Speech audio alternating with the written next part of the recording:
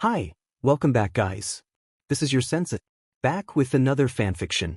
This is the first part of What If Naruto Discovers His True Bloodline. Now before starting, please give this video a like and subscribe to the channel if you want more videos like this. Now let's get into the fanfic. Get up boy. Naruto didn't stir. Half of him didn't feel like it, and the other half felt so battered and beaten, it couldn't have moved anyway. That long-tongued freak really did a number on me. I said get up. If you've got the strength to complain, you've got the strength to stand back up and do something about it. This time the voice moved him a bit. He'd never heard anything like it, with power and tone so strong it felt like a physical force upon him. Gingerly, favoring his wounds, he sat up. About DMN time. Naruto had had enough.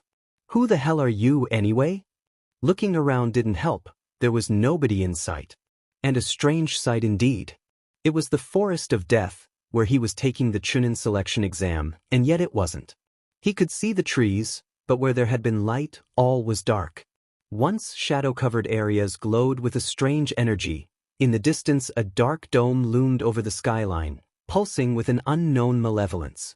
Sakura and Sasuke, who should have been on the trees nearby, along with their unknown assailant, were missing.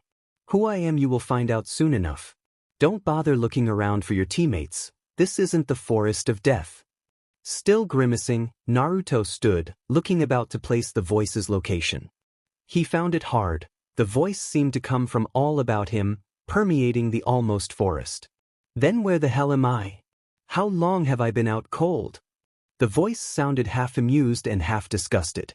You're still out cold? This is all within your mind.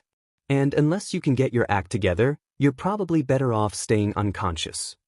What's that supposed to mean? Bah, you'll know better when we speak in person. You can see that dome in the distance, I presume. Yeah. Naruto drawled out the comment, feeling a bit uncooperative. You do realize that I know exactly what you think, don't you? Being an idiot is only going to make things worse. If you know what I think, then you know I want you to show your DMN face.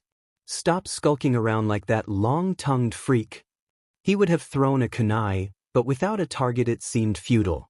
Want to know why you're out cold instead of still fighting? You can't even stand to sit still and talk to somebody without flying off the handle. Some future Hokage.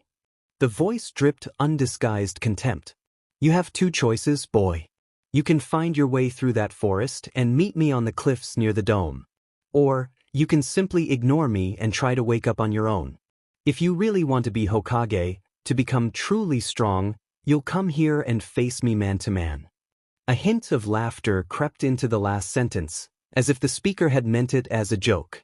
That got Uzumaki Naruto's attention. Laughing at me? We'll see who's laughing when I get my hands on you. He leapt up from his branch and set out into the forest, intent on finding his tormentor. Okay. This definitely isn't the Forest of Death I remember. Naruto thought about the situation as he dodged yet another pitfall on his way to the cliffs. He'd thought to walk there, to rest muscles tired from coming to his teammates' rescue, for all the good that had done, but was greeted by traps, snares and pits. The trees were no safer, hiding odd, poisonous-looking creatures and all sorts of sawed-through branches and oil-slickened trunks. The voice still plagued him, occasionally making snide comments when he barely managed to avoid another trap, and generally making a nuisance of itself. If nothing else, he was still moving because he wanted to shut whoever it was up for good. Whoops, another one. Hidden under those heavy leaves, almost missed it. He swung lightly around a small sapling, jumping over the rope snare, and focused his chakra briefly to his feet, bouncing off a larger tree, always moving forward. There now, is that so bad? To think about a situation rationally, not leaping in with both feet, half blind. Naruto wasn't sure whether to be annoyed again or feel subtly complimented. If I didn't know any better I'd think you were trying to teach me instead of making my life a living hell. Bah, you think this is bad? I'm taking it easy. If you hadn't shown the guts you did against Orochimaru, I'd not have given you even the slightest possibility of a shortcut to me. Orochi who? That long-tongued freak you keep mouthing curses at. His name is Orochimaru, and he's one dangerous guy. I'm not surprised you don't know him. Your teachers have better things to do than tell you stories about criminal missing neens way above your level. Naruto bristled. Hey, I beat that gigantic snake, didn't I? You got lucky. The voice snapped, shaking the air and ground around him with the force of its statement. He was toying with all of you, even the Uchiha kid. When he got serious, you wound up here quickly enough. But that was his mistake. What do you mean, mistake? Orochimaru saw you accessing the Nine-Tails chakra when you went berserk and started beating the second snake up. He knocked you out by strengthening the seal on the Nine-Tails, which drained you of chakra and sent you here. But what he didn't know was that in making the seal stronger, he also made me stronger than I've been in a long time. If you ever manage to get your sorry butt to the cliffs, you'll find out why that was a huge mistake on Orochimaru's part. So keep moving. Still muttering under his breath, Naruto complied. Not like I've got anywhere else to go. I made it through the forest, you sadistic behe. The least you could do is meet me halfway. Naruto panted another complaint as he rested on the thin ledge, a few feet up the sheer, rocky cliff. He had no sooner celebrated passing the forest when he found out that his kunai wouldn't pierce the rock of the cliffs, and there were no cracks to pry open. He would have to scale the heights one handhold at a time. A kunai's as much a tool as a scroll or sword would be. If you ever went undercover, the only thing you could depend on would be yourself. So get used to it and get up here. If you've got the strength to complain. Naruto finished the sentence for the umpteenth time. I've got the strength to get moving. I've heard it 1,000,000 times already. All you have to do to shut me up is reach the top, boy, if you can. The teasing tone of the voice only made him angrier. Keep laughing, Chuckles. Naruto climbed slowly, painfully. Handholds. Disappeared suddenly, crumbling off the rock face, or just vanishing along with more disembodied laughter. More than once, he fell onto ledges or slid down the cliff until he could desperately hook an arm or leg around an outcropping. His perceptions vanished, height didn't matter, only movement. Upward lay victory, and every little slide or stumble was a defeat. And Naruto hated losing. By the time he draped an arm over the edge of the summit, Naruto barely registered his success. Shoulders aching, muscles taxed, he dragged himself over the edge to lie on flat rock again, limp as the ramen his empty stomach craved. A shadow soon loomed over him. Not bad, kid. You may become Hokage after all. He closed his eyes, savoring the victory. What do you care? What's your stake in this anyway? Take a good look if you really want to know. The voice was different now, almost proud. Naruto opened his eyes to see a man in the familiar Hokage robes, but it wasn't the Hokage he knew. This one he knew only from a face carved in solid, emotionless rock, looming above the Hidden Leaf Village. He stared up at a tall man, with spiky blonde hair peeking out from under his conical hat, like a halo of sunlight. I am the fourth Hokage of the Hidden Leaf Village. The man who sealed away the nine-tailed fox demon. And I'm your father. As shocks go, I've had worse, but still. My father. That I am, boy. But pull the other one. Naruto stood between the fourth Hokage and the edge of the cliff, unsure what, if anything, he was going to do. The late Leaf Village leader looked resigned. Hey, take it for what it's worth. Asked the third Hokage he knows. If you really are my father, then why am I such a freaking outcast? You'd think people would respect me and stuff, being your son. The fourth shook his head slowly, flying off the handle again. And you were doing so well. There are precious few people who even know your real story, and I asked most of them to keep quiet about it long ago. You and I don't even have the same last name. Naruto wasn't impressed with the explanation. More of the runaround. Save me the secrecy. You think you can just show up and claim me as your kid? Where the hell were you when everyone was looking down on me? When they neglected me, or made me feel like I was some curse on the village? You could have stopped it. If they'd known I was your son, none of them would have dared to mess with me. The fourth's eyes narrowed. His voice was little more than a whisper, but it cut the air like a blade. And then where would you be? Waiting to have the robes handed to you on a silver platter, or acting the fool like Konohamaru? Don't just assume things, Naruto. You have a duty to this village to become strong. Not to yourself, not to me, Kakashi, Sasuke, or Sakura.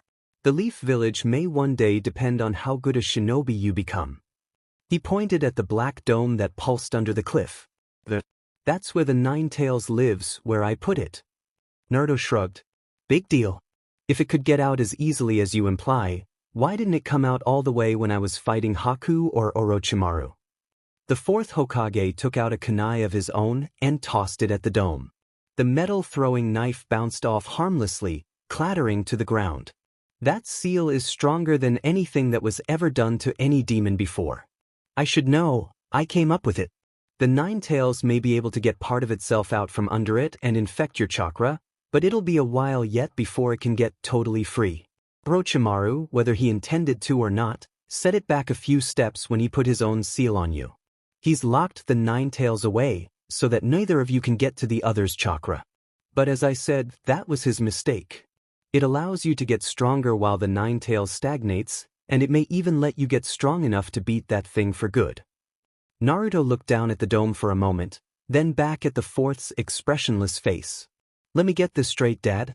All the Jounin and most of the remaining ninjas in the Leaf Village got their heads handed to them by this thing. You had to seal it away because you couldn't kill it, and you think I can beat it all by my lonesome? It's complicated. The fourth sat down heavily, still gazing at his handiwork. It wasn't that I couldn't kill it, just that I only saw one way to do it. Seal it away inside someone, and train that person to become so strong that they could defeat the Nine Tails, and eventually absorb its chakra. In doing so, they would kill the demon for good. And you chose me. Naruto muttered. When you have children, you may understand better, Naruto. I couldn't have sealed it in an adult. Their chakra pathways are already set and would only clash with the demon's chakra. Only a child, a strong child who could accept this extra burden, would do. But who would I ask? How could I ask anyone to make a sacrifice that I wouldn't make myself? I was the leader of the entire Leaf Village, not just my own house. Okay, stop. You're making less and less sense the more you talk. Naruto waved a hand at the fourth, sitting down in front of his supposed father. Just give it to me straight. If you're my father, why don't we have the same last name? Where's my mother? And if you're supposed to be dead, what in the blue blazes are you doing inside me? Naruto watched as the scenery shifted all around him, the trees and forest vanishing, to be replaced by the familiar confines of the hidden Leaf Village. Well, mostly familiar. The monument above the village only held 3 faces, and many of the people and places he was used to didn't grace the streets. The fourth Hokage stood and pointed down to one street in particular. You want answers? Come with me. He leapt down from the cliff, towards the village, Naruto at his heels. Don't look so surprised, boy. This is Konohagakure from 13 years ago, well before you were born. The fourth smirked, relishing his connection to Naruto's thoughts. He stopped them in an alley, behind a row of normal cookie-cutter apartment buildings. And here comes that handsome devil now. Another fourth Hokage strolled down the street, dressed in the robes of his office, turning his head every so often, as if looking for something. He stopped as a young woman dressed in a plain gray kimono stepped out of one of the buildings. Uzumaki Haruka. One of the youngest Umbu members in Leaf Village history, she had her own squad commander position by the time she was, if I remember right, she'd just gotten back from another mission when she sprung the news on me. What news? Naruto didn't bother looking at his fourth Hokage. He was too busy drinking in every detail about this woman he'd never known until now. Everything from the shoulder-length raven hair, drawn back in a ponytail, to the sharp, perceptive brown eyes and well-hidden kunai strapped to her wrists and ankles. This was a lady who personified both beauty and deadliness. Just listen to her. The younger fourth reached out a hand and snagged Haruka as she passed. The Umbu member gazed on the village leader with a cool expression. Man, did I miss you? Another mission gone by and you still aren't ready to settle down with me? Haruka sniffed.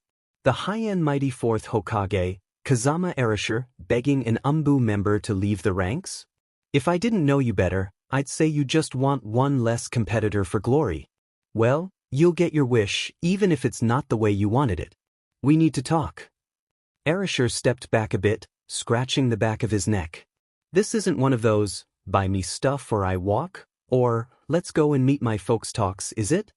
Haruka shook her head briefly, a look of repressed violence in her eyes. No, but before I'm done, you'll probably wish it was. The young Kunoichi sighed, and sat down on a nearby bench. I'm P'Arjun T, Arisher. Given that you warned off every male ninja over 14 in the village when we started dating, I'm pretty sure the child is yours. Hokage or not, trained killing machine or not, Kazama Arisher took the news like any red-blooded man in the universe would. He fainted. And you call me a wuss? Snickered Naruto. The scenery blurred again, this time coalescing into a room much like the one Naruto lived in. Arisher and Haruka sat at a small table, Haruka nursing a cup of tea. Okay, I'm still not getting it, Haruka-chan. You're P'Arjun T. The kid's mine. The doctors have pulled you off active umbu duty.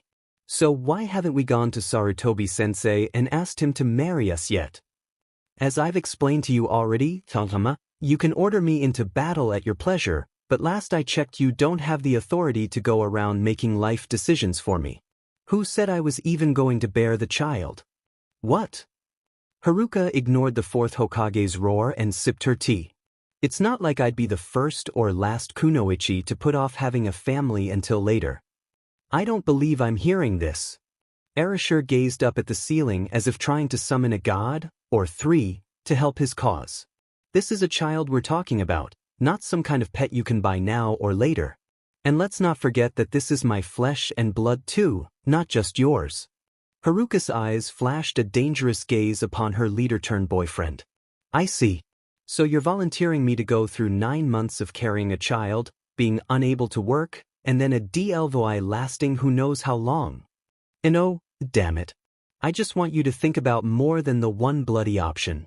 There's nothing that says you can't take 9 months off, have the baby and then go back to umbu duty. I have to stay in the village half the time anyway, I can take care of the kid. Or you could give it up for adoption, whatever. Haruka set the teacup down and took his hand. Now who's being unreasonable, love? You say you want a family? A child of our own? Very well. There's your pros. But have you thought about the cons?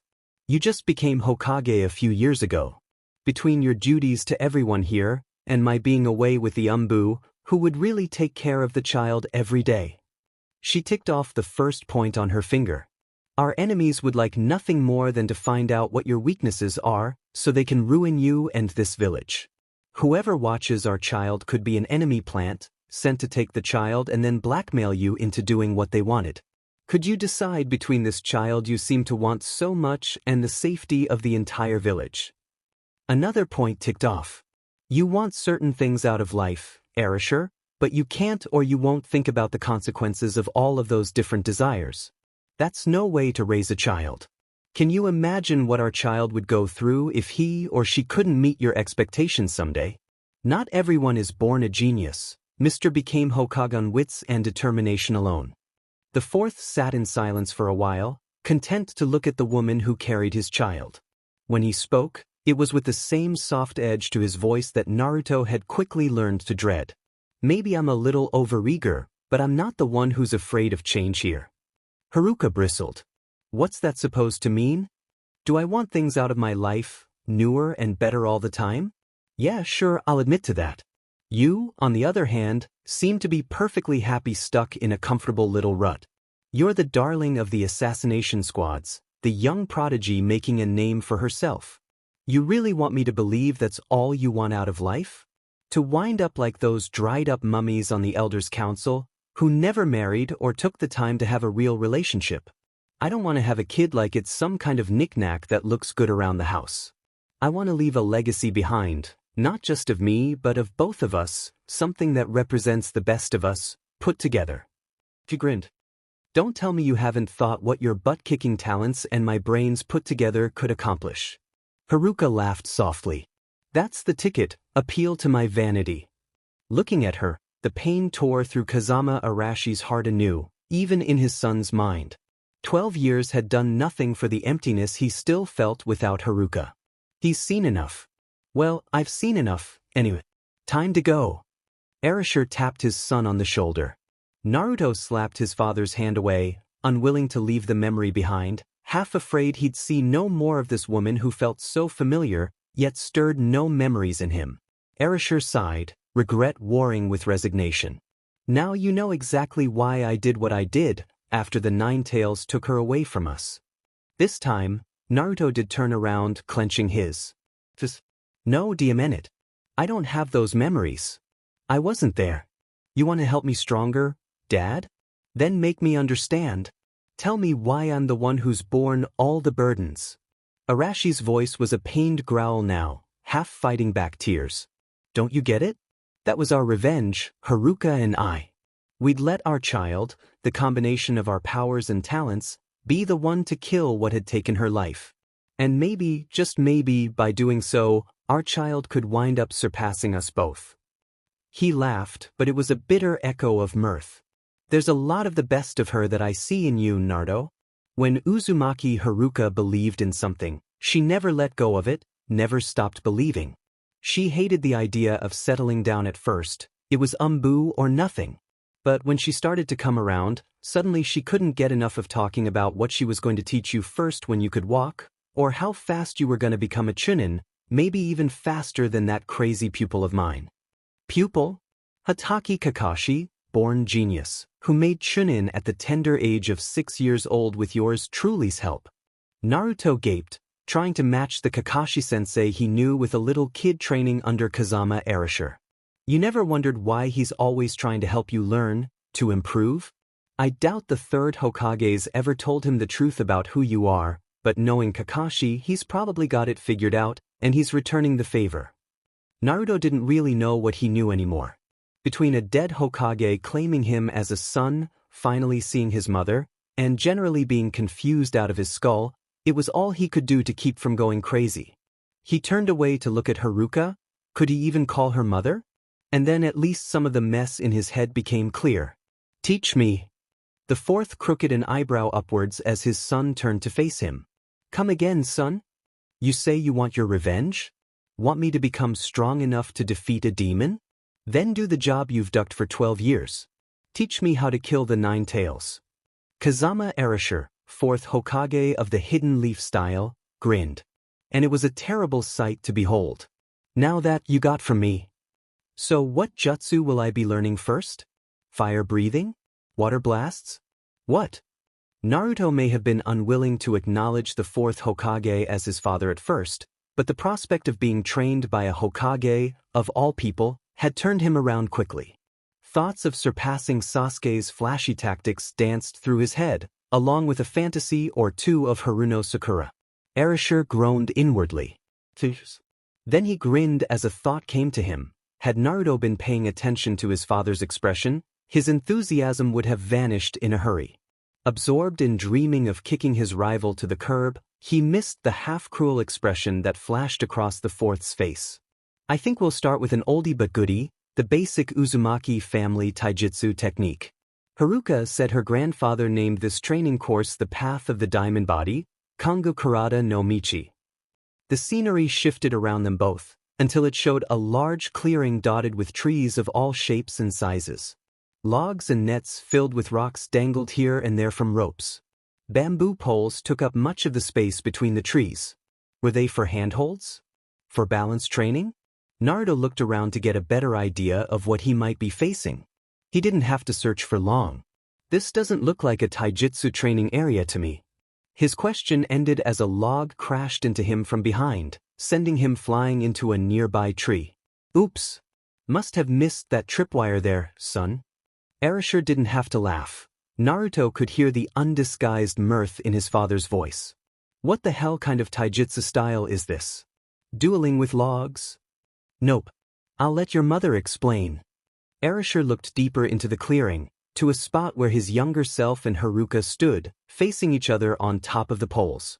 Well, Haruka was standing at any rate. What the heck is this supposed to accomplish? I don't feel any more like a diamond than when I began. Erasure didn't say much more. He was too busy dodging both his girlfriend's attacks and the other traps she was springing on him. Grandfather always was a little senile. He really should have given this training course two names, one being the Path of the Diamond Body, the other being the path of the invisible body, Mimi Karada no Michi. There are two ways to get all the way through this course, from one clearing opening to the other.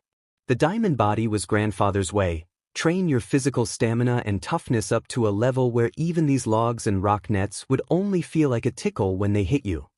Who the hell would be that rock-headed or that tough? Orochimaru had already been hit by more than a few logs. He wasn't in any hurry to train himself by letting them hit him again. Okay, so the diamond body's not my thing. What's the other path? Haruka smirked. Is the high-end mighty fourth Hokage afraid of a little pain? I can make it through this course just fine either way, you know? Orochimaru sputtered a weak denial, flailing his arms in exasperation. That's because you've been going through it since you were 6. Haruka waved a hand in dismissal. A mere technicality. Fine, find the other path. The path of the invisible body is to train your speed and agility, and balance, for that matter, to where you can't get hit, because nothing will be able to touch you. Grandmother came up with that when she got tired of having to bandage grandfather's bruises all the time. My father and brother being as macho as they were, I was the only one who ever took her path. Orochimaru was as tired of talk as he was of dodging traps. Let's see you run this course then. Only I'm going to make it a challenge. You have to get hit by all 5 of the largest logs along the way, but nothing else. And if I see you grimace in pain even once, you lose. Of course, I won't be a total BSTRD about it. You can use all the tools you want. Kunai, Menrikigusari, you name it. Haruka snorted as she walked towards the beginning of the training course. If that's all you want me to do, you'd better be ready to buy me dinner tonight. And not at that cheap ramen stand either. She reached into the sleeves of her ninja uniform, and then into her boots, and tossed all of her kunai at Orochimaru, who leaned out of the way. I won't be needing any weapons. Then what will you be using, pray tell? Haven't you heard, Hokage-sama? Haruka smiled as she prepared to begin, but there was no humor in her eyes. We of the Umbu are weapons. She vanished in a blur, estarting into the clearing like a gust of wind. Orochimaru could hear the twangs and snaps as tripwires broke, but little else. There were no impacts of wood against flesh, nor had he expected any from Haruka. He glanced into the area where the first large log was located.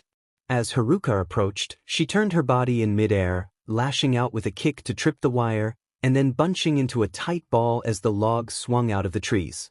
When it struck her, he drew in a sharp breath in reflex, expecting to see her feel the pain of impact. Uzumaki Haruka didn't even flinch. She simply uncurled herself and bounced off a nearby tree, always moving forwards. Orochimaru just stood there gaping. Something tells me I ought to be damn glad this girl is on my side. The dangerous parts of the course still beckoned, nets and snares awaiting her all around. As she cleared a pine sapling, 2 rock-filled nets swung in from both sides, poised to crush her into a pulp. Even before he could shout a warning, it was over. Fire element. Chakra kunai no jutsu. Twin spheres of energy formed in Haruka's hands, which she squeezed until they formed handfuls of glowing kunai that she hurled at the nets. The resulting explosion reduced the nets and their contents to a dusty cloud, which the kunoichi ran through without a second thought. Naruto gazed at his mother's actions in awe, watching her move from tree to tree like a flash of light. She could kick my butt without breaking a sweat. Because I let her, of course, Orochimaru muttered. I'm so sure, Pops. Well, anyway, I take it you get the purpose of the logs now. Sure. When do I learn how to do those chakra kunai? Orochimaru smiled. This time Naruto actually saw it, and regretted opening his big mouth. Oh, it'll come. All you have to do is go to the real-life Uzumaki training ground and master both the diamond body and the invisible body. Do that, and I'll teach you the chakra kunai no jutsu. Hell, I'll teach you all the jutsus I know. Naruto's face fault shook the ground. What? Don't tell me you're chickening out already. That got his son's attention. Hell no. But why can't you teach me how to do it here? Naruto, Naruto, Naruto. Orochimaru wagged a finger at him like an old school marm, sking all the while. We're in your mind. Anything I teach you here other than a jutsu would be worthless to you in the real world. Your body wouldn't get any stronger or faster, and your chakra wouldn't increase. The diamond and invisible bodies are for you, and you alone to master. When you've done that, learning my jutsus and harukas will be child's play. Naruto wasn't sure whether to sulk or to wipe out his father's smug expression with a punch. Typical old man. All talk and no action. No son of mine is gonna get a shortcut to anything, except maybe the back of my hand, Orochimaru growled. I'll tell you this much right now. We ain't the Uchihas born with the Sharingan. We ain't the Hyugas either, with that whacked-out Byakugan and Taijutsu style. I didn't become Hokage because of my bloodline. Then why did they make you the leader? Because I was the best at doing whatever had to be done, what they ordered me to do. You wanted something scouted? I could get in and get the information without disturbing a soul. Assassination? I wasn't your mother, but nobody ever escaped me. Bodyguard duty? None of my charges ever died anything but a death of natural causes. Bottom line, if it had to be done, I found a way to do it, even if it wasn't the most elegant or high-end mighty means possible. So basically, they made you Hokage because you were a jack-of-all-trades who was too stubborn to give up on any of his missions. Orochimaru either missed the sarcasm in the statement or didn't care to acknowledge it. He simply chuckled. And boy, did it ever pisses Orochimaru off that they chose me. Little ol' Kazama Orochimaru, the cause of creating a rank S criminal missing name. Thankfully, Orochimaru only knows you're the vessel of the Nine Tails. Man, can you imagine what he'd have tried to do to you if he found out you were my kid? The queasy feeling in Naruto's stomach said he did know just that. Thanks a bunch, Pops. So where is the Uzumaki training ground? And the rest of Mom's family, for that matter?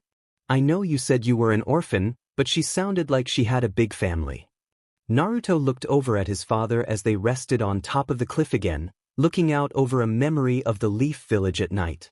First things first, when you get out of here and finish this stage of the Chunin exam, go see the third Hokage and tell him Kazama Orochimaru sent you. Then he'll know I've talked to you, and that I think you're ready to face the challenge. He's got my instructions about what to do, including unlocking the Uzumaki training ground for you. It's kind of a distance out from the regular fields and buildings, just like the old Uzumaki house and dojo were. Orochimaru pointed to a small cluster of lights near the base of the mountain where the Hokages were memorialized.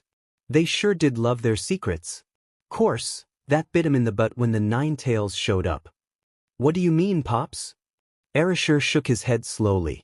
The destruction started from the outskirts of the village and headed inwards. The Uzumakis were the first to go, because they were the first to get attacked.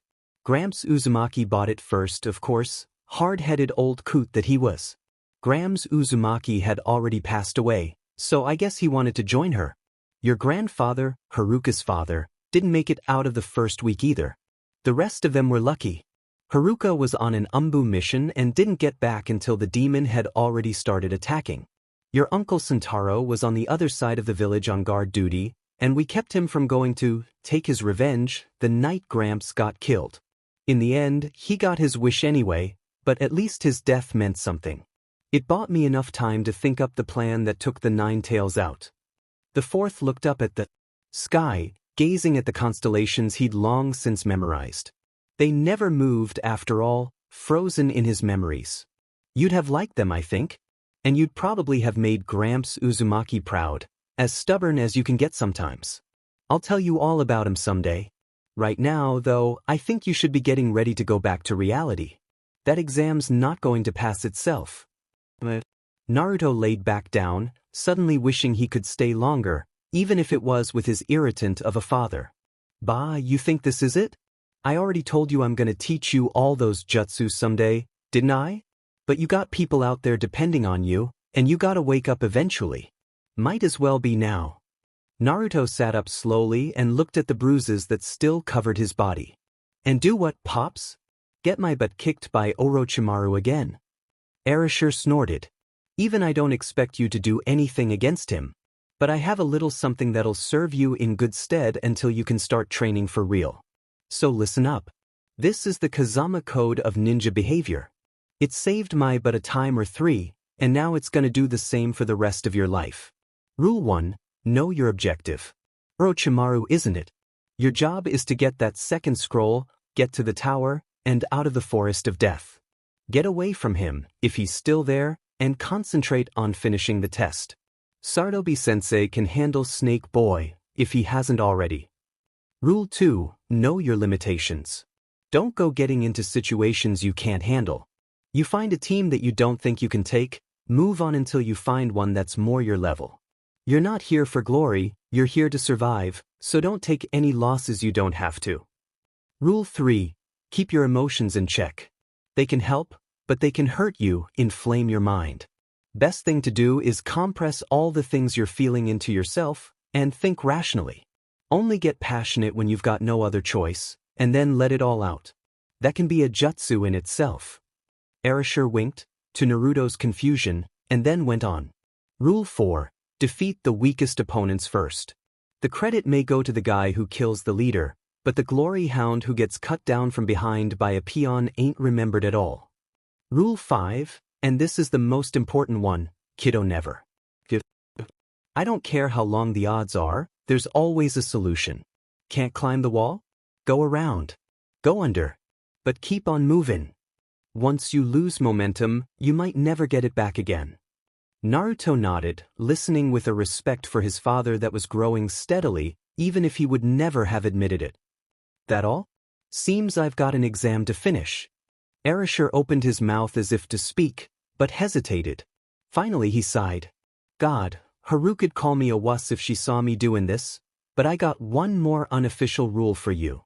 And that is, Rule 6. Whatever happens out there, whatever obstacles you run into, don't you ever forget that I'm proud of you. Your mom would be too. You're still a ways off from being the kick-butt shinobi we dreamed of, but you're on the right track. Now go back out there and show them all what Kazama Orochimaru and Uzumaki Haruka's son can do. This time, Naruto was the one who grinned. You got it, father. Naruto could have been excused if he'd thought he was still dreaming when he opened his eyes. He certainly hadn't anticipated anything like what greeted him.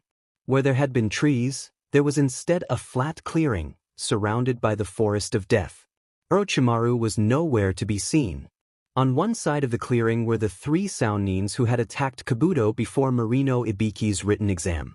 On the other, the Leaf Village's Team 8 stood against them, Choji weaving to and fro in a daze, while Shikamaru supported a slumped-over Ino. Rock Lee, he of the bowl-cut hair, lay unconscious on the ground near them. Naruto turned his head slightly and caught sight of the Taijutsu master's teammates standing on a tree branch high above the battlefield. Uzumaki Naruto cared for none of that. He'd caught sight of something much more important. Sakura lay behind Ino's team, crumpled to the ground, covered in bruises and not a little blood. She was moving, but with the deliberate slowness of someone who has too many injuries to favor any one body part. Her hair, what happened to her hair? Did they cut it off? The Kazama code and most of what he'd just heard from his father vanished in a red haze. Who the hashtag at end? $% laid their filthy hands on Sakura. Naruto stood up slowly, gauging how much of Orochimaru's damage to him had healed. Inwardly, he cursed the snake-like missing. There wouldn't be any repeat of the time he'd gotten angry and wiped the floor with Haku. Not without the Ninetales chakra to aid him. Dad wasn't kidding when he said I was on my own for now. He thought back to the Wave Country and their battle with the 2 former Mistnins, Zabuza and Haku. He couldn't have won that battle alone, and from what he remembered about Kabuto's fight, this Soundnin group would be an equal challenge. There was no choice but to team up with that arrogant, self-assured. Naruto's thoughts stopped short as he discovered the person he'd been looking for. Purple energy swirled around Uchiha Sasuke's prone form, shrouding him in an ominous cloud. Naruto's rival didn't stir, other than the occasional twitch on his face. Of all the times for him to be knocked out, he had to do it now? Even when I want to team up with Sasuke, he finds a way to PSS me off. So what'll it be, Naruto? Stay here and die like a sissy, or go down swinging? Like there was ever a choice. He reached into the pouch behind his back, searching for something to help him make the first move. Finally, his questing hand closed around an object. Hey, bandage head. If you think you can just pound on Sakura-chan without consequences, you got another thing coming. Naruto raised the clenched fist above his head, ready to begin his assault, and grinned maniacally.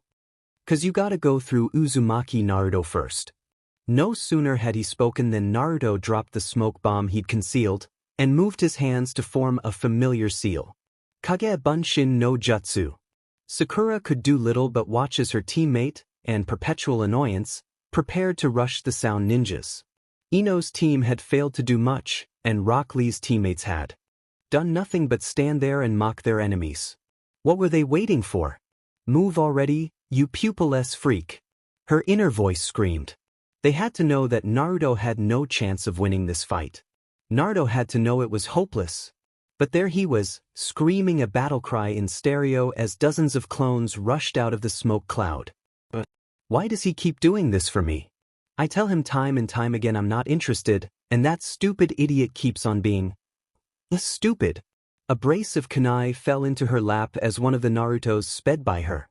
"Sakura-chan, cover me. We can still get out of this and get that second scroll." She gaped at Naruto, confusion warring with terror over what he was trying to do, and what might happen to him. How? Wait for my signal, then chuck all of these at Bandage Head and that guy with the holes in his hands. With luck, that'll distract him while I go take out the girl and even up the odds. Sakura gasped inwardly. But that's not the sound girl, that's Ino. He doesn't know about the Shintenshin no Jutsu. She tried to find the words to tell Naruto, but before she could warn him off, the Naruto clone had already moved on, bouncing upwards to ricochet off a tree towards the Sounin. Zaka laughed, raising his hands as some of the clones came at him. "You should have stayed knocked out, kid. Would have saved you the humiliation." Zankuha. Air blasts jetted from the holes in his hands, forcing the clones to scatter away from him. The real Naruto, still hidden, frowned. "Can't get in front of him. Have to hope Sakura can keep him facing away from me when I make my move." On the other side, Dosu simply readied his arm-mounted sound amplifier and waited for the clones to approach. If this stupid kid was going to have his clones come straight at him, he'd just oblige and take them all out at once. As Shikamaru had before him, Naruto paid attention to Dosu's actions. "Forget directions, I can't even get near Bandage Head. If Kabuto could dodge a punch and still get hurt, I'm in no position to risk it either." The Kazama code came back to him, and one rule in particular: defeat the weakest first. The Sounin girl was just standing there, as if unsure what to do. Ruse or not, she looked like the weak link, and Naruto wasn't in the mood to think it over. As he'd learned from years of pulling pranks in the village, when it came to harebrained schemes, it was best to trust your gut. The girl would be his target. "Sakura, do it now."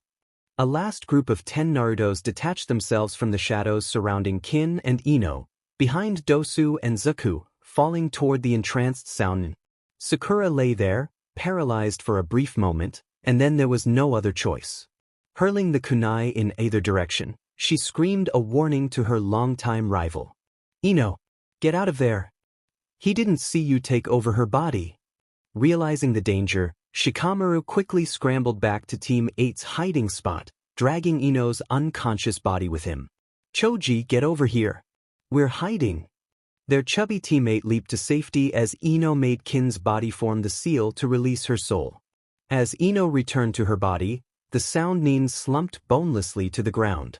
Sakura's warning had worked, saving Ino from further injury, and possibly death. It had also left Naruto hanging in midair like a hooked fish, his intended landing point gone. Dosu and Zaku, realizing their mistake, dodged Sakura's meager distraction and turned their attention to the real Naruto behind them. "Ah, crud, this is gonna hurt. Naruto!" Sakura screamed as she watched a Zankuha send her teammate flying into the tree behind Kin's body. "So, Sakura, this nice hard?" Naruto weaved about dizzily, feeling for something to support himself, and reaching the tree trunk. "Truly broke my fall." He took a moment to gather his bearings, and then looked back at Dosu and Zaku. "That all? You got Bandage Head?" Inwardly, he was seething. So much for that plan, idiot. The element of surprise was all you had, and it's gone. He closed his eyes until something snapped him to attention. "Never. There's always a solution." Sunlight gleamed off the sound amplifier on Dosu's arm, a flash of light like a bright star in the clearing. The other one has M built in. If I take out one arm, he can still point the other at me. Bandage Head has to take a swing with that glorified cheese grater if he wants to do any damage. Take the arm away and you take his power away. But how can I do that if I can't get close to him?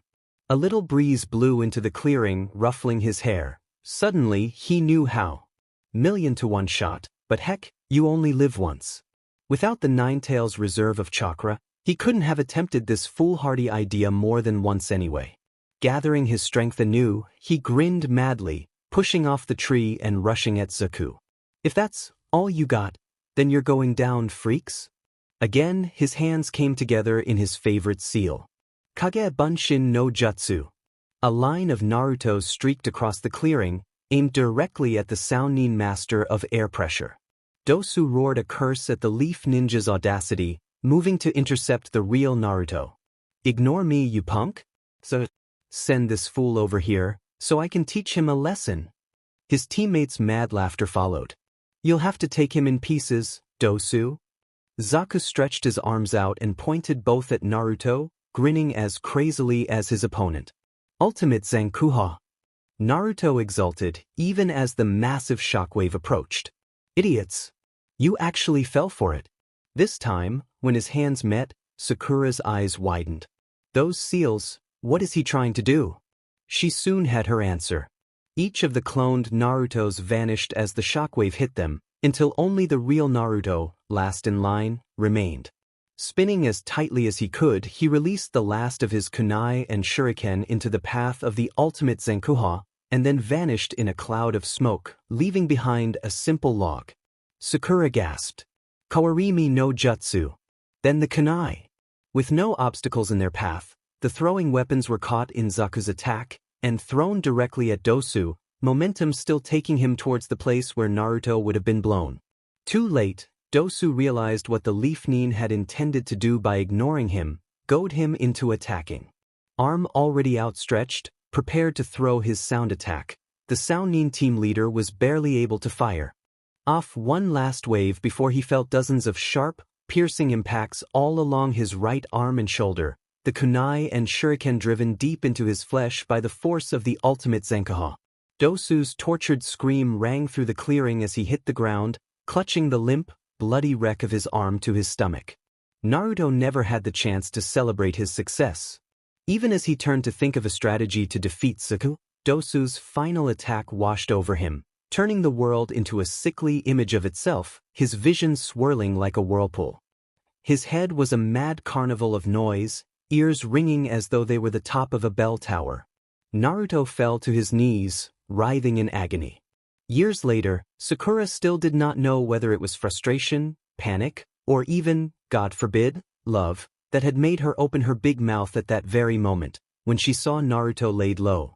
All the pink-haired Kunoichi knew was that Naruto had rushed into the fray like the hot-headed, hyperactive ninja Kakashi said he was, and was now about to get his butt kicked by the last Soundnin standing. The fact that she'd helped put him into this predicament by failing to warn him quickly enough about Ino was temporarily forgotten. Naruto, you idiot! What do you think you're doing? There's no way you can beat those three without. Even as the words left her mouth, she knew she'd made a huge mistake. The end of the sentence hung in the air, unfinished, but both Sakura and Naruto knew what it would have been. There's no way you can beat those three without Sasuke-kun. Naruto, who had been struggling to rise, stopped short and turned to stare, wide-eyed, at his crush. The kicker is she's probably right. I can barely stand up straight, and I've got almost no chakra left.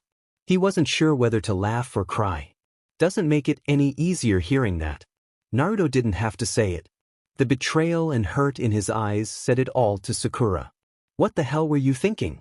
For once, it seemed her inner self had sided with the spiky blonde ninja.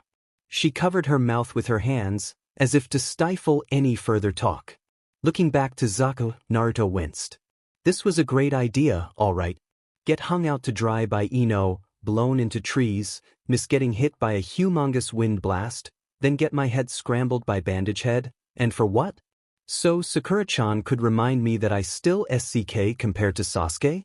Sakura! Naruto stopped cursing himself as the voice spoke from behind Sakura.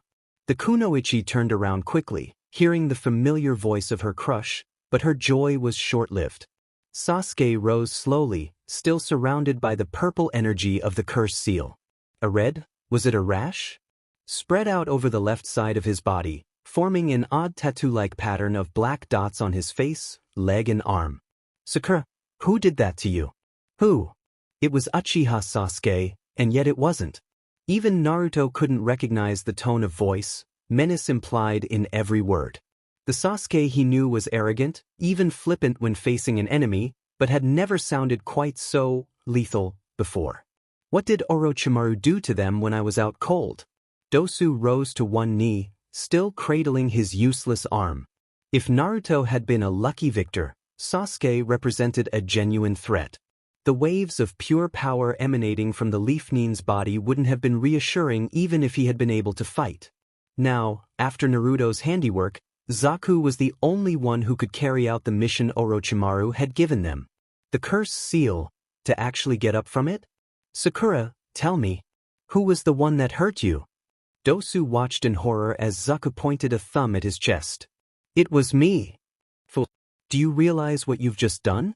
Sasuke turned to face Zaku. As he did, the malevolent-looking seal spread to cover his entire body. Dosu recoiled. His chakra is too great.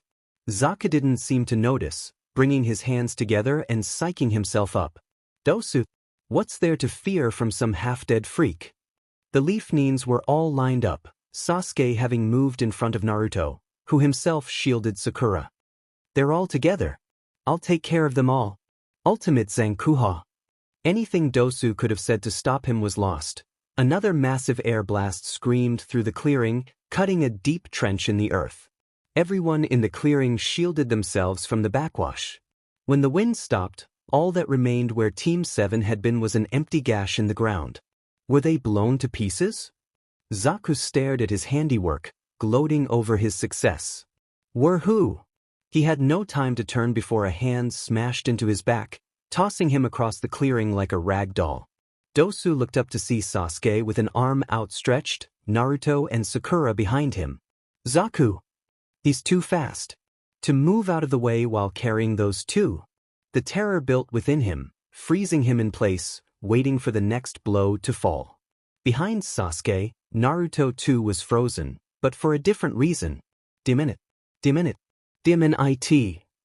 Typical Sasuke, riding in like the Demon cavalry. Let's see you try that after Bandage Head hit you like me and Kabuto. Naruto looked up, staring at his rival's back, and suddenly the anger drained out of him, leaving only a bone-deep weariness. Yes, he supposed he was tired at that. Tired of being the one to stare at Sasuke's back all the time, of being ignored, disparaged, insulted. Tired of always having to play catch-up. Some Hokage's son you turned out to be. He would have cried tears of shame, had he the strength even for that, and then the memories flashed before his eyes, his parents' faces clearer than ever before. Is the high and mighty fourth Hokage afraid of a little pain? We are the weapons. You're still a ways off, but you're on the right track. Tired or not, beaten, bruised or not, he was the son of Kazama Erasure. Of Uzumaki Haruka. To give up on himself now would be the ultimate act of disrespect to both of them. Naruto might not have known Erasure or Haruka for more than a day, but he refused to disgrace his parents any further than he already had. Fatigue vanished, to be replaced by his father's voice. Know your objective. The Sannin scroll was theirs anyway. Sasuke would have no trouble dispatching Zaku in this superpowered state. The girl was unconscious, and Dosu was little more than a cripple. All that remained was to get to the central tower, give the 2 scrolls to Anko-sensei, and then I'll take the first step towards never having to see your back again. When that happens, we'll see who's got whose bloodline beat. The respect he held for his teammate only went so far, and right now it was at its breaking point. If he wants to play hero, let him. I'll get my day soon enough. Only heroism didn't seem to be on Uchiha Sasuke's mind at the moment. Fire element. Mythical fire flower, Hausenka. A quick sequence of seals and fireballs streaked from Sasuke towards Zaku, who sneered. So what? I'll blast them away. A Zankoha quickly dispatched the flames, but not the shuriken hidden within them. Unable to react quickly enough, he could only raise his hands to protect himself from the rain of metal death. Even that gesture would prove futile. Dosu's warning came too late to save his comrade from Sasuke's true attack. Zaka! Below! The Sannin caught only a flash of blue clothing as he by before his arms were yanked behind him, and a boot thumped into his back. Naruto, Sakura, and all gathered looked on in shock as an odd grin appeared on Sasuke's face. So you're proud of these two arms? Zaku's face twisted into a pitiful mixture of fear and helplessness. Stop! As well tell the earth not to spin, or wind not to blow. Sasuke's horrific smile only widened as he pulled the Sannin's arms backwards. The sickening crack of bone told everyone what had happened. Zaku's scream was simply the chilling confirmation. Sasuke let his broken foe drop and turned his eyes on Dosu, still frozen in place, shuddering as he beheld Zaku's fate.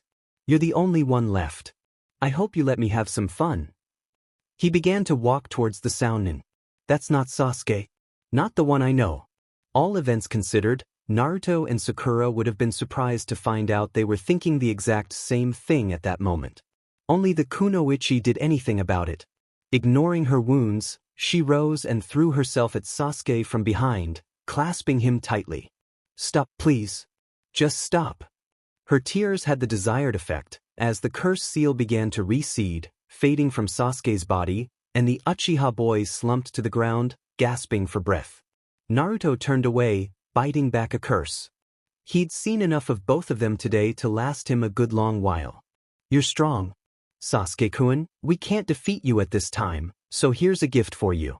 I'll promise you this. If there's another situation where we meet in this exam, we will neither run nor hide. Dosu had left those words, and a scroll of earth, before seizing the opportunity to escape with the wounded Zaku and Kin. Ino's team, satisfied that all was as well as it would get, prepared to leave, as did Niji and Tenten, shouldering Rock Lee's limp form. All of them accepted Team 7's profuse thanks. Naruto gladly admitted that he'd not have survived to defeat Dosu without their help. In the meantime, he again had cause to curse Orochimaru, as the tale of the lost scroll of heaven was related to him. The Uzumaki training ground would remain locked a little while longer, until they could find another team with the second scroll. He bit his words off in grudging acceptance. Fine. We should get moving. Every team in range is going to come through here, trying to find out what happened.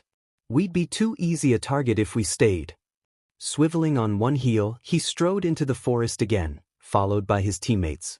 Too engrossed in cursing his fate, he missed the two pairs of eyes that followed his disappearing form with an interest and curiosity they had never held before. Night fell quickly as Team 7 advanced.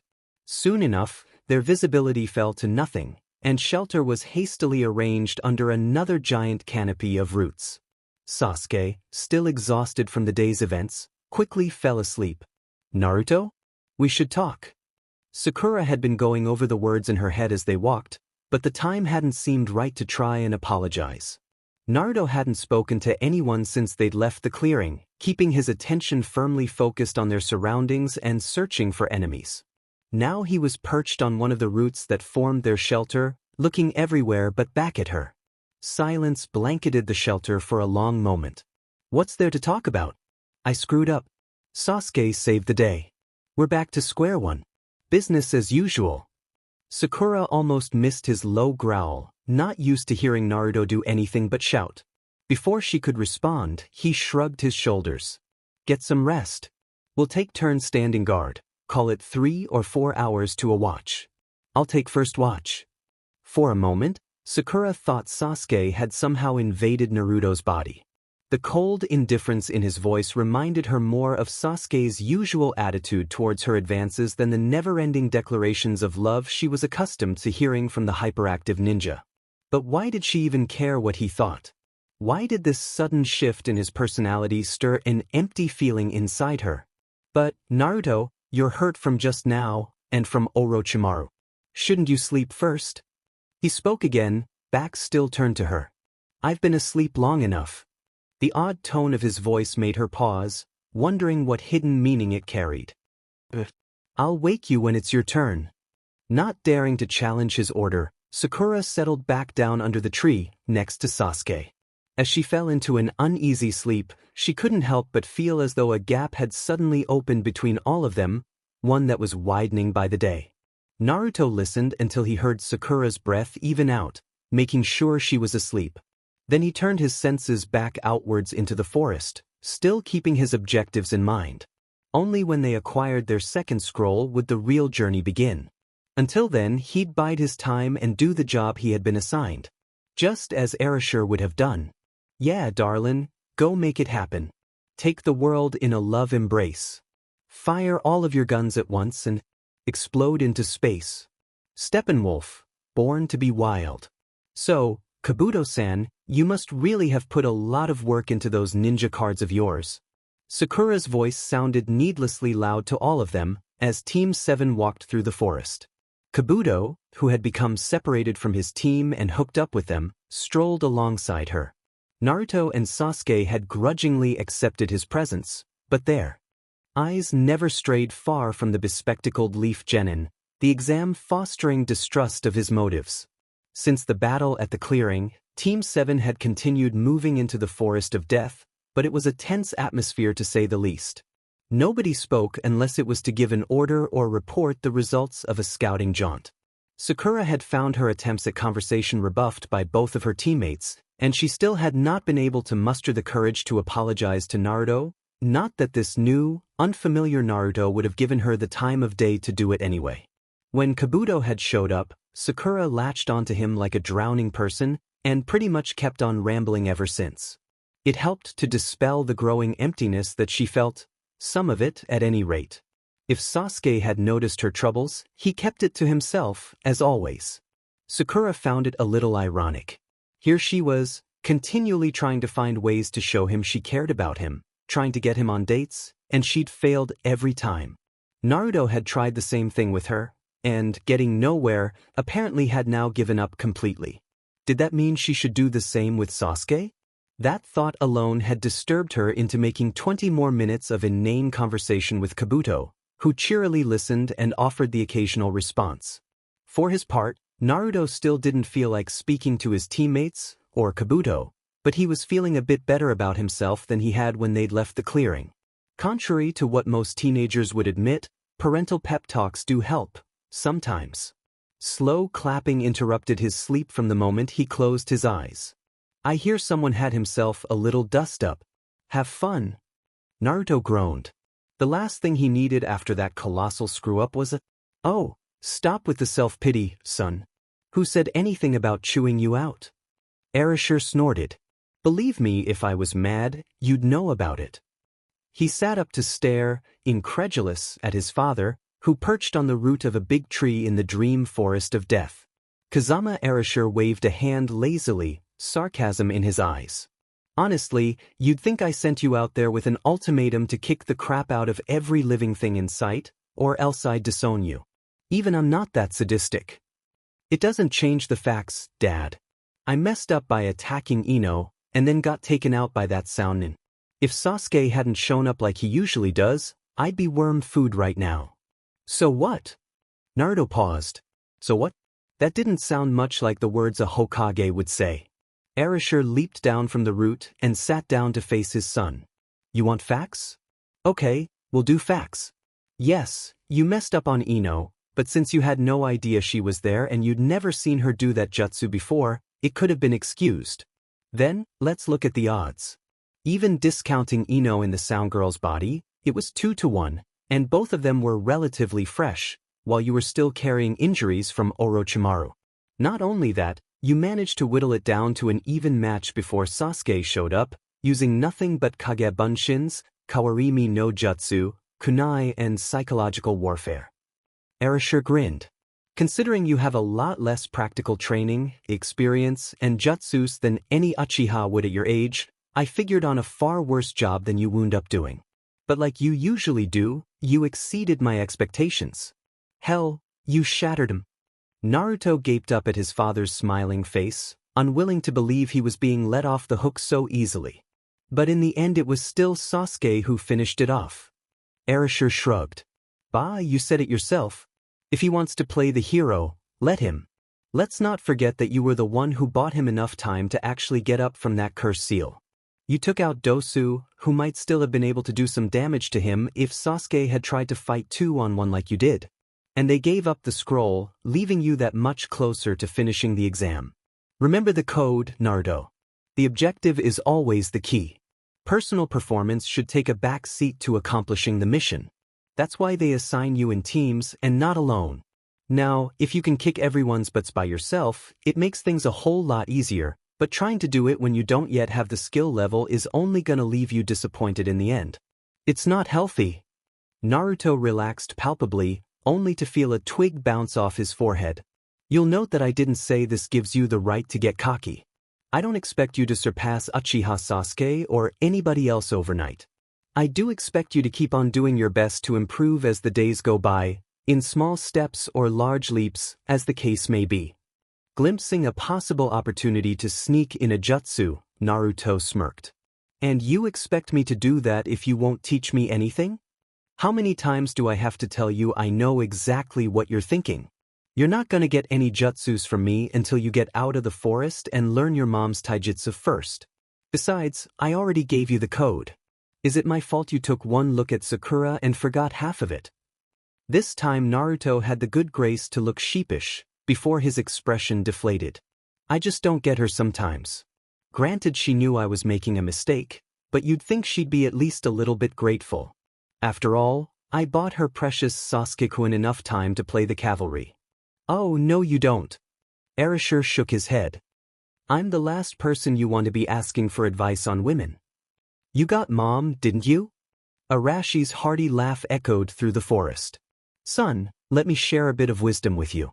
It's a good thing that some women happen to fall in love with some men on their own, because if they didn't, I don't think anyone would ever get married or have kids. Face it, with a very few exceptions, about the only things most men will ever know about women is that they look different from us, pack a mean slap, and are at their most dangerous when they want to know how they look in a new outfit. You can't tell me anything? Naruto asked plaintively. I can't. Haruka might be able to. Suddenly, they were sitting at the end of the line of stools inside the Ichiraku ramen stand, watching as Haruka sat sipping some tea next to a young man who seemed to be her subordinate. The man in question wore a long leather duster and wraparound sunglasses, even indoors, and clutched a tiny bottle of sake in one hand. He was very obviously drunk. So I finally did it, Haruki. Walked up to Tenko, held the flowers out, and everything, he slurred, gesturing with the sake bottle. Then I asked her out on a date. And? Haruka asked, arching an eyebrow. Turned me down, what a surprise. She's never gonna like me, the young man observed morosely, pouring himself another shot of sake and tossing it down. Might as well just go join Jiraiya-sama's peeping raids. He stopped blubbering when Haruka gave him a resounding slap to the back of the head. Ikeda Kazumasa. I don't care if you're in my squadron or not, or the master of blades or not. If I ever catch you peeping on the women's bath alongside that pervert, you're going to find out whether that mastery of blades extends to those that have been shoved into some very uncomfortable places. Just then, displaying the abysmal sense of timing unique to him, the pervert in question's star pupil parted the Ichiraku's curtain. Yo, Haruka. Ready to go and get a bite too? Erasure recognized two things upon entering the ramen stand. The enraged look in his girlfriend's eyes that appeared every time Jiraiya-sensei was mentioned, and Ikeda Kazumasa, known in the Leaf Village as the Master of Blades, as well as the Dunce of Love. A prudent man would have run for his life. Erasure settled for trying to beat a tactful retreat. Dimon, look at the time.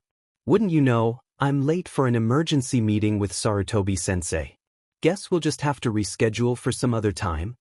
He turned to go, but was yanked back to the stools as Haruka grabbed a handful of his robes. Oh no, Tokatama. If I have to sit here and listen to him prattle on about Misawa Tenko again, so do you. Haruka sniffed as she beheld Kazumasa, who was mumbling something as he rested his head on his arms. Are you all so dense that you forget women actually have a say in the matter? It's as though you come up to us with candy or flowers and expect us to fall at your feet on cue. Well, I did offer you dinner too. Arashi's grin was short-lived, as his girlfriend turned a baleful glare on him. Not funny. Just before Haruka's thrown teacup bounced off his forehead, it occurred to the fourth Hokage that Jiraiya-sensei's boast about being able to charm women with a joke or two might not have been the wisest thing to test at that particular moment. Naruto groaned in disgust. Did you guys ever do anything but argue? I'll tell you when you're older. Arashir snorted. The basic lesson is, if you really want to make a point to Sakura, it's best to make her feel as if she's the one in control of the situation. In other words, stop being so persistent and make her come to you. That is, if you even want to keep after her. For a long moment, his son was silent. Naruto had been chasing Sakura for some time now, and nothing had come of it. As unhealthy as his pursuit of perfection might have become, an obsession over this girl could get just as bad. Arashir decided to keep the outcome of Kazumasa and Tenko's relationship secret for now, lest the boy get the idea that another decade or so of persistence was all that he had to do to succeed. I don't know, Dad. I like her, but what she said back there. She's biased. You ought to know that much by now. Look, if you really want advice, I say just leave the whole thing alone for now. Mooning over her ain't gonna get you anywhere. Getting angry's only gonna make getting out of the forest harder. So finish your job, go train, and get it out of your system. When you're stronger, closer to Sasuke's level, there'll probably be girls lined up from here to the wave country chasing you. After a while, Naruto simply nodded. Why waste any more time with fruitless chases of Sakura when he could be training? So here he was, doing his job. Naruto scanned the forest again, trying to gauge the distance remaining until they reached the tower. For some reason, it felt as though they hadn't gotten any closer, even though they'd been on the move the entire day. He wiped a hand over his face as a misty fog passed him, leaving droplets of water everywhere. Wait, mist? It's the middle of the afternoon and it's been hot all day. Suddenly he flashed back to the wave country. The last time he'd seen mist this thick appear out of nowhere was Zabuza and Haku. Mist means in the forest ahead, then? Or at least, that wasn't all that was going on. It helped explain why the tower wasn't getting any closer. Genjutsu. Illusions in the mist, and we're all so set at each other nobody's noticed or mentioned that we're going in circles. Hefting a kunai, Naruto lazily scratched an X on a nearby tree, trying to look as inconspicuous as possible. 2 minutes later, as they continued ahead, he caught sight of it again. Unmistakable. We're trapped in their illusion. Leaning against the trunk he'd marked, he hung back and waited for the rest of the team to notice. They didn't. Sakura was so rattled by earlier events it escaped her completely. Kabuto was busy listening to her, and Sasuke, well, for once it seemed Naruto had gotten the drop on him. For once. You can come on out, eh? Genjutsu's useless once someone's figured it out. His shout drew instant results. The rest of the team turned around, realizing their mistake, as 3 forms coalesced in the mist ahead of them. It couldn't possibly be that easy. It wasn't. Kunai and Shuriken flew out of the mist, SNG towards the leaf ninjas. Sakura and Kabuto dodged sideways, while Sasuke ducked underneath the assault. Naruto went up, into the trees. Too absorbed in dodging the assault he could see, Naruto missed the kunai that sliced across his leg from a different angle. Merely a flesh wound, but it had the desired effect. Is it one hiding behind 3, creating those clones, or are all 3 spreading out and surrounding us? A deadly hail of metal filled the forest, thrown weapons flying in all directions, pinning the leaf nines in a withering crossfire. There was no time to figure out which were real and which were illusionary. They simply kept on dodging. Direct approach ain't gonna work. I can't tell where the real kunai are coming from. But if I can't figure this out, neither can the mist nines. Making him remember the wave country had been a mistake. His battle against Gatu's samurai at Inari's house was coming back to him, along with a little trick. I got a riddle for you, punks. When shuriken aren't shuriken, what are they? Pain for our misty pals, that's what. Gauging the locations of the mist ninjas he knew, 3 shuriken were quickly dispatched at the shadowy forms. The mist nines dodged, but just like the wave country, Naruto hadn't intended to hit them. My clones, however, do intend to hit you. 3 identical clouds of smoke were all the mist Nin saw before his true attack commenced. Naruto ignored most of the fighting, throwing the occasional punch at the mist Nins for effect. They couldn't be Team 7's actual opponents. Nobody that stupid would have made it past Ibiki's exam. No, his clones were fighting enemy clones, a distraction meant to draw their attention away from the real enemy, still firing kunai at their leisure. The blonde ninja instead made his way back towards Sakura, Sasuke, and Kabuto. They want clones? I'll give him clones. The rest of you get out of sight, maybe try to work your way around and find the real Mist Nins. I'll duplicate you all and keep them occupied. They moved silently, leaving him to face their opponents with a familiar phrase. Kage Bunshin no Jutsu. Sasuke could have told Naruto from the beginning that something was wrong with the entire situation. As usual for him, he didn't say anything. Had it not been for his teammates' continuing refusal to treat him with any respect at all, Sasuke would have thought another ninja had infiltrated their group like Orochimaru had tried to do. This Naruto wasn't Naruto. There was very little shouting, and rational thoughts actually seemed to be going through that spiky sea urchin-like head for once. Not only that, he was actually taking a leadership role and doing well with it. Sasuke wasn't sure if he liked that. He couldn't have stopped Naruto in this shape anyway, but it still stung him that, had it not been for the other Genin's actions in the clearing, he might now be dead at the hands of Orochimaru's minions. How would he ever kill his brother if his teammates were the ones saving him, instead of the other way around? The young Uchiha rather enjoyed being the one to save the day all the time, not that he would have admitted it. Having so many people look to you felt good even if it really was irrelevant to his goals. A voice lurking deep within him, one he usually ignored, whispered in his mind. Are you sure that's all there is to it? It was no secret to Uchiha Sasuke that he had many admirers, as well as rivals, but very few friends. Having to come to grips with living alone and a vendetta against your brother will do that. At times he didn't care, friends needed saving all the time, and he didn't have the time or desire to go out of his way and pull someone's fat out of the fire. But did Itachi's path lie down that road as well? Sasuke didn't know why his brother had slaughtered their family. Perhaps, in the end, it didn't matter as long as he was brought to justice. He just wasn't sure that he wanted to become Itachi in order to kill him. What would be the point? Even if he did want to make some friends, what were his options? Sakura was, well, a special case. He knew she liked him, maybe even thought she loved him. Did he dare to return that affection, knowing that he might throw it all aside when he was ready to pursue Itachi? Even worse, would settling down with her someday dull his edge, take away his determination? She just didn't understand that any real relationship between them would always come second to him. And as always, there was Naruto. Once nearly useless at everything, he seemed to be growing by leaps and bounds each day. How soon would it be before Sasuke was chasing him, instead of the way it was now?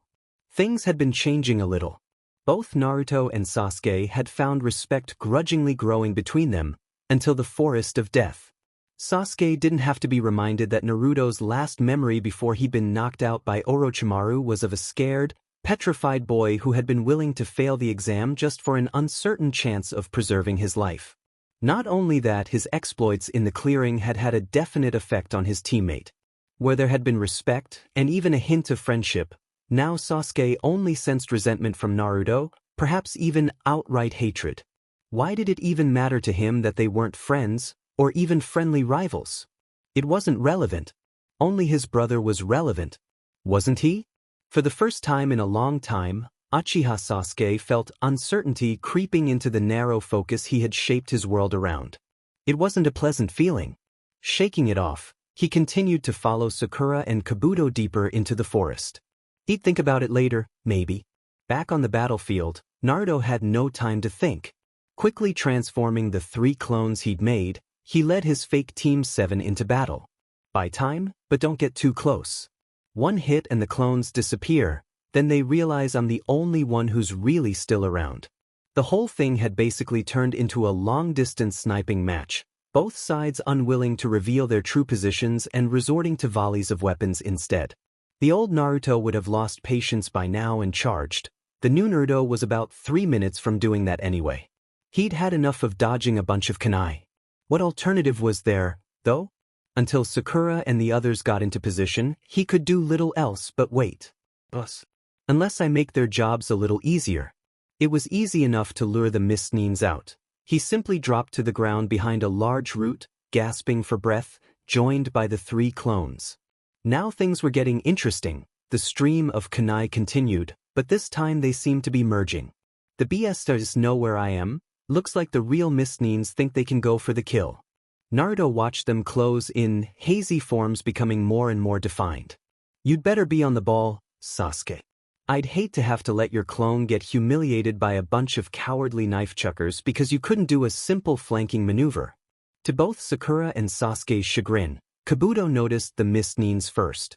Holding out an arm to stop the Kunoichi's advance, he pointed a finger in the direction they'd come from. Sakura-san. Seems they're coming out of hiding. We should wait a moment and then move up from behind. How do we tell Naruto we're ready? The Leaf Genin grinned and held up a blank version of his ever-present ninja trading cards. I think I can take care of that. Something whizzed past Naruto as he prepared to tackle the real Mist Nines. Not seeing the dull glint of light off metal, he prepared to dismiss it, but took a look anyway. When he saw the little brown card stuck in the trunk of the tree behind him, he smiled. Seems that guy's more useful than I thought. Time to clear the field. Leaping over the root, he charged at the Mist Ninjas just as the real Sasuke, Sakura and Kabuto's attacks diverted their opponent's attention. Hey, guys, forget me already? This time he felt the satisfying feeling of flesh striking flesh as his fist crashed into the jaw of the rearmost Mist Genin. His smile didn't last long, though, as the other 2 ninjas rounded on him, twin blows to the chest forcing him back and taking advantage of his retreat to escape back into the forest, leaving Team 7 alone again. Just as Naruto prepared to scream a frustrated curse, he stopped. Arashi's calm voice echoed in his thoughts. Keep your emotions in check. Best thing to do is compress all the things you're feeling into yourself and think rationally. But how to finish it? Their ploy had failed, and now the Mist Ninjas would be even harder to flush out. Another hail of kunai passed just a hair's breadth from his face. Or maybe not.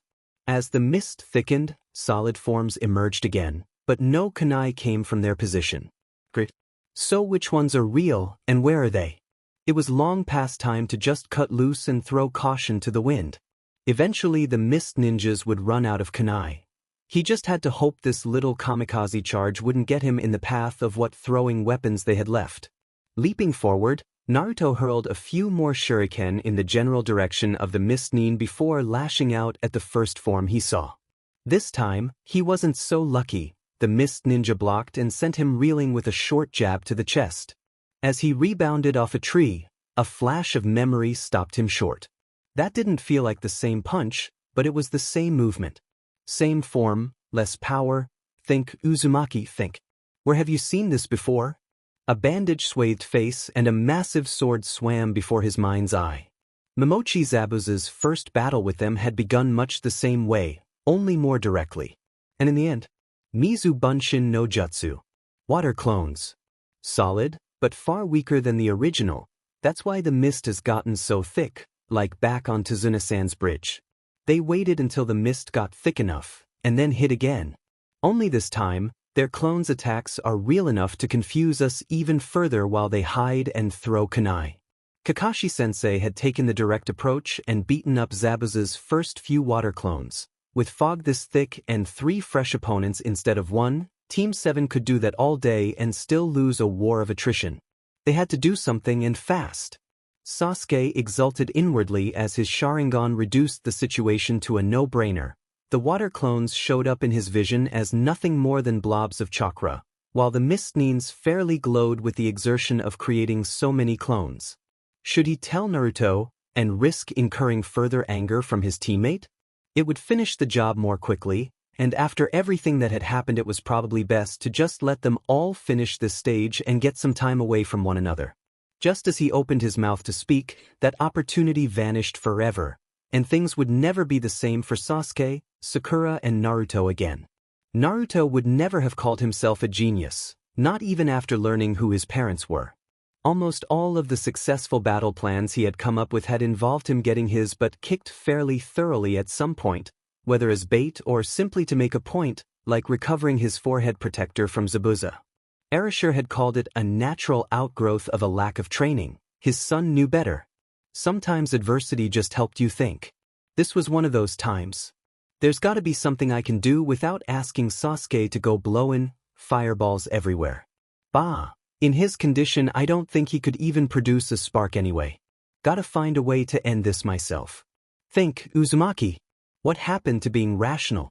Dad said the code was all I would need to get out of here. Arashi's voice came back to him in fits and starts, but what he could dredge up was no better than a riddle. There was another half to that rational thinking rule. What was it? Only get passionate when you've got no other choice, and then let it all out. That can be a jutsu in itself. Clarity of thought is rare in the world. When it comes, it almost seems like a miracle. Zen masters find enlightenment in such moments, philosophers find their one true calling, and ordinary, regular people just find themselves for perhaps the only time in their lives. In Uzumaki Naruto's case, all he found was an answer to his question, but it was more than enough. That can be a jutsu in itself, a jutsu in itself. Dad, you total BSTRD. You could have just taught me and saved yourself from thinking up 5 more rules around it. Suddenly, Naruto just had to laugh softly to himself. His father did, indeed, know exactly what his son was always thinking. You could have, Dad, but that just wouldn't be my style, and you knew it. It had been sitting right under his nose ever since the Sannin battle, and he had missed it completely. To gather every negative emotion within him, combine it with his fierce determination and passion, ball it in with his chakra, compressed to the smallest point within him, and then, just cut loose. To turn his emotions into a raging inferno that would consume his foes, and not himself. Sasuke's arrogance, Sakura's indifference, the villagers' attitudes and unfair treatment of him, dark, bitter memories flashed before him, and then he simply forgot them, letting them fall into the growing ball of chakra he could feel inside. Now they would be his fuel, and not his burden. Today, I begin a new life. Konoha's going to see a Naruto they ain't never seen before. The seals came naturally to him, hands flashing to and fro in a rhythm that Arashi's or Haruka's might have, once upon a time. But when it came time to attack, this new jutsu's name was uniquely his, as it should have been. As Orochimaru must have wanted when he left his son to figure it out for himself. His eyes opened, and Naruto roared in triumph. Nice try, punks. But as with life, all things must come to an end. Fire element. Naruto Bakuden no Jutsu, Naruto Bomb. Heat filled the forest first, a short thermal pulse, almost like the overture to a symphony. The enemy had no time to react to that before a white-hot corona of fire exploded from Naruto's position, flash-boiling the water clones and sending the mist-neens flying through the forest to land in a battered heap, singed, burned and smoking. In that moment, long-held perceptions vanished. Kabuto's eyebrows rose slowly, the genin letting out a slow whistle of appreciation. Sasuke shut his mouth, wondering anew what this new Naruto was capable of. And Sakura gasped as she watched the explosion's aftermath, Naruto glowing faintly with an energy and strength she'd never seen from him before. Quickly searching through the mist-neen's clothing, he pulled out a slightly singed copy of the Scroll of Heaven. Then, panting slightly from his exertion, he looked up and winked at her. Now that's what I call going out with a bang. Well done, everyone. Kakashi's smiling face greeted Team 7 at the tower when they finally arrived. Kabuto had rejoined his group and left already, leaving the 3 of them to finish the exam. Where's Enko-sensei? Sakura wondered. It's classified, but since you've already encountered him, I'll tell you. With Orochimaru here in the village, we're suspending the Chunin selection exam for a while. Could be a week, could be a month, so stay ready, and don't slack off on your training. Oh, that's odd. Where'd he go? Sakura looked around, and caught no sign of Naruto. Again, she felt a little twinge of emptiness, realizing she still hadn't been able to really talk to him about what had happened between them. Why did it suddenly mean so much to her anyway? Kakashi shrugged and shook his head in exasperation. I guess he's gone home already. If either of you see him, let him know we'll be meeting as usual once a week until the exam starts again. For some reason, Sakura felt as though she wouldn't be seeing Naruto again for a long time. As she looked back onto the Leaf Village, she wondered if he really had gone home. But at least one person in the Leaf Village already had an answer to that question. He hadn't. Hokage-sama.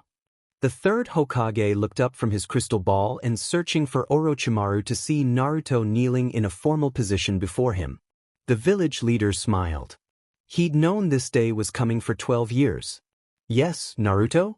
The boy looked back at him, that infernal grin on his face, eyes tinged with a hint of steel that hadn't been there before. I've spoken with Kazama Erasure, Hokage-sama.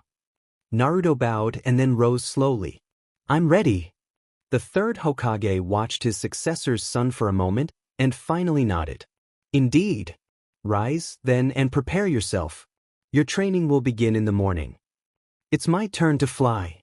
A proving ground tonight. Try to be the best that I can. Grown to be a man.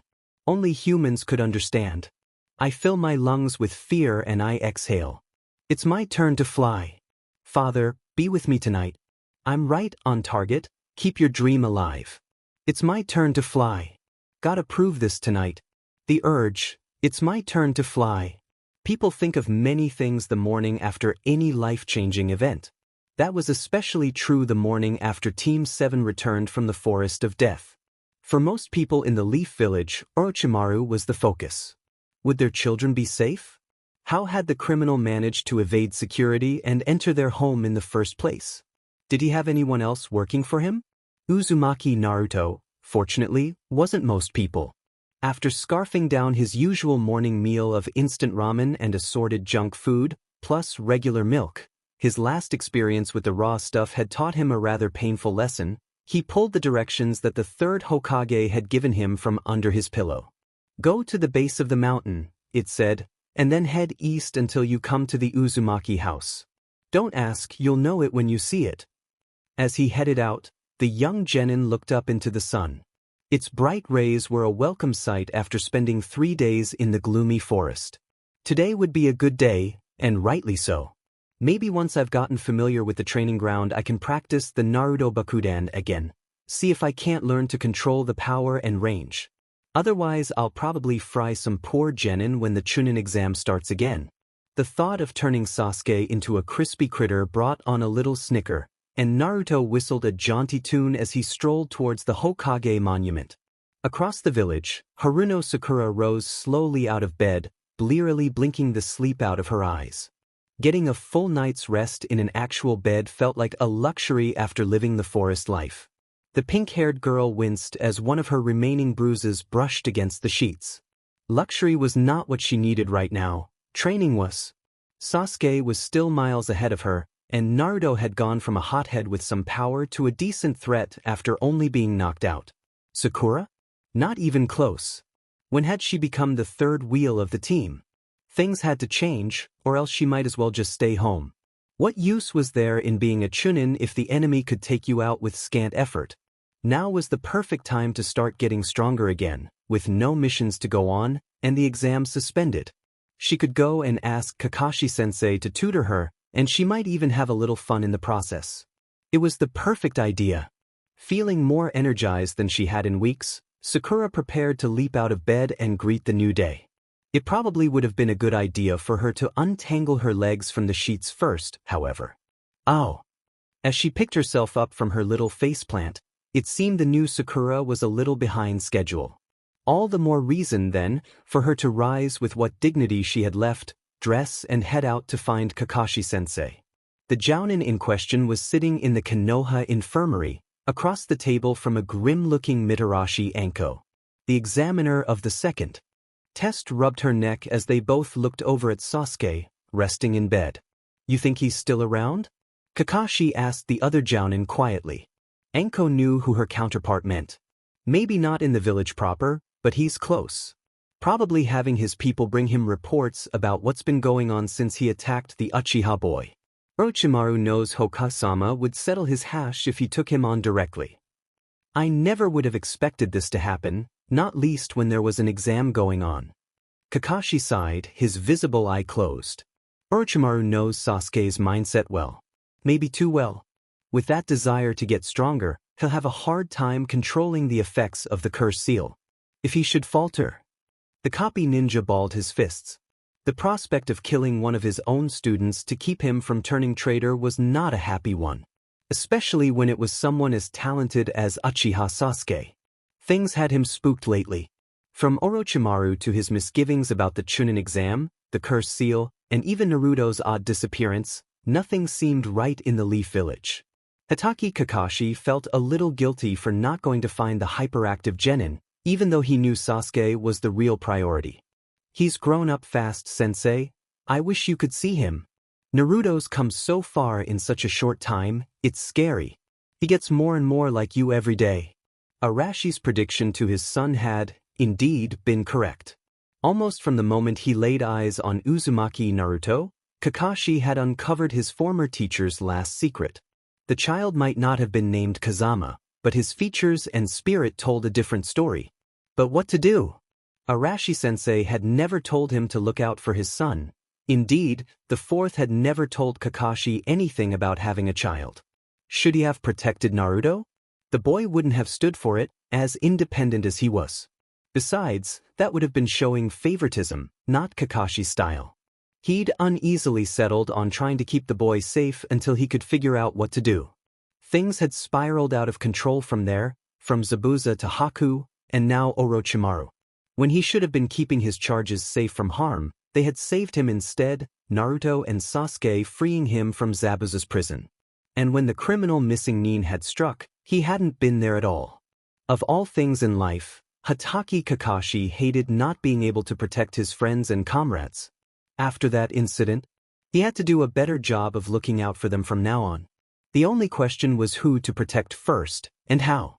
Painful as it was, there was no avoiding reality. He needed to supervise Sasuke and work the boy through this seal first. The safety of the village demanded it. Kakashi only hoped that Naruto could stay out of harm's way until he could find a way to repay the debt he owed to Arashi-sensei. Forgive me, Naruto. You'll be on your own a little longer, it seems. At that moment, Uzumaki Naruto could have cared less what anyone else was thinking. Now he understood what the third Hokage meant when he'd said he'd know the place when he saw it.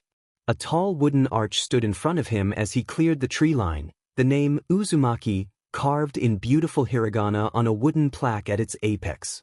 Beneath it lay a path of crushed stones, lined with stands of bamboo. And at the end of the path, it wasn't much of a place, as houses in the Leaf Village went. Wide and spread out, rather than the tall apartment building he was used to, and its dilapidated appearance gave him an odd feeling. Was it regret? Loss? As he saw the third Hokage approach, Naruto pointed a thumb back at the residence. Tokashima, how come I wasn't brought here when my parents died? It's a big enough place after all. The third sighed as memories of the Nine-Tails attack assailed him. Because of who the Uzumakis were, no. They were the most secretive clan in the village, almost all of them umbu or retired from it. There are traps in that house that nobody other than an Uzumaki would know how to disarm or avoid. So many that, with most of the family gone, having someone take care of you here would be suicide. Perhaps once you have completed your training here, you'll be able to move in and make it safer for others. For now, I suggest you come with me. The training ground is separate from the house and dojo, and it's safer, figuratively speaking.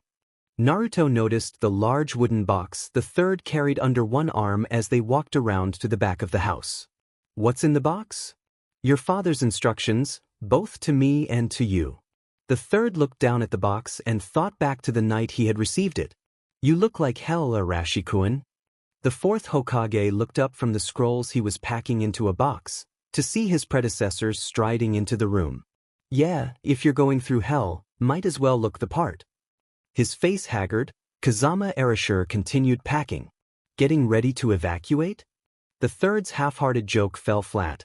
They both knew Erasure wasn't planning to run.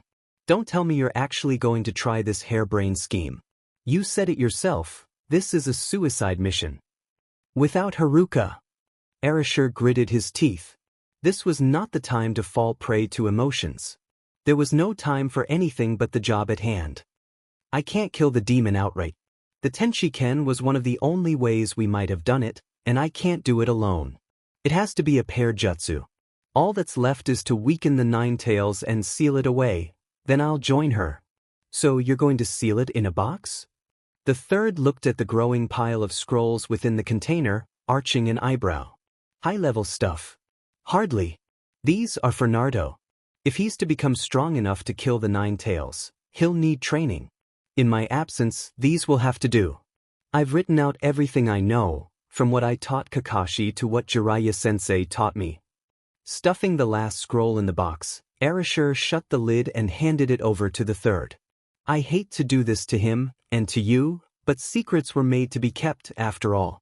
We can't afford to have him grow up weak or coddled. If his bloodlines become common knowledge, he'll be a hero, a sympathetic figure. No, as much as I'd like people to know the sacrifice he'll be making, for the sake of everyone, I'd rather he grows up on his own. Unheralded. With the Uzumaki clan almost wiped out, there's nobody to take care of him anyway. He's your son, Erasure. The third shook his head. Nobody deserves a life like that. At least let me try to find one of the other Uzumaki clan members out there. Perhaps the other senins would know. Believe me, sensei, I've tried everything. But without Jiraiya-sensei in the village, nobody knows where to find Tsunade. Even if we did find her, she's just a distant relation. No guarantee she'd return just to raise a kid she doesn't know. And other Uzumakis? Forget it. I don't know them, and they didn't know of our Uzumakis. Better to leave them be in their own villages. Besides, Arashi's mouth twisted in a savage grin. I never could resist the opportunity to go for a little poetic justice. This way, Haruka's son will get to take revenge for his mother. Not only that, he'll take the demon's strength for himself. No better vengeance than that. He won't be avenging you then? Hell no. Erasure shook his head slowly, an odd smile on his face. After what I'm going to put him through, he's going to want to kill me himself. When he's ready, sensei, give the scrolls to him. They'll say what needs to be done better than any stupid will or letter could. As you wish, Hokage. The words were roughly written, a hasty scrawl marred by the occasional dot of ink on the paper. The third had handed Naruto 2 scrolls from the box before he unlocked the gate to the training ground and headed back to the village. He was now looking at the scroll marked, Introduction. I don't know how to do all that dramatic crap, so I'll just cut to the chase. If you're reading this, Naruto, it means you're ready to start training yourself to kill the Nine Tails. The place you see before you is the ancestral training ground of the Uzumaki clan, where the Diamond Body and Invisible Body Taijutsu styles can be learned and eventually mastered. Under no circumstances are you to reveal the secrets you learn here to anyone, not even your friends or teachers. Not only could it come back to hurt you, but, well, your mom would kill me if she ever found out I'd let the Uzumaki techniques slip. Naruto kept his legs slightly bent as he strolled into the training grounds, still reading the scroll. He remembered the last time he'd been here, and wasn't too keen on being hit with another log. As he approached the spot where the dream log had swung out of the sky, Naruto stopped short, just in time to get slammed to the ground by a net of rocks. Where the hell had that come from? Looking down at the scroll, a loud curse escaped him. Time for your first lesson. Don't bother trying to memorize the course layout. The entire course is set up with a timed mechanism that switches all of the obstacles within it into random patterns every day. The only things that never change are the entrance and exit. Naruto could have sworn he heard his father's snide chuckle on the wind. Dad, when I get my hands on you, you're a dead man. Or dead ghost. Well, dead spirit. Oh hell, you're just dead. You hear me? Dead. He stopped yelling when he saw the next paragraph of the scroll. And don't waste your breath cussing me out about it. I wasn't the one who set this thing up anyway. If you've got the strength to complain, you've got the strength to do something about it. So get off your butt, go back to the entrance and read the scroll first before another trap gets you. Painful lesson learned, Naruto beat a hasty retreat. Okay, now that you're ready to start, you need to make a plan for your training. You've got 3 basic choices. Learn the Diamond Body first, learn the Invisible Body first, or, if you're feeling adventurous, you can try to learn both of them at once. According to your mom, it's possible, but it's been a generation or 5 since any Uzumakis managed to pull that off. Of course, as our son, That means you should have no problem at all with it. Naruto rolled his eyes. Ever heard of something called modesty, Dad? Take today and maybe tomorrow to get yourself familiar with the course. If you get yourself beat up some, don't sweat it. You'll get used to it, or you'll get so fast you won't have to. Once you've done that, it's time to pick up all the equipment you'll need to use here. A short list of odd items followed. Naruto scanned it, getting more and more puzzled as he continued. What did steel plates and ring weights have to do with a zipper-pocketed jacket and pants? Bandages he could understand, but why a ball and chain? There's a few pros and cons to start. The diamond body is painful to learn. I ain't gonna sugarcoat things. But you may want to either learn it first or do the 2-in-1 method, hint hint. I say this because the invisible body can be misleading if you master it first. You'll get so fast that you won't want to absorb the punishment that the diamond body requires. If that happens, you've just cheated yourself out of a valuable technique. Wouldn't want that now, would we? Probably just wants to see me get pulverized for kicks, Naruto snorted. 2 days later, a battered Naruto staggered into the training ground, dragging a huge bag behind him. Getting familiar with the place had meant absorbing tremendous punishment from all sides. With the obstacles constantly changing position, he was basically one big bruise from head to toe. As for training choices, there really hadn't been any, not after Arashi's first scroll directed him to read the chicken scroll, if he chose anything other than learning both styles at once. His father hadn't appeared in any dreams the past 2 days, so Naruto was reduced to grumbling as he opened the scroll marked, Dual Path Training. I'll assume you've got all your stuff and you're ready to get started. Step 1. Get the steel plates and ring weights, as well as the zipper pocket clothes. Insert 1 plate each in the shoulders of the jacket, and 1 ring in each pant leg. And of course, put the clothes on. Naruto clapped a hand to his forehead. What am I, 5 years old? No, it's not armor. Well, at least, it's not intended to be armor. You'll note that you can't move as easily as before. Don't worry, that's the idea. This builds up your strength for both paths. Gradually, you'll notice that it gets easier to move around each day. When you can move with the same speed as you did before you put the plates in, add another set of plates and rings. Quite simple, really. Of course, there's an added bonus. While learning the diamond body, you'll find that your natural danger sense will make you try to dodge the mid-air traps whenever possible. If you're trying to train toughness and stamina, that doesn't help you improve. The extra burden of the weights will keep you from being able to dodge as easily, and you'll be forced to toughen up instead. I knew he wanted to see me get pulverized. Step 2. Do 1 run through the course, to get yourself used to the sensation of being slowed down. Then go home. By the time you get through this first run, you probably won't be in any shape to do anything but get some sleep anyway. Says you, old man. Naruto rewrapped the scroll slowly, gauging the slowness of even this slight movement. Perhaps instinctively he'd purchased the heaviest weights available. The set he wore now felt like an anvil on his shoulders, and it wasn't so much walking as it was like trudging through a deep bed of mud. No dodging indeed. Walking over to the starting area, he knelt, gathering strength, and then he was off. Unlike the old training ground from Arashi's memories, pressure plates and other sensors had apparently replaced the tripwires. Naruto had no idea when or where to expect an attack. Running into the first clearing, all he could do was keep his eyes peeled.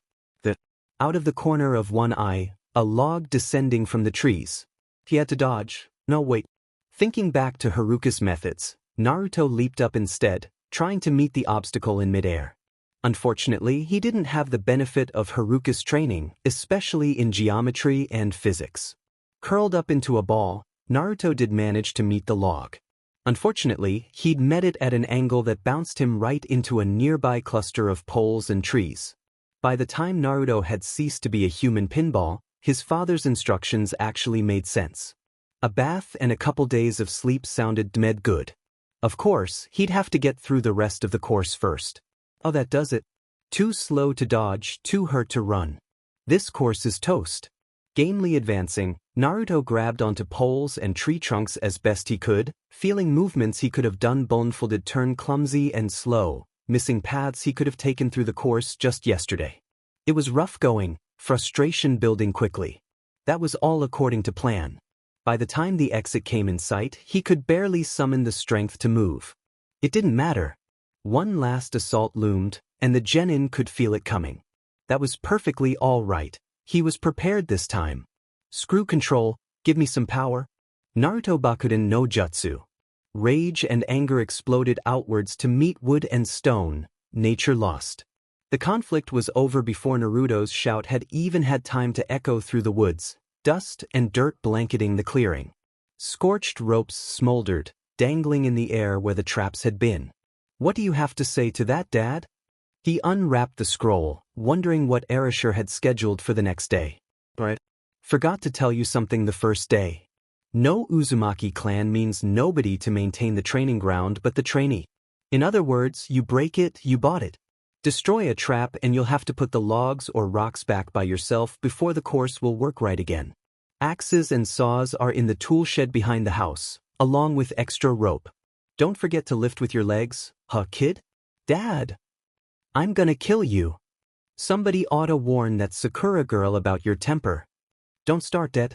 If I could move, I'd kick your butt back to wherever you were hiding for the last 12 years. Naruto lay on his bed, the dream shaping itself to his will for once. Well, except for the bruises. Those had stayed. Well, you've made it through 3 days. Pretty good. I thought for sure you were gonna pull a ghost girl. Pull a what? Naruto gingerly turned his head to face Orochimaru, leaning back in a chair with his feet on the lone table in the room. Well, she had a name, but it was so long ago the villagers had forgotten it even back in my day. I heard the story secondhand off another jounin, when I became Hokage. There was this girl in the academy who was born brilliant, the best trainee the teachers had ever seen, sure bet for jounin at a young age, maybe even Hokage, but she was bone lazy. On the day of her genin exam, she never showed. Turns out later she slept through the whole thing. They gave her 2 more chances, she slept through those 2, or just blew him off. Flunked out of the academy, never even made genin. After that, nobody ever saw her in the Leaf Village again. So we call her Ghost Girl, 'cause she just up and disappeared. Couldn't take it. But I'd hate to be her parents. Naruto wondered why anyone would throw away the chance to be a ninja. You'd hate being her a lot more. Imagine the ridicule, the shame she'd have to go through. I understand why she left. Better to start anew, even if you can't be a ninja. Go find something else to do, get your mind off it. I guess, but doesn't anybody wonder what happened to her? Orochimaru snorted. You can wonder all you like, but you'd be better off getting some sleep and resting those bruises. Ghost Girl can handle her own affairs without our help. Some say a journey of 1,000 miles begins with a single step. In this one case, however, it began with a single, explosive sneeze inside a busy restaurant. Achoo! The petite waitress standing on the other side of the room started in surprise, and the tray of dirty dishes in her hands began to fall to the ground. I better not hear a plate crack, or else it's comin' out of your salaries, slackers. Gruff and loud, a voice rang out from the kitchen, though nobody was at the window looking out. It was obvious this was business as usual. Less obvious was the lithe form Ethne across the room to catch the falling tray in one hand, while balancing a similar tray. The offending waitress sighed in relief as she watched her coworker come to her rescue. Oh, thank you, Setsuna. Her savior was a willowy woman in her early 30s, black bangs drooped almost to her eyes, which themselves looked half-closed. Setsuna put her tray down and returned the dropped one to its owner. Well, I caused the problem, Mickey. Might as well fix it. Do you have a cold? Mickey's brow furrowed in concern. The raven-haired waitress shook her head. When she spoke, it was with an easy drawl, like she couldn't be bothered with health or anything else. Must have been someone talking about me. Can't imagine who that could have been. Again, the voice from the kitchen. Get back to work, you slackers. You can admire your tray-catchin' skills when we ain't got a lunch rush to deal with. Screw you, Slinger. Any thought that the waitresses disliked their target vanished when the customers saw the smiles on their faces. Simple banter between old friends and nothing more. Then they turned back to their meals, and all was right again. Bartender, another round of sake for my ninja waitress. Saved me $50 in new dishes at lunch again. Slinger Ozaki, head chef of the Udanya restaurant, waved a hand in Setsuna's direction as she and Mickey lounged on the other side of the bar booth. How many times I gotta tell you to stop with the ninja stuff, Slinger? Not a ninja, don't wanna be one. Too many responsibilities, all those missions.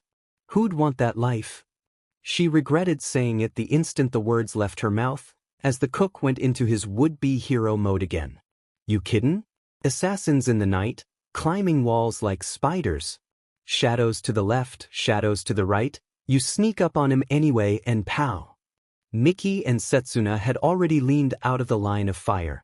Years of experience had taught them that Slinger's drink always came flying out of his glass at the height of his fantasy. The big man sitting in the next booth over, however, didn't know Slinger Ozaki. Judging by the look in his eyes as he wiped off the remains of a shot of hot sake, all he wanted to know was how long it would take to turn the cook into a bloody pulp. Slinger was apparently thinking the same thing about his opponent, from the look in his eyes. Got a problem, buddy? Oh, not again. Setsuna and Mickey looked at each other, and then at the ceiling in exasperation. Their roles in this recurring drama were well established. Mickey grabbed Slinger and yanked him out the back door with surprising force, leaving Setsuna to face the offended drinker. Hey big boy, he's drunk, let it go. It's only sake. Setsuna groaned inwardly as, like most foes in this situation, the man simply looked her up and down. The thought that she might be a threat didn't even register to him. Thinking with the other head, are ya? Enjoy the show? Then get out of here and drop the thug act. Don't go making trouble you don't need. Like most of the people she'd faced over the years, he didn't even move. I think your pal owes me an apology and a little exercise. You'll do for starters. You sure, big boy? Setsuna's drawl had dropped all the way down to a whisper. I'd hate to be the one who had to tell his friends he got his butt kicked by little ol' me. Like to see you try it, girl? His sneer wiped the feigned fatigue right out of Setsuna's eyes. Her opponent stepped back a pace when he caught his opponent's new expression. Then throw down already.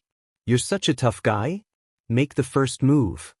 He didn't need any more prompting. Getting taunted by a woman half his size was more than enough motivation. A ham-sized fist sped at her face. It never got there. The few patrons still left in the bar gaped as Setsuna's hand shot out and seized her opponent's lead arm by the wrist, stopping it cold.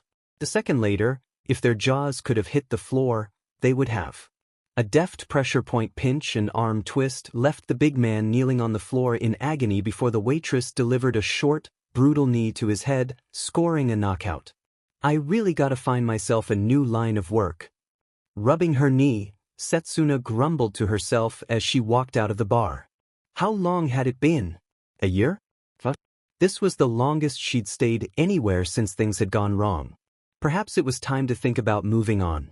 Absent-mindedly, she looked at the little box on the mantel in her apartment. It was a happy memory of sorts, a home that had all but forgotten her, and the one person who hadn't. Opening up the lid, she scanned some of the letters within the box. Asus. Things haven't changed much. We tried to talk grandfather out of it, but he's set on disowning you, and as clan leader, he can't be overruled. I guess you don't really care, but it's still Esikis. Hi Agensis. Hope you're doing well. Just remember to send the letters to Imiko's house. She doesn't have to worry about her grandparents scanning everything in the mail. I swear, ever since I started dating that guy I told you about, everyone here's paranoid or something. Anyway, let me know if you're moving and send me something when you get there, so I know where to reply. It had been a welcome reminder that someone still cared. She'd hated the life of a ninja, that was no lie. Nobody understood her when she said she'd do missions if they wanted, but preferred to live a carefree life. It was just too much pressure and nonsense. She could have done it, but with so many willing candidates, the village was set for life. What did one little genin matter? To her family, it mattered more than she'd thought. Only her younger sister had kept in touch, and even those letters had stopped. Turning the last envelope over in her hands, Setsuna opened it. It had only been read once, and she'd been running from it ever since. Sis, I don't really know how to say this, but by the time you read this letter, I'll probably be dead. The village is under attack by a fox demon, and nobody we have can stop it. Arashizama thinks he has a way to seal it off, but he's been at it for 2 weeks and he's still not done with the new technique. Grandfather's dead, and so is Daddy. In the end, Daddy stood up to the demon more than he ever did to Grandfather. I guess he felt guilty about what happened when you left. Strange way of showing it. I suppose I should apologize. Been hiding a secret from you the last few months. That's why you're getting this letter, really. I need a favor and it won't keep. Setsuna closed her eyes, shame bringing unwanted tears to them. For 12 years she hadn't read past this line, hadn't wanted to read the end. She owed no duty to the Leaf Village or to her clan. But her sister can't be carefree forever, girl. Everyone's got some responsibilities. Past time you faced yours, instead of hiding here and kicking back. She opened her eyes slowly and, hands shaking, unfolded the last part of her sister's final letter. I have a son, almost 2 months old now. His father and I didn't see eye to eye on how he should be raised, so we haven't married yet, and he's still part of our clan. But right now, I'm about to go out there to fight the demon. I know I'm not coming back. Arashizama still needs more time. I think I can give him that. But it could mean leaving my child an orphan, and that's just not going to happen before I make backup plans. People here have forgotten you, even if you seem to think you're some legendary failure. It's safe to come back. I know it's a lot to ask, but I'd feel better about this fight tonight if I knew my child was going to have someone to watch over him when I'm gone, should his father follow me into the grave, as that over-emotional idiot probably will. I'd be honored if you were that person, Setsuna. If you don't want to come back, I understand. No matter what you decide, know that I'll always be there, wishing the best for you, hoping you're safe. That's what family is for, right? Setsuna looked out at the moon as she slowly packed her bags. Slinger and Mickey had been her family here, but blood was blood. She'd been running away long enough. Time to go home, and hope that she wasn't too late to take up the duty that had been given to her. Time to go and find her real family again. As she prepared to leave, the letter lay on the table, its final lines burned into her memory, lending her resolve. Your loving sister, Uzumaki Haruka. Everything's changing. When I turn around. All out of my control. I'm immobile. Avril Lavigne, mobile. Even, Think this place ain't good enough for you anymore? Uzumaki Setsuna sighed. Slinger and Mickey's reaction to her intentions weren't out of the ordinary, but she hated long goodbyes. Between emotional stuff, tears and packing, this trip was turning into one big pain in the butt. This kid of Haruka's better not be some spoiled brat. Slinger, this doesn't have anything to do with the Udanya. I like it here. But I've got a job waiting for me back home, can't just keep staying on here and running away from it. Mickey nodded. Always a sucker for a dramatic story, Haruka's letter had reduced her to several hours of tears and blowing her nose. Slinger, it's not like she's going away forever. Think of it as a long vacation. Yeah, fine. Look, I ain't your ball and chain. If you gotta go, then do it. We'll be waitin'. Slinger crossed his arms and tried to look unconcerned. Always awkward with emotions, he failed. Well, I know I sprung this on you guys kinda quickly. How about we go out for one last night on the town, celebrate before I split? That got Slinger Ozaki's attention. You're paying, right? This kid really better be worth it. Setsuna mentally waved goodbye to her wallet. When the three of them got really worked up, budgets and accounts everywhere were liable to collapse in ruins. Later, as she walked on the road back towards the Leaf Village, Setsuna had to think back and wonder whether Haruka had heard that complaint and done something about it. What do you think I am, Slinger, a money tree? We are not going in the casino. Halfway into their night of partying and random entertainment, Slinger had dragged the three of them towards the only casino in the out-of-the-way town, still full of suckers and gamblers of all kinds even close to midnight. Said you wanted to live it up, right? Take a chance for once in your life. Just because you get a rush from blowing your money here doesn't mean everybody will, Slinger, Mickey sniffed. Honestly, if you'd save some cash once in a while, you wouldn't always be asking me and Setsuna for loans. Whether or not the younger waitress genuinely cared about their boss, Mickey almost always attempted to steer Slinger towards more useful pursuits and morals. Most of the time, she got nowhere. Come on. Everything evens out in the end. When I hit it big, you'll get all your money back. Slinger turned on whatever was left of his charm. It probably would have left his two waitresses swooning, had they been drunk, desperate, and several decades older. For Pete's sake. Setsuna had had enough. Grabbing Slinger and Mickey's hands, she dragged them both towards the very first game she saw, a wheel that bore several odds multipliers on its face, ready to be spun. Once and for all, I'm gonna prove that this place is nothing but a huge waste of money. Pulling out everything left in her wallet, Setsuna slammed the wad of cash down in front of the young, pimply-faced worker manning the wheel. Step aside, kid. One spin and we're out of here.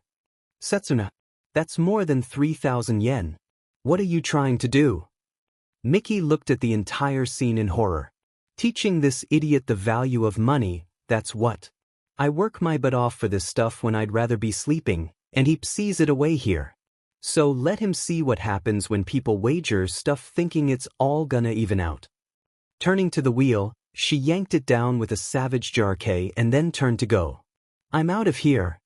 Before she had gotten 5 steps away from the wheel, a shout froze her in her tracks. Oh, my dear sweet lord. Turning around slightly, Setsuna caught sight of Slinger and Mickey still staring at the wheel, faces ashen and gaping. Okay, what now? Hypnotized by all that fool's gold. Why you? Slinger could only point at the wheel, speechless. Setsuna glanced towards Mickey, looking for a saner viewpoint. She slapped her forehead as Mickey copied their boss. Why you? I what? You two gone bonkers. Then she caught sight of the wheel.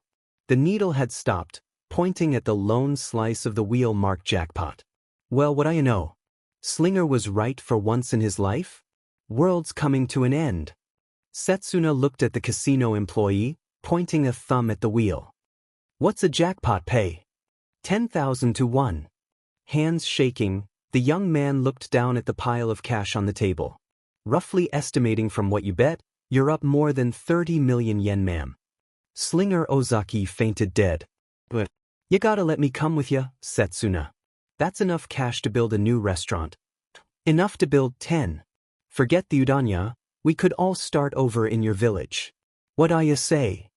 Once Slinger had been dragged out of the casino, had water splashed in his face, and gotten over crying about missing his big chance, he had started in on Setsuna. The ex-waitress looked over at Mickey with a questioning expression. Well, it would be nice, I suppose. Things just wouldn't be the same with only me and Slinger here. Mickey smoothed back her frizzy red hair and giggled as Slinger got down on his hands and knees and started kowtowing. Besides, you know he's never going to quit begging until you say yes. I just know I'm gonna regret this, but it's easier than having to listen to him beg for another 6 hours or so. All right. You two can come with me already. Now would you shut up? You mean it? Slinger sprang up with surprising speed. Hold it, big boy, this ain't a free ride. I got conditions. Name it. Money signs were dancing in the chef's eyes as he awaited her response. I'm the boss now. No more of this slacker junk coming from you. Mickey and I work when we feel like it, as hard as we feel like it. I think you're not treating us with the proper respect. You're out on your butt. Got it? Yeah, sure. Whatever you say, Chief. Slinger might as well have been a robot, for all the attention he showed. Setsuna sighed. I'm really gonna regret this. A country away, Naruto was regretting something for a different reason. Preparing to return to training, he had gotten barely a block from home when he noticed a medium-sized cardboard box scurrying behind him out of the corner of his eye. Crud. Not those 3. Flexing his knees slightly, Naruto leaped up onto the roof of the house across the street, intent on leaving Konohamaru and his 2 cronies behind. He normally didn't take Arashi's comments too seriously, but his training was important enough that the 4th Hokage's words sunk in for once. Nobody else could be allowed to learn the Uzumaki techniques. Whatever edge he might gain would quickly vanish. Still stiff from 3 days of being pounded by traps, Naruto couldn't move as fast as he wished. The weights on his shoulders and legs weren't helping. So he wasn't surprised when, 3 houses later, the box was still scrambling along the street after him. With such reduced mobility, there was no way he could outrun them. Bowing to reality, Naruto leaped backwards off the roofs, landing behind the box. No training for a while. All right, you idiots. How'd you find me this time? Konohamaru's muffled voice echoed from inside his hiding place. Leader, you clank when you walk. It's hard not to notice you. Would you get out from under that stupid box? Naruto bristled. He had to deal with the kids, but he didn't have to like it. It never fools anyone. While it was a good lesson for the three kids, Naruto probably should have kept his mouth shut. The box exploded as it usually did when Konohamaru was discovered, sending multicolored clouds of smoke billowing into the air as Konohamaru, Udon and Moegi were revealed. Leader, will you play with us? It's been so boring with everybody away in the forest. Moegi coupled her request with the deadliest form of genjutsu known to man, puppy dog eyes no jutsu.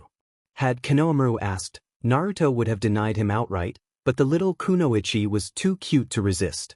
Besides, after getting beat up so badly, he wasn't too keen on going back to the training ground for another day or two. Yeah, sure. Just don't go running off too far. Dangerous people are still in the village, and I'm not in any shape to be saving your butts like last time. Yay! I'm probably gonna regret this, but what the hell? Naruto growled to himself as he followed the Konohamaru Corps in the opposite direction of the Uzumaki house. His actions did not go unnoticed. Looking through houses again? Hyuga Hinata jumped as the soft voice startled her out of the Byakugan, solidifying the objects between her and Naruto. She turned from her seat on a bench to see her teammate, Aburame Shino, sitting down next to her. I thought I would practice. Niji-kun is always looking at birds, so I thought I'd try looking through things instead. He wouldn't like me copying him. Shino shrugged. You really shouldn't worry about what others think of you, Hinata. It's your life to live. Hinata twiddled her thumbs absently. I know that, I just don't like to make trouble. The ghost of a smile flittered across Shino's face. For once, I think you should follow Kiba's example. He couldn't care less what others think of him, as he usually lets everyone know. Hinata giggled. Team 8 didn't have a true leader, but from watching the constant conflicts between Kiba and Shino, an outside observer would think the two boys wanted to settle the issue once and for all. Hinata knew they both respected each other too much to actually pull rank, no matter how many subtle insults they threw at each other. They weren't friends, but they'd band together before they let anyone else get the upper hand. Akamaru would bite anyone that disrespected Kiba anyway, Shino. I could give you a hive or two of wasps. Shino grinned. Forget it. With my personality, they'd probably turn on me first. Hinata's timidity was half a running joke and half a problem for Team Shino. Normally said nothing about it, since he himself preferred the conservative approach. Kiba, on the other hand, Oi, what's with you two? You got nothing better to do than sit around, then we ought to go train or something. Shino grimaced. Speak of the devil. Inuzuka Kiba, as usual, strolled up with the brashness that defined him. Akamaru perched on top of the Fang Genin's hood. What about it? Shouldn't waste this break time. Everyone smart's gonna be looking for every advantage they can get while the exam's suspended. And I'm no idiot. Shino snorted. Could have fooled me. Bite me, you bug-loving freak. Sorry. Dog blood doesn't interest the guys here. Hinata smiled as Shino and Kiba continued the argument, all the while moving towards their usual sparring grounds in the forest. It was just business as usual for Team Still. Her teammates had brought up some good points. Things weren't going too well the way she was now, unassertive and behind everyone in strength. Perhaps once she got stronger and more confident, Naruto would actually do more than greet her and move on. She shouldn't waste time. Knowing Naruto, his strength was growing day by day. To catch up, she'd have to be just as dedicated. Resolving herself to work harder, Hinata followed her teammates and went to train. Her dreams would have to wait a little longer. Daydreams were on the mind of another Leaf Ninja, but this time it was Nara Shikamaru. Leaning back on the balcony outside his room, he stared up at the clouds, pondering what the day held. Choji was off somewhere, probably stuffing his face to make up for losing a few days' worth of meals in the forest, and using the meat tank no jutsu against the sound genins. That was no problem. Unfortunately, his other teammate hadn't shown up yet. That meant he was about due for another round of Shikamaru. Get off your butt and let's go get some training in. We've got better things to do than sit around all day and stare at nothing. Just like clockwork. Shikamaru wondered if Yamanaka Ino had been born pushy and overbearing, or if something had turned her into the holy terror of team if she'd been born that way. He didn't envy the poor sap that married Ino someday. Heaven help Sasuke if she ever gets her claws into him. He'll wish he'd chosen Sakura, all right. The platinum blonde Kunoichi glared up at her teammate, frustration evident in her eyes. Had she been less experienced with Shikamaru, Ino probably would have tried to possess him with the Shintenshin and move him herself. Now she knew it was just a waste of time. As usual, his slow response sent her temper soaring. The hell should I bother with that troublesome crap? Go train yourself. You can't go possessing everybody and you don't know how to do anything else. Then I need a sparring partner. Ask Choji. He can take the punishment and he needs the exercise anyway. Arg. No wonder we're so weak. I've got a human vacuum cleaner and a lump that calls itself a ninja to work with. When Shikamaru was like this, Ino knew she wasn't getting him to go anywhere. If even Asuma-sensei had trouble motivating him, nothing short of dynamite was going to pry her teammate off the balcony. Shikamaru turned his attention back to the clouds once Ino had stormed off, not bothering to think about where she might go. It was such a pain in the butt anyway. As much as he liked Ino as a teammate, he wasn't fond of her constant pushing. You'd think that if I never talk about her Sasuke obsession, she'd leave me alone. Team 10 wouldn't have looked like this if things had been left to chance. Their parents had been looking to recreate the Ino Shikacho formation that had worked so well for their generation, and Irika-sensei had gone along. Unfortunately, the adults hadn't counted on the kids' different personalities. Neither did they remember that the three ninja formation had only formed out of years of teamwork in close quarters, building the trust and camaraderie that made it work. If Ino wasn't pitching a fit, Choji was kicking back and eating something. That made it tough for any of them to build confidence in the team. Adults. Ain't a DMin' one of them that tries doing something for us without screwing it up. Shikamaru might have been a little lazy, okay? A lot lazy, but he wasn't stupid. The longer this experiment went on, the more likely it became that Team 10 would just self-destruct someday. That'd be troublesome for all of them. Maybe it'd be best if he actually did go and train. Once they made Chunin, the team might not stay together as much and things could cool off. He might even be able to deal with Ino as a regular girl and not a screaming harridan. Rising slowly, Shikamaru headed downstairs and out of his house, intent on finding Asuma-sensei. Just this once, for the team, he'd leave the daydreams at home. Halfway to the Akimichi house, Ino simply stopped and turned towards the forest instead. As bad as Shikamaru was when he got into lazy mode, Choji was worse when he had access to food. Yelling at him wasn't going to improve things, any more than trying to move Shikamaru had. No matter what the others in the village thought, Yamanaka Ino hated having to be the motivator. It wasn't fair. Sakura had gotten paired with Sasuke, and she didn't even have a cool, unique jutsu at her disposal like the Yamanakas did. Instead, Ino had gotten Shikamaru and Choji. They weren't bad, and they did get along most of the time. But the reality was that they were weak even as a team. Weaker than Sakura's team had been, and probably further behind now, after what had happened in the forest. Between the curse-powered Sasuke and this new Naruto, Team 7 had made Team 10 look like exactly what they were, flawed and unprepared. Or at least, that was what it had felt like to Ino. It still sounded weird to her, even after a week of playing the memory back, but just once, Ino wished that Shikamaru were a little more like Naruto.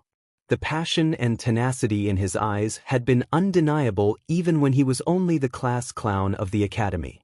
But when Naruto had turned himself loose against the Soundnines, she had seen him go to a completely new level. This was someone who actually seemed to care about being a ninja. Granted, he was a little hot-headed, but it had to be better than sitting around daydreaming and playing shogi like Shikamaru. If Sakura hadn't warned her, Ino shivered. Naruto wasn't a clown anymore. He might not be in Sasuke-kun's class yet, but it wouldn't be for lack of trying. The looks of despair, then savage determination she'd seen in his eyes when Sasuke had rescued him had told her as much. In spite of everything, the blonde ninja found herself admiring and envying Sakura.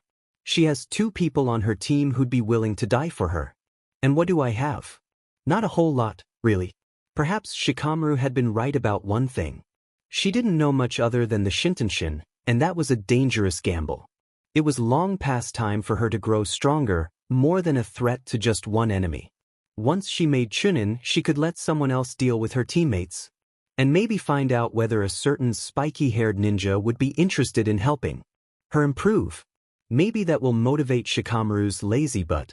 Many journeys would begin in the Leaf Village that day, revolving around the son of the 4th Hokage in some way. The most important one to Naruto would soon arrive, to take him along for the strangest ride yet. Uzumaki Setsuna. It's been a while. The 3rd Hokage waved his guards off the ex-waitress as he entered his office. I take it you've reconsidered my offer to reinstate you at the academy? Like most of the Hokage's jokes, this one fell flat too.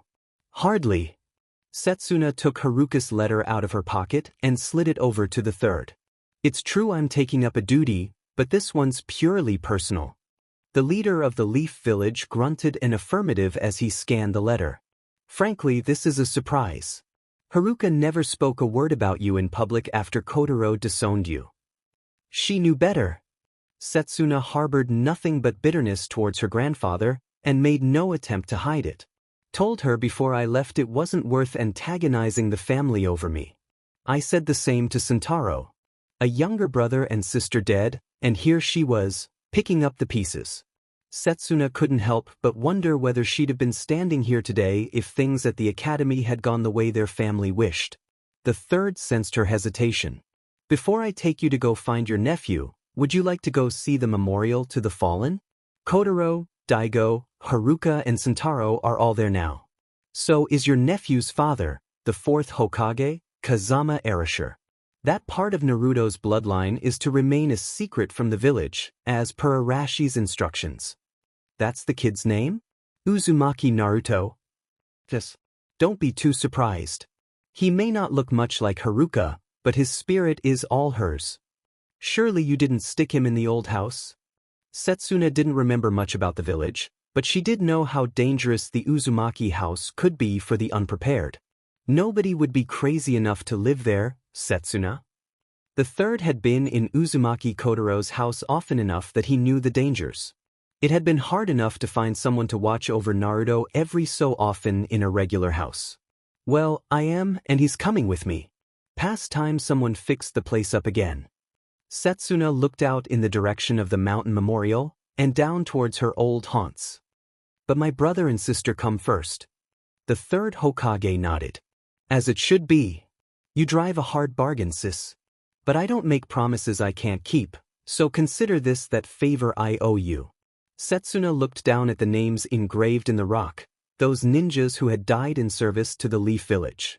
The Hokage had left to summon Naruto, allowing her to be alone with her thoughts. Her eyes strayed to Sentaro's name as well, as memories assailed her. Growing up had been something of a struggle for all of them, with parents and grandparents so often gone on missions.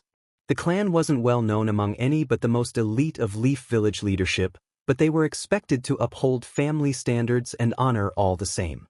Setsuna had hated it, Haruka and Sentaro had coped better. And where did it get them? When she had refused her 3rd chance at the genin test, Uzumaki Kotaro had made his displeasure known. Her grandfather had challenged her to a fight, agreeing to release her from the academy if she won. Only Haruka's intervention had saved Setsuna from serious injury or even death at Kotaro's hands. Agreeing to take her sister's place in the family's lineage and the duty of becoming an Umbu member, Haruka took up the burden that Setsuna had once shouldered. It seemed she hadn't looked back. Tracing her younger brother's name, Setsuna recalled a struggling kid, trying to live up to his ancestors' legacy, yet knowing that he was powerless compared to his 2 elder sisters. With rare exceptions like Kotaro and Setsuna's father Daigo, talent in the Uzumaki line usually skipped over men. Uzumaki daughters could produce brilliant children, but only for other houses. The sons almost always had to wait until their own daughters were born in order to contribute much to the house. From what the 3rd Hokage had told her of Sentaro's demise, her little brother had finally had enough. For the only time in his life, he had equaled Haruka's exploits, dealing so much damage to the nine-tailed fox that it backed off for a week. Too bad he wasn't around to enjoy it. This kid Naruto would be different. He had to be different. No more burdens, nothing to live up to, just the freedom to become whatever he wanted. She'd give that to him, and hope it was what Haruka would have asked for. Otherwise, you're great at guilt trips, sis, but you suck at giving instructions. Just stick around and help me keep him out of trouble until he's out of my hair, okay? That's all I came to say. Let's hope the kid doesn't join you guys here for a good long while, huh? So, Naruto looked at the woman in front of him with a skeptical gleam in his eyes. My aunt, Hokage-sama? The third nodded. Haruka's older sister, Setsuna. I've just reinstated her as the head of the Uzumaki clan. Wait a minute, a girl in exile? Reinstated?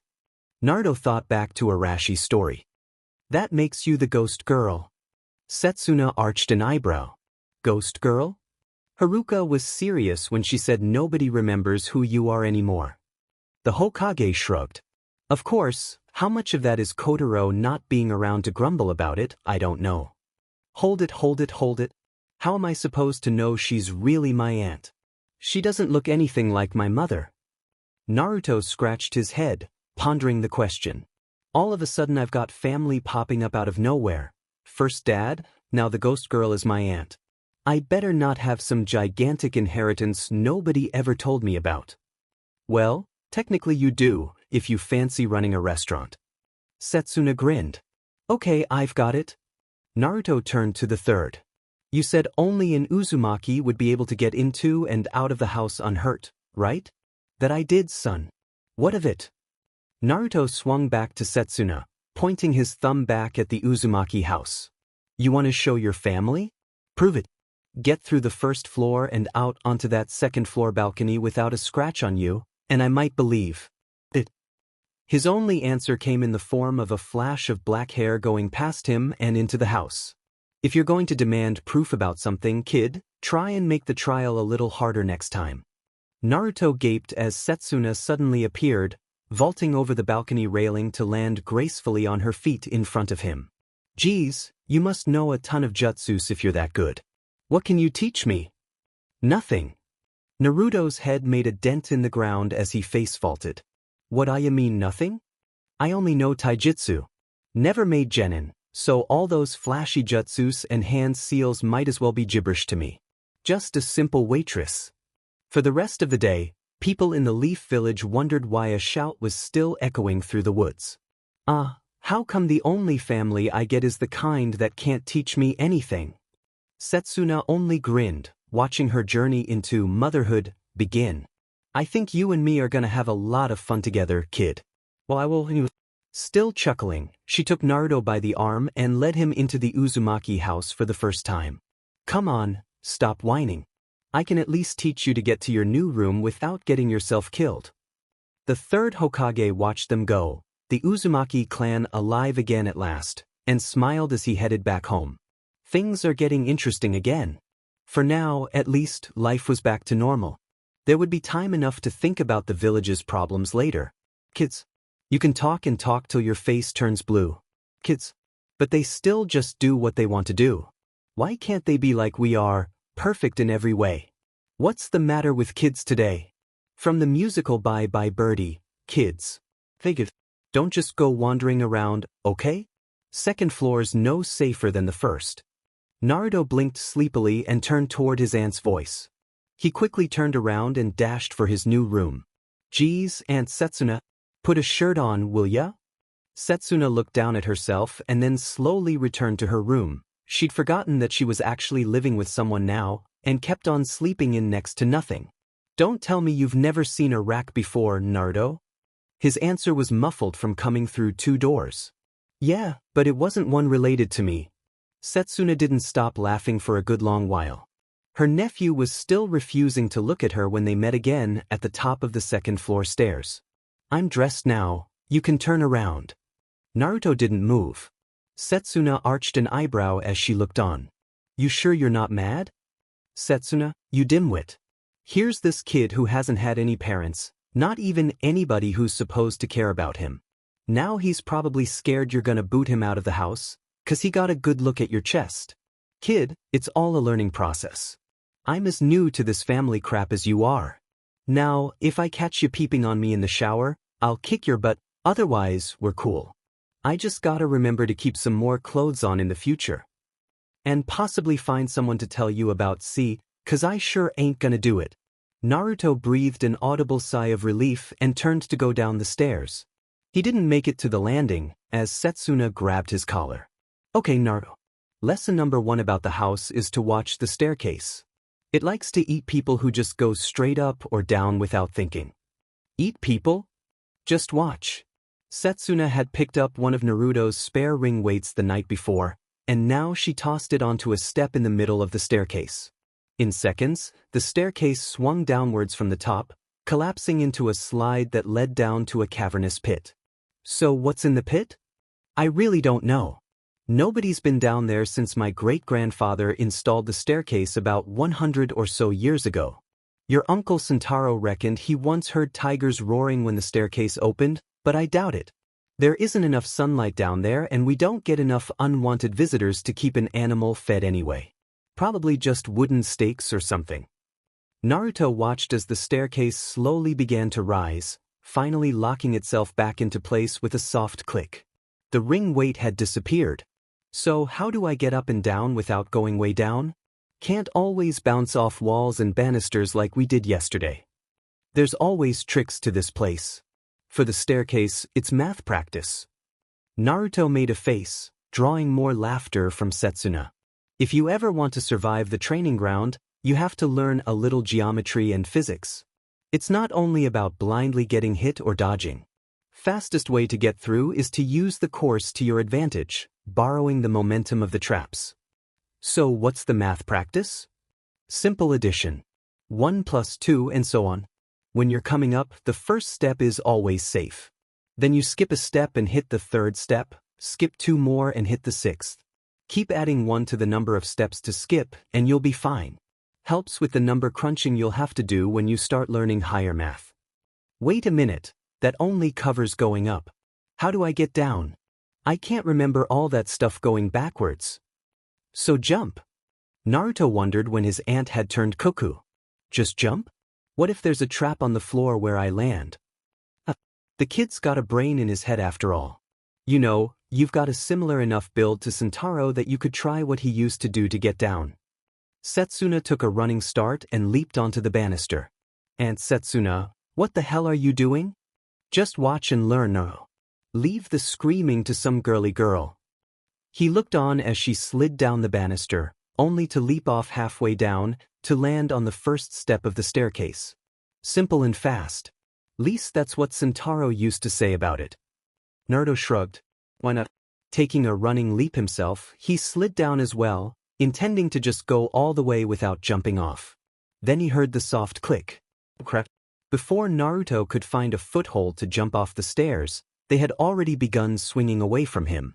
He shut his eyes, flailing around for the edge of the hole that was opening up.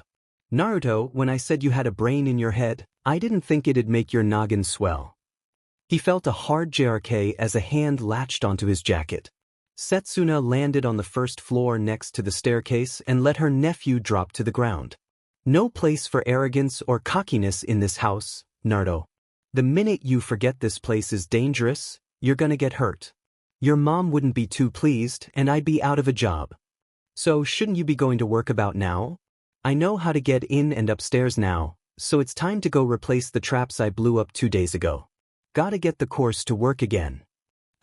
Responsibility advice from a kid who wakes up at 10 in the morning. Setsuna grinned. You ain't the man of the house yet? Naruto's answer was no less sarcastic. You should talk, Aunt. I own a restaurant I haven't even started building yet. Okay, you win. Get the course fixed.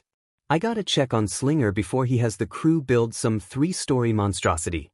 As they prepared to leave the house in their separate directions, both of the Uzumakis felt good, but for different reasons. Setsuna found she'd missed the easy banter and company of a family. Naruto just felt lucky he finally had someone to talk to all the time that wasn't named Kakashi, Sasuke, or Sakura. Oddly enough, They were about the only two people in the Leaf Village with anything to feel happy about that morning. Ikeda to Tenji. You get back here and finish your breakfast. People in the southern neighborhood of Konoha didn't even blink at the sight of a half-dressed 6-year-old boy running and jumping down the street, being chased by a harried girl twice his age. Given that it happened every day, they were getting used to it. One old grandmother sunning herself waved a hand cheerily at the girl. Keep at it, girl. You'll get him one of these days, I'll wager. Ikeda Tenten smiled at their family's neighbor before she turned back to Tenji's escape. As she did, her expression turned back into one of murderous rage. Being placed in charge of her little brother made Tenten wonder what she'd done to tick her parents off.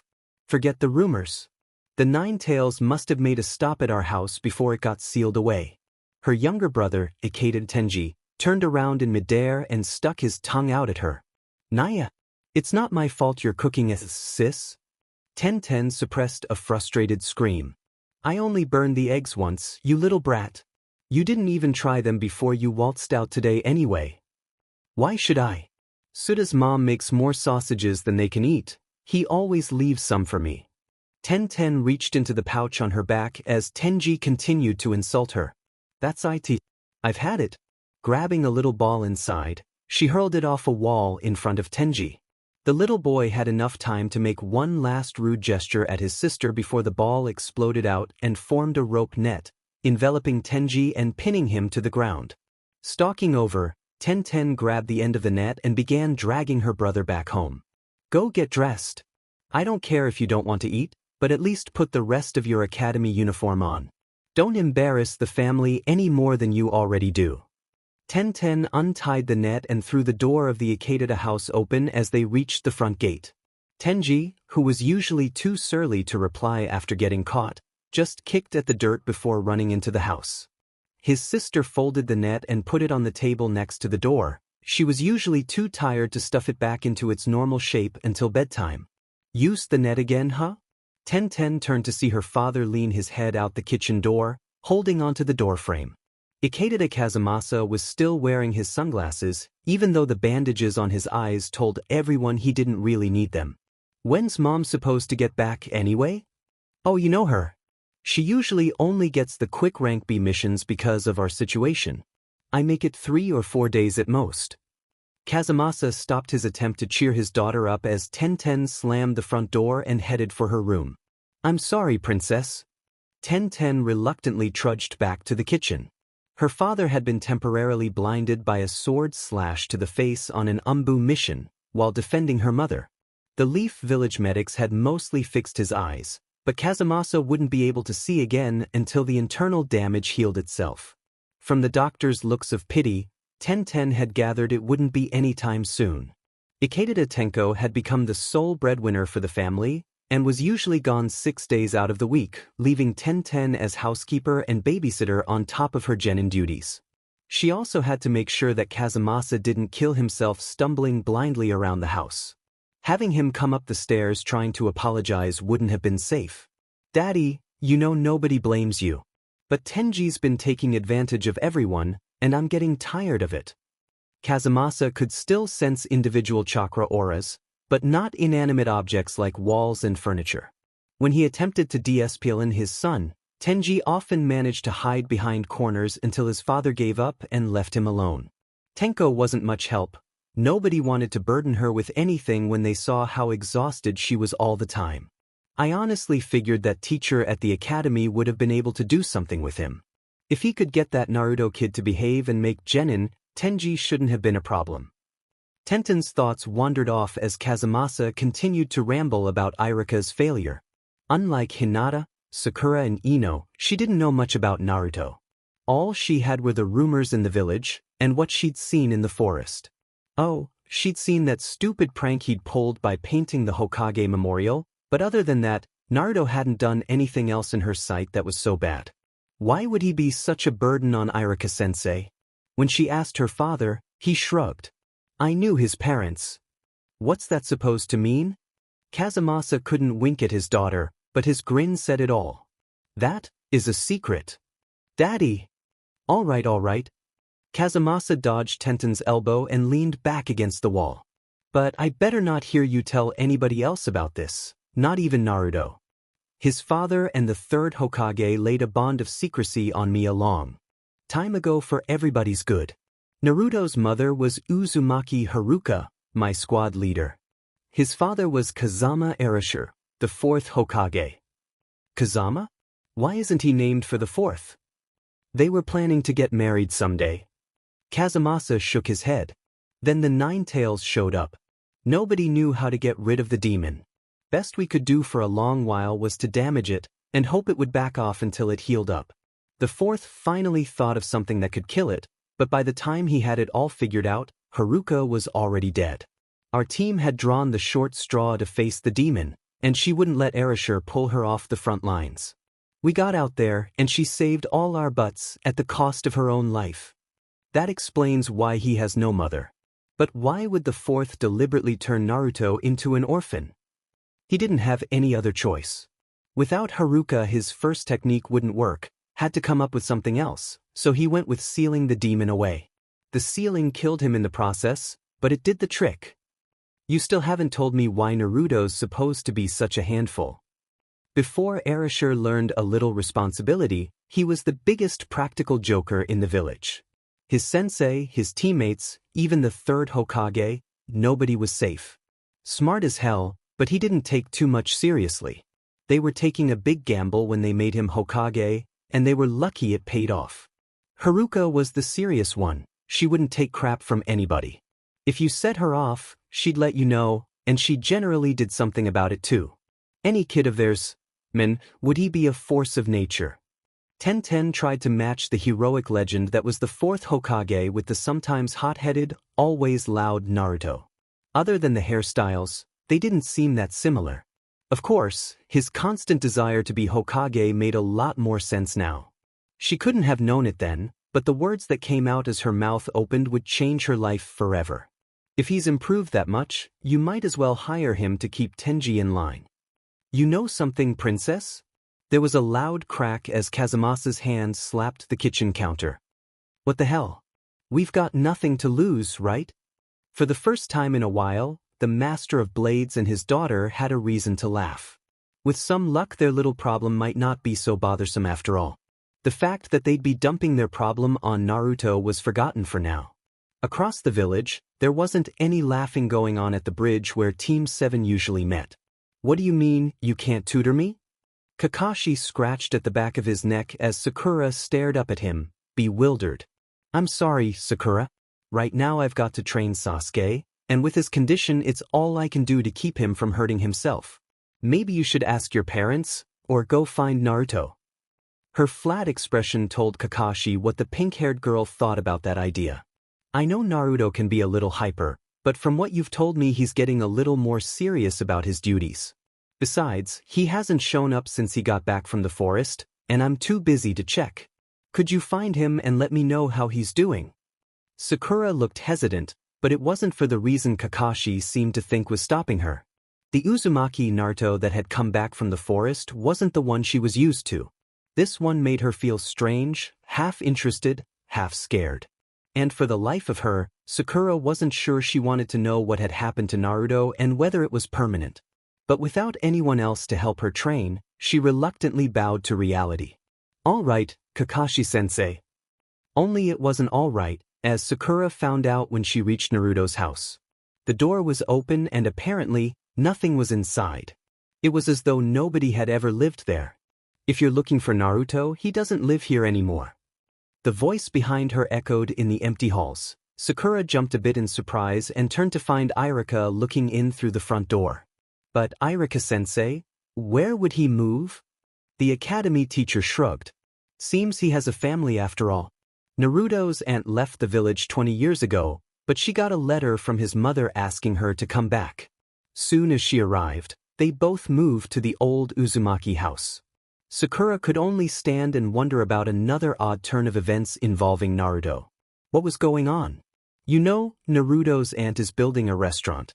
If you want to find him, she'd probably know where he is. Where would I have to go?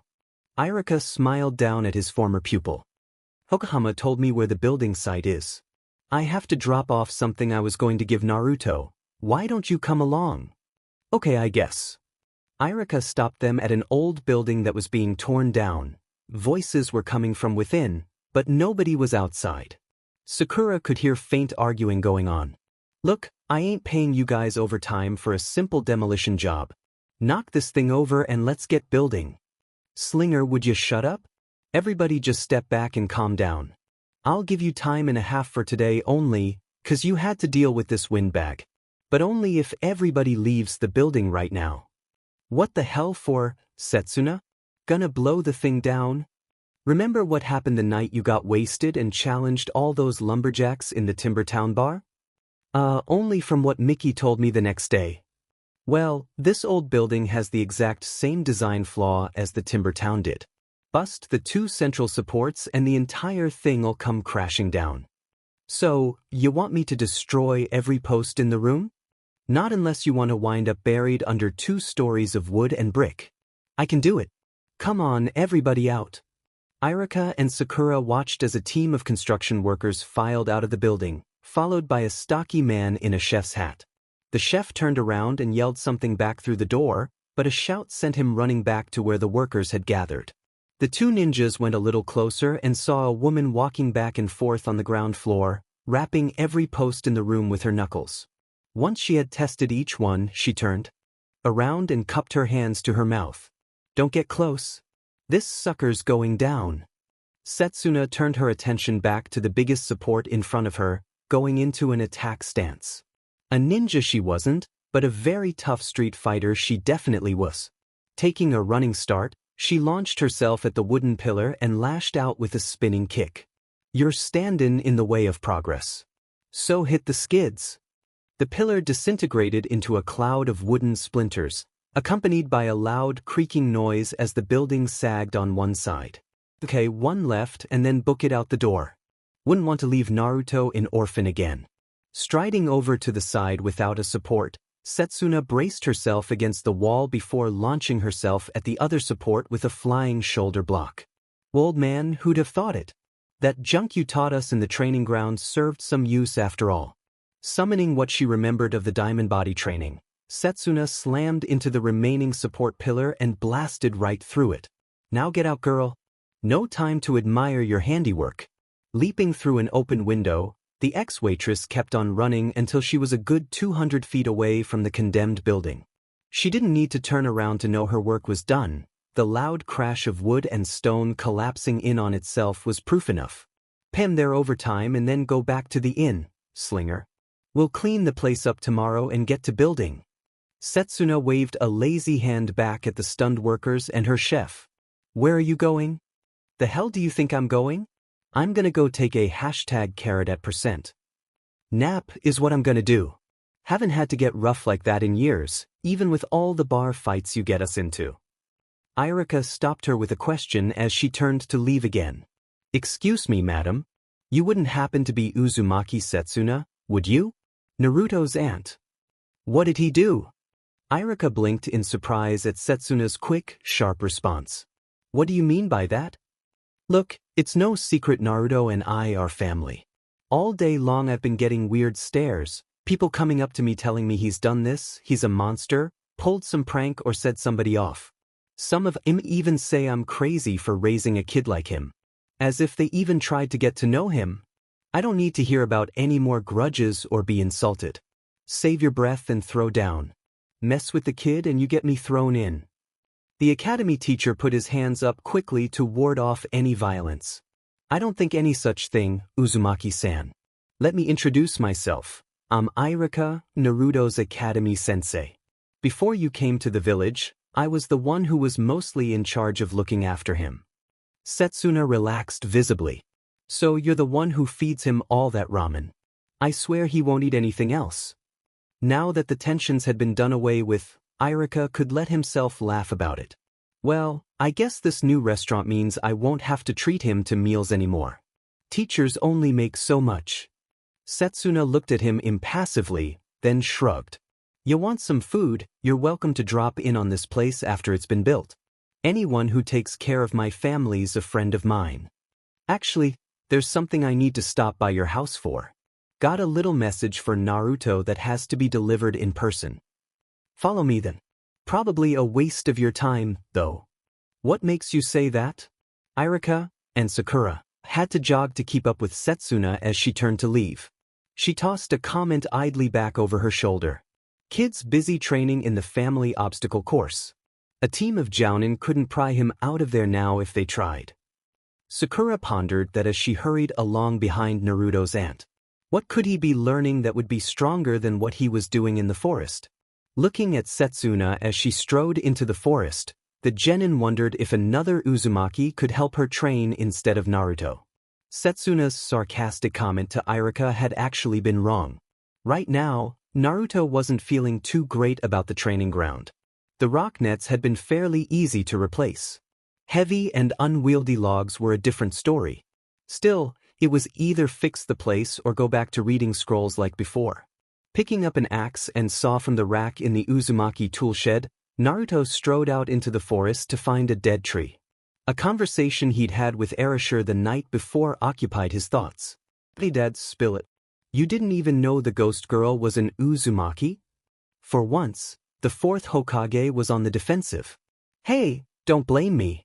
Your mom might have let me know all about herself, but when it came to her family, she could clam up as quick as anyone. Besides, she hated burdening others with her problems. Haruka would listen to you bitch and about something, but the only thing she ever did when you asked her how she was feeling was smile a little. Wouldn't complain for the life of her. Naruto wasn't buying it as the look in his eyes told Orochimaru. She obviously had a temper, Dad. Mom had to vent sometime, and you were both probably too busy to scream at each other all the time. Well, Orochimaru hesitated. Should he tell the boy? True to form, he ignored his misgivings and plunged on. She didn't vent. Haruka had another way of dealing with her problems, as I found out one day spying on her. The dreamscape shifted from Naruto's new room to a clearing in the forest outside the village. Haruka sat on a tree stump, idly tossing a kunai at a fallen log nearby, then pulling it back with a string tied through the ring on its end. Wouldn't Mom have known you were here? Naruto's question drew a laugh from his father. I know you don't think that much of me, Naruto, but even a Hokage has some special tricks. Take a look at the third tree from the left, behind her. Naruto looked up and saw an outline of his father's younger self against the branches and trunk of a tree a distance from Haruka.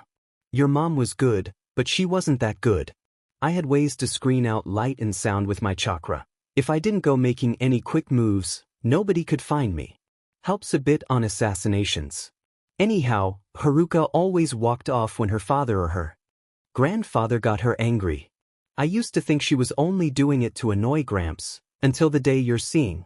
Caught the end of another screaming fight between the two of them and decided to follow her on a whim.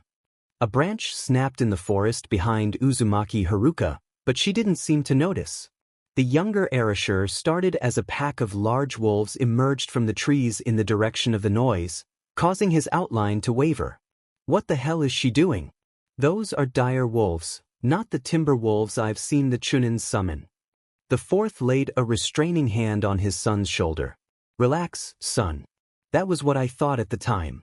She's about to prove us both wrong. Haruka turned around without any apparent concern. Naruto kept a tense watch, clenching and unclenching his fists.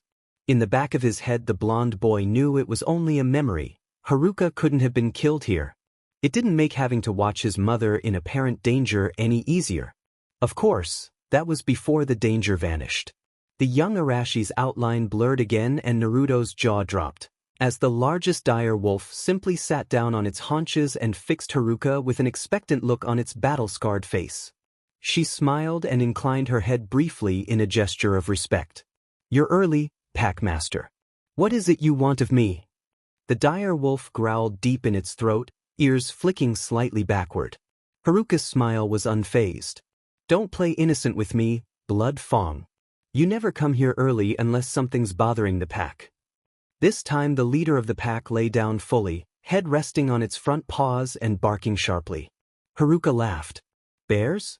You've never had problems with bears before. What happened to those boasts about your sire and grandsire slaughtering whole packs of them? A faint whine was all Naruto heard, as the dire wolf's ears laid fully back. Oh, I get it. They send in the younger, stronger warriors, and now you want me to save your hides. One of the smaller wolves emerged from the pack, clutching a dead raccoon in its mouth, which it laid at Haruka's feet. The young woman's eyebrows arched. Asking me to face down a family of bears and the best tribute you could get was a tanuki? You're lucky the wolves have my favor. Rising from the stump, Haruka snapped the string off her kunai and tucked it into the pouch at her waist. All right, you lazy git. Lead me to them before I change my mind. Naruto watched his mother leap into the forest as the dire wolves ran back the way they'd come. You're kidding. Erasure chuckled. Welcome to the weird, wonderful world of the Uzumakis, Naruto. Otherwise known as the Nature Ninjas. Nature Ninjas? You never wondered why almost all of them were Umbu? They were the perfect killing machines, even without any actual man-made weapons. Other bloodlines may have their power in the eyes or the body, but only the Uzumakis had it in the soul. Every last one of them had an innate ability to commune with animals. Haruka's favorite was always the dire wolves. Your Uncle Sentaro had an owl familiar, and Gramps Uzumaki kept some ravens. I still don't get it. Naruto turned away from his mother and the wolf pack to look at Erasure. Sure, it's great to be one with nature, but what's that got to do with the Umbu? It has everything to do with the Umbu. Erasure snapped his fingers, taking them to a model of a large house. Armed guards appeared on the veranda facing the rear courtyard, while other shadowy forms lurked inside, behind the shoji panels. Most humans are either too dumb or proud to admit that animals are useful for anything other than food. The Uzumakis knew better. Need a scout? Send a human in, and if he gets caught, you're screwed. Guards are alerted, and your job just got that much harder, maybe even deadlier. As Erasure spoke, the guards at the model house sprung into action, drawing swords and moving to cover all the entrances. But send a bird or a squirrel, and nobody even bats an eye. It can tell you exactly how many you're up against, where they are, and you keep the element of surprise. Now the guards went back to their original posts, some alert, but others asleep or distracted. Need to distract guards once you're in? Summon a skunk, snakes, something people are always afraid of. They're too busy dealing with a little annoyance to realize you've crept up on them. By then it's too late, they get knocked out or they're dead. Naruto scratched the back of his neck. Learning taijutsu and stuff was one thing, but talking to animals? He remembered Hinata's teammates vaguely. One could control bugs, the other dogs. The idea that he might be able to do the same was just bizarre. What's this got to do with Mom and Aunt Setsuna anyway? Erasure shrugged. The forest was Haruka's refuge when the human world got too messy or frustrating. The rest of the family had an animal or two to speak with, but she became something of a roving problem solver for the creatures in the forest. It made her feel like she had control over something in her life, and kept her from venting in public, where embarrassing stuff like the ghost girl thing might have come out. You'd think she would have said something about Aunt Setsuna to you, at least. The fourth Hokage sat down, shaking his head. Some wounds run deep now. Deeper than even a lover or a spouse can reach sometimes. Living in a house with people as old-fashioned and inflexible as Uzumaki Kotaro wasn't easy for Haruka. I get the feeling she buried her memories of Setsuna deep inside as much to keep from reminding Gramps of his failures, as to keep from missing her sister. Telling me about it would only have brought back bad memories. Erasure waited for a response. When none came, he looked over to his son, sitting next to him and staring out into space. What's eating you? Looks like someone kicked your dog or something. Dad, can you miss someone you've never even met? The fourth kicked himself mentally. He should have known that using memories of Haruka to motivate their son would do this. Why wouldn't the boy hunger for his mother's love once he'd seen her and discovered what had been taken from him? Dimen you forever, Haruka. Did you even know what you were doing to our son and me that day? Why, out of all the duties in the world to fulfill, would you be so stubborn about fighting that thing? The irony was, she probably had known what might happen. Setsuna's arrival had made that much clear. Family duties aside, all the forward thinking in the world couldn't make up for a decade's worth of neglect. Erasure knew it had been unavoidable. Naruto had to become strong on his own, or else he would never be able to kill the demon fox. The fourth had logic on his side. But logic rarely trumped guilt. Erasure hung his head. When he spoke, it was much softer than usual. Yeah, you can. But missing someone can go one of two ways, son. You can let it get you down, or use it to make yourself stronger.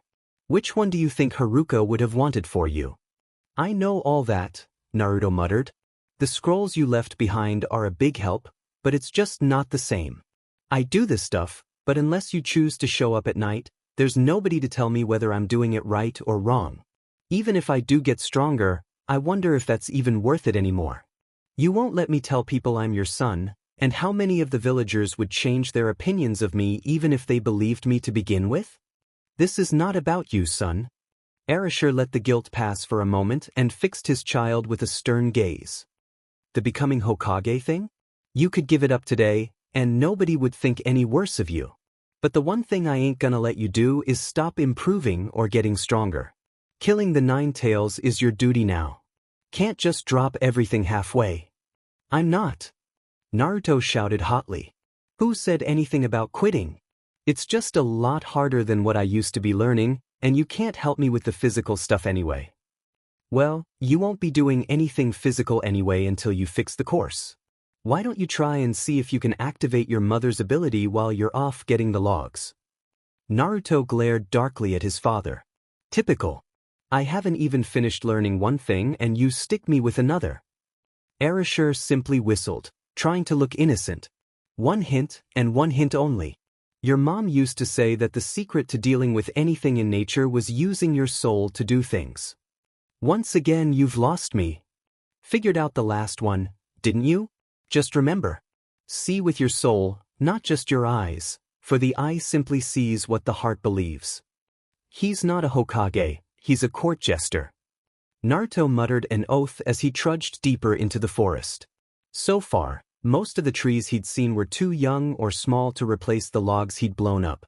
All the older growth was further back, towards the mountain.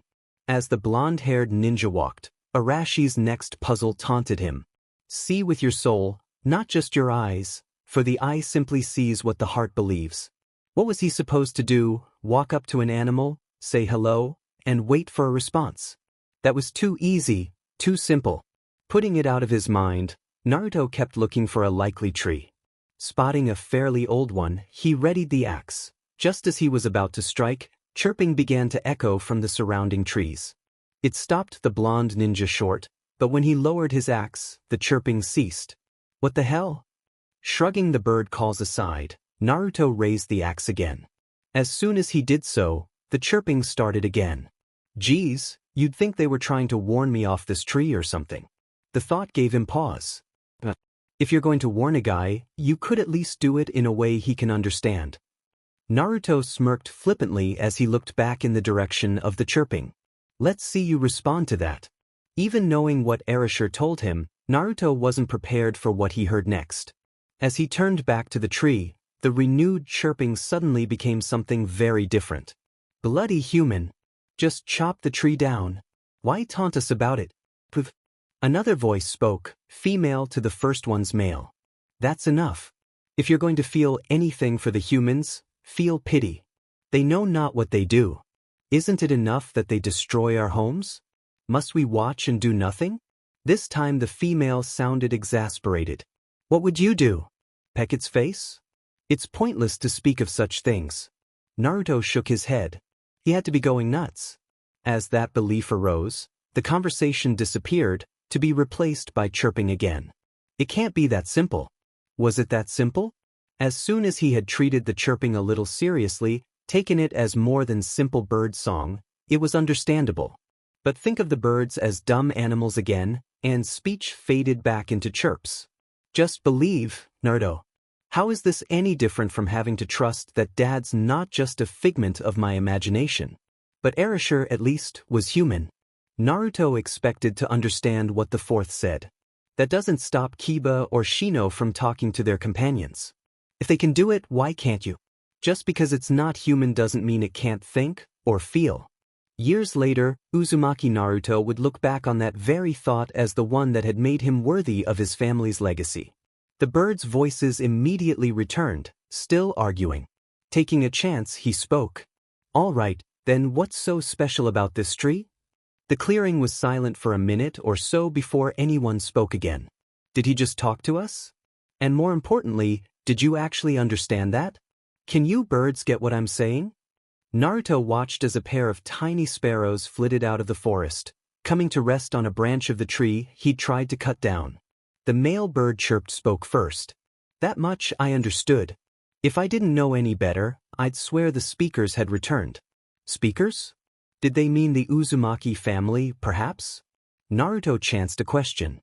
Excuse me, was the last speaker a human woman about this tall, with black hair? The female sparrow pet her head at him, hopping along the branch until it could peer down at Naruto's features. Indeed. There is something of her in your voice, human. Where have the speakers been these long years? There has been no one to maintain order since the destroyer's time. The strong run rampant, the weak have no champion. Is the ancient pact forgotten? Naruto shrugged, shaking his head. I don't know anything. About any pact. I didn't even know I could speak to animals until last night. For once, the male sparrow didn't sound agitated. Instead, its voice bore faint disgust. How far have the speakers fallen? The only one left is completely ignorant of everything. I didn't come here to be insulted by a couple of birds. Naruto's mouth twisted in a snarl. Maybe that's because my family was nearly wiped out, or had you forgotten? I'm sorry I don't meet your exalted expectations. Enough. The female sparrow fluttered down to Naruto's shoulder. As long as he is of the blood, he can be taught. If you have waited this long, surely you can continue. Wait a minute. You still haven't explained what my job is even supposed to be, or why I have to do it. It is quite simple. Some centuries ago, the first of your line, as well as some in other places, the original speakers, made a pact. In exchange for the ability to speak with and gain the trust of the animals, the speakers agreed that they would help to watch over and resolve the petty problems that plagued us all. Your ability to speak with us proves that you are of the blood. But with that power comes responsibility. If you choose to speak with the children of nature, you must abide by the pact. So what is it that I actually have to do? And does it have anything to do with this tree? I really need to get some logs. Speak with the ravens. They have always been the keepers of information and can teach you what must be done. When you are ready, seek out any bird and ask them to lead you to the ebon shadows. Okay, what about the tree? It is unwise to harm a living thing, even those you cannot speak with. We will lead you to a dead tree, if you so require. Lead on. Before I do, I would know the name of the future speaker. Uzumaki Naruto. The female sparrow spread her wings and flew back into the tree. Well met. Let us hope we see each other again. It has been too long since there was a speaker in this forest. I can't promise you anything much, but I'll keep it in mind. Don't exactly have a lot of free time right now. It's your life, we know that. But even if we do not demand an answer of you now, such a time will come. When it does, you must make a choice. For the sake of all in this forest, we pray that it will be a good one. Naruto only nodded, walking into the forest as the sparrows began to look for his tree. As he walked, a smile played over his face. At the very least, following in his mother's footsteps would be pretty interesting. Even after lugging 3 huge log sections back to the training ground, Naruto was still faintly grinning when Setsuna, Iruka, and Sakura arrived. Setsuna smirked as she watched her nephew try to hook up a 100-pound piece of wood back into its rope Ursus. You must be a glutton for punishment, kid. Even your great-gramps never smiled when he had to fix this place up. Heh, Naruto shrugged. A little sweat and dirt now compared to being able to kick Sasuke's, but someday? I think I can live with that. Our training ground alone is gonna let you beat that Sharingan kid you're always complaining about? Among other things. Naruto spared an aside glance at Sakura. Let's just say that there's some stuff even a super pair of eyes can't copy. What more could he risk saying? Sakura was an unknown quantity. How much would she tell Sasuke of this? She was his teammate. For now. Best to be charitable. What are you doing here, Sakura? She started as if surprised that Naruto would speak to her. Oh, Nothing, really. Kakashi-sensei wanted me to check on how you were doing, while he's off training Sasuke-kun, that's all. Training Sasuke? That's great. That's just #@#carrot. Visions of Kakashi's battle with Zabuza resurfaced. The power of the Sharingan wasn't lost on Naruto. Sasuke was already far enough ahead of him. This might just make it worse. More training ahead. If he's going to be learning from Kakashi-sensei, I can't afford to slack off. No reason to burden Sakura with that, though. Well, just training is all. Nothing special. Putting the troubling news about Sasuke aside for the moment, Naruto turned and greeted his favorite teacher. Yo, Iruka-sensei. I see you met Aunt Setsuna. Now I can get all the ramen I want without dragging you to Ichiraku. Iruka laughed, but in the back of his mind he felt a bit strange. He couldn't deny that he'd thought of Naruto as a little brother, if not a son, after what happened with Mizuki and the Forbidden Scroll. Maybe it was for the best. He was protective of the boy, so much so that he'd nearly convinced the third Hokage to keep the rookie genin teams from taking the Chunin exam. Instead, they'd passed their preliminary tests and taught Iruka a valuable lesson. There comes a time to let go, even if it's hard on you. They can't be kids forever. The proof of that was lying in Iruka's pocket. Kazumasa's request had specifically asked for Naruto, and the Umbu member had classified it as a rank C mission. Knowing what he did about Ikeda to Tenji, Iruka wasn't about to dispute the ranking. Naruto didn't know Tenji, and the prospect of getting to do a rank C mission by himself would be too tempting to make him suspicious. Some lessons have to be learned the hard way. Maybe this will teach Naruto a little responsibility. Food is all you think about, huh? Maybe I should take this mission somewhere else. Mission? What mission? We're in the middle of an exam here, Iruka-sensei. Oh, that. Iruka waved a hand. Don't worry. It's supposed to start after the Chunin exam is over. The client doesn't mind if you do it as a genin. Geez, thanks a lot. I feel so confident now. Naruto glared at his old sensei. Fine, you're a big boy. Just don't go getting yourself killed. Iruka rolled his eyes and handed Naruto the mission form. 2 things. The 3rd stage of the exam begins tomorrow morning. A path will be cleared for all remaining teams to go to the tower inside the Forest of Death. Secondly, you've been specially requested for an emergency, indefinite rank C mission. The details are on that form in your hand. A mentoring job for 1 person. Payment will be discussed once you've decided whether or not you want to accept the mission. Another step towards becoming a Chunin? A mission just for him? Naruto had but one thing to say to Iruka about it. Bring it on. Miscellaneous speech. Clear the mind and empty all thoughts. Find serenity, a peace nothing can intrude on. Uchiha Sasuke repeated the mantra as he meditated, trying to stay within Kakashi-sensei's training. With only a few hours to go until the 3rd exam began, he reviewed everything he had been taught during the break between exams. If there's one thing you need to avoid, the copy ninja had said, it's losing control of your emotions. Molding chakra is one thing, but emotions are far worse. It's human nature to feel angry or frustrated at times like these, which is precisely what Orochimaru was counting on when he attacked you. Give in, and the seal will activate. Kakashi was off somewhere this morning, though he'd promised he would be back in time to take Sasuke and the rest of Team 7 to the tower. I'm going to go find a way to keep the seal in check. For now, keep practicing your self-control. The irony wasn't lost on Sasuke. Self-control was practically a part of him. Keeping himself from lashing out at his teammates when they acted like idiots all the time was bad enough. One couldn't keep her hands off him, and the other. That idiot's not dead last anymore, but nothing's really changed. What was Naruto but a lucky fool? Orochimaru had done something to him, but instead of being unable to use his chakra, Naruto was stronger than ever. And that attack, typical of the blonde genin, he'd named it something dumb. Who named a technique after themselves? Not like it matters anyway. The next time we fight he'll get a taste of his own techniques. Then we'll see who's better. Sasuke ran through the list in his mind. All of the promising genin he'd met before the exam were still alive.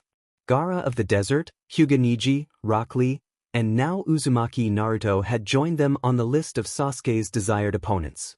If Naruto had been around, the the smirk on Sasuke's face would have driven him into a fit of rage. Opponents? Mere obstacles in his path. Itachi was stronger than all of them. To kill him, Sasuke would have to become stronger than even his brother. No genin would get in his way. Even if they did, curse seal or no curse seal, he would find a way to win. That would be all the peace Uchiha Sasuke needed. Naruto had his own ways of finding inner peace, and even a mantra of his own. Okay, today I'm gonna go out there and get even stronger. Time to kick some butt? Setsuna's muffled voice came through her closed door. Naruto, could you kick butt outside, please? I need my beauty sleep.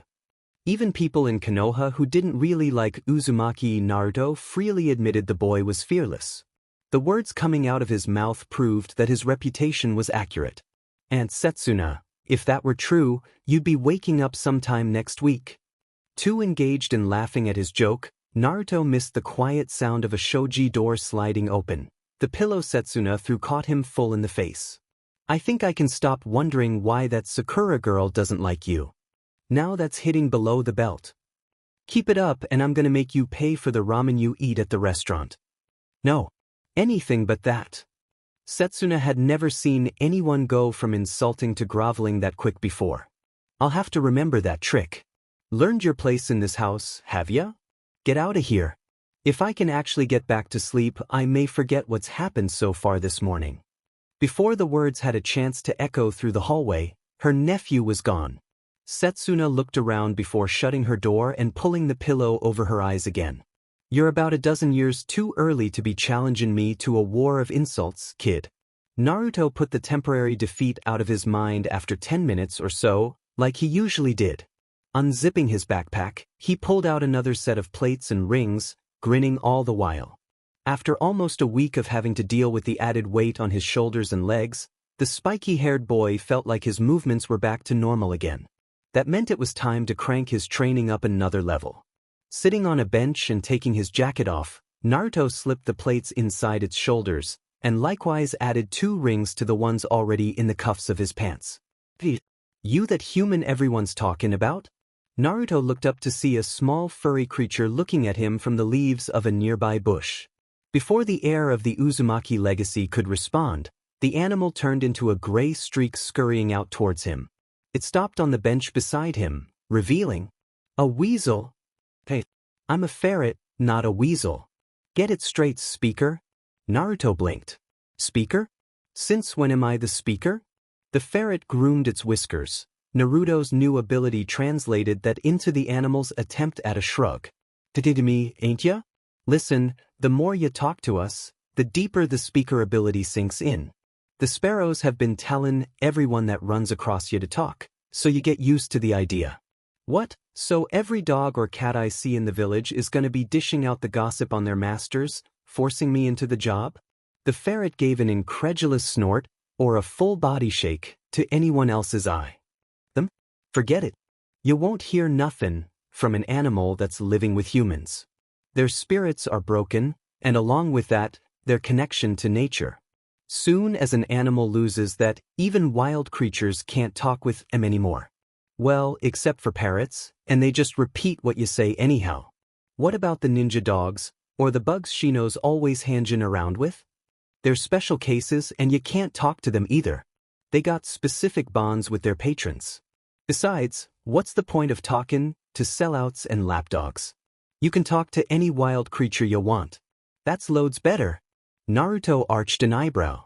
And the fact that you all get to shove your problems on my shoulders has nothing to do with it? Hey, it ain't like you don't get advantages from the deal besides just talking. Oh yeah? What advantages? Summons. You got any idea what kind of power a summoning contract between a speaker and his charges can give? Come on, frogs, snakes, and stuff don't get that big on their own. Now that did open Naruto's eyes. He knew for certain that Sasuke had seen him do the Naruto ban in the forest. Pretty safe to assume that he can copy it, then. Of all the things the blonde genin resented about Uchiha Sasuke, the Sharingan was probably at the top of the list. For someone like Naruto who had learned everything he knew through hard work and drilling day after day, something that let you use another person's techniques just by looking at them once or twice might as well be cheating. Of course, Kakashi's Sharingan was different. At least Kakashi-sensei only uses it when he's fighting a bad guy, like Zabuza. Something that required a contract couldn't be copied, at least he hoped it worked that way. You needed to have your own contract with the animal or spirit, and no super pair of eyes could give that to Sasuke. The speaker's job suddenly looked a lot better than it had when he'd gotten out of bed. So what, you want to sign a contract with me? The ferret shrugged again. Who me? I'm more a psychic type. Us ferrets are scavengers, not fighters. I'll bet. Hey, what am I supposed to call you guys, anyway? What are names? Every tribe's got its own traditions. Birds name themselves after where they hatch. The dogs and the wolves prefer stuff about their personalities. The ferrets around here have been living near the city so long we name ourselves like you humans. You all have names like regular human men and women? Not really. We name ourselves after stuff. My uncle's called Sushi because he lives under the Nico Sushi restaurant. My dad loves eating chicken, especially early in the morning, so everyone calls him Andori, the rooster. And of course, 'cause the big boss ferret lives up on that mountain, he's Lord Yama. So what do I call you then? You're called I'm called Itachi Weasel, all right? Naruto stared at the ferret for a moment, scratching his head. I thought you just said you weren't a weasel. Itachi sounded embarrassed. Okay, so I'm part weasel. My dad's a full-blood ferret, and that's what counts anyhow. If you say so. So you want to hang around with me, is that it? Itachi scurried up on the blonde boy's shoulder. Why not? I'm bored. Other ferrets don't do much until nighttime anyway. I'm about to go take a test, though. Who knows if that's gonna be any fun? Will there be human girls there? Thinking about the teams that had survived, Naruto counted up how many included kunoichis. There was that Sand Village girl that teamed with Gar of the Desert and the weird kid who played with dolls. Ino had made it, as had Hinata, Rock Lee's female teammate. What the heck was her name, anyway? And of course, Sakura. Yeah, a few girls. Why? Human girls go crazy when they see guys like me. You know, this, that, whatever that means. They feed ya, pet ya, and all kinds of good stuff, so I always go where the girls are. Naruto slapped a hand to his forehead. Of all the animals to hang out with, I get the perverted one. Well, good to see someone's actually gonna have fun today. Come on, before I change my mind. Sweet. I'm gonna get me some tender love and care. So much for rest and relaxation. The little smile on Naruto's face as walked towards the forest, idly stroking Itachi's head, told the truth about how he really felt. Not everyone finds inner peace the same way, after all. Back at her house, Sakura dressed slowly, wondering what the third exam would be like. It couldn't have been any worse than the conversation she'd had with Uzumaki Setsuna the day before. Naruto's aunt had just looked at Sakura for a while after the girl had asked her to become her teacher, puzzled by the request. What the heck do you think you can learn from me? I'm not a shinobi. Sakura looked down at her shoes in embarrassment. No, but you can fight and I can't. You're really strong. The hell's that supposed to mean? Setsuna sized the girl up. For someone the hyperactive Naruto was mooning over, she seemed a little plain, even weak. That had to be the problem. Her first instincts upon looking at Sakura had practically screamed, nerd. Well, there's only one way to find out. Hit me. Sakura looked up at Naruto's aunt, startled by the request. It. Look, I just demolished a building and I'm pooped. The last thing I need right now is to spend an hour or two trying to figure out whether you actually need training, or if you're just insecure. The easiest way to find out how strong somebody is will always be a straight-up fight. So gimme your best shot already. Punch, kick, whatever you're best at. Okay. Setsuna sighed, shaking her head at the timid tone of Sakura's reply. Stop right there, Sakura. Talkin' weakly is just as bad as fightin' weakly. What do you mean? Strength ain't only about your body. It's as much mental as it is physical. I ask you to give me your best shot, and you bust out with some weak but okay? If you don't really mean what you say or do, you're never gonna be a fighter. Just a talker. I don't understand. Setsuna strode over to a nearby log and sat down, beckoning the pink-haired girl over. You ever known any bullies in your life? A few at the academy, I guess. And girls used to make fun of my forehead until Ino stopped them. Okay, think back to those bullies. How did they manage to push everyone around? Well, all the other kids would be afraid of them, afraid of getting beaten up. You're getting the idea. In the end, when did all those bullies stop being threats? Sakura considered the problem for a while, finally coming up with an answer. When the kids saw through the words and figured out that the bullies were no different than them. Right? See, some bullies probably are stronger than the average kid. But what really sets them apart is image. Actually, make that confidence. That's really all image is about. You could be the strongest fighter in the world, but if you lack the confidence to do anything with that strength, it's all a waste.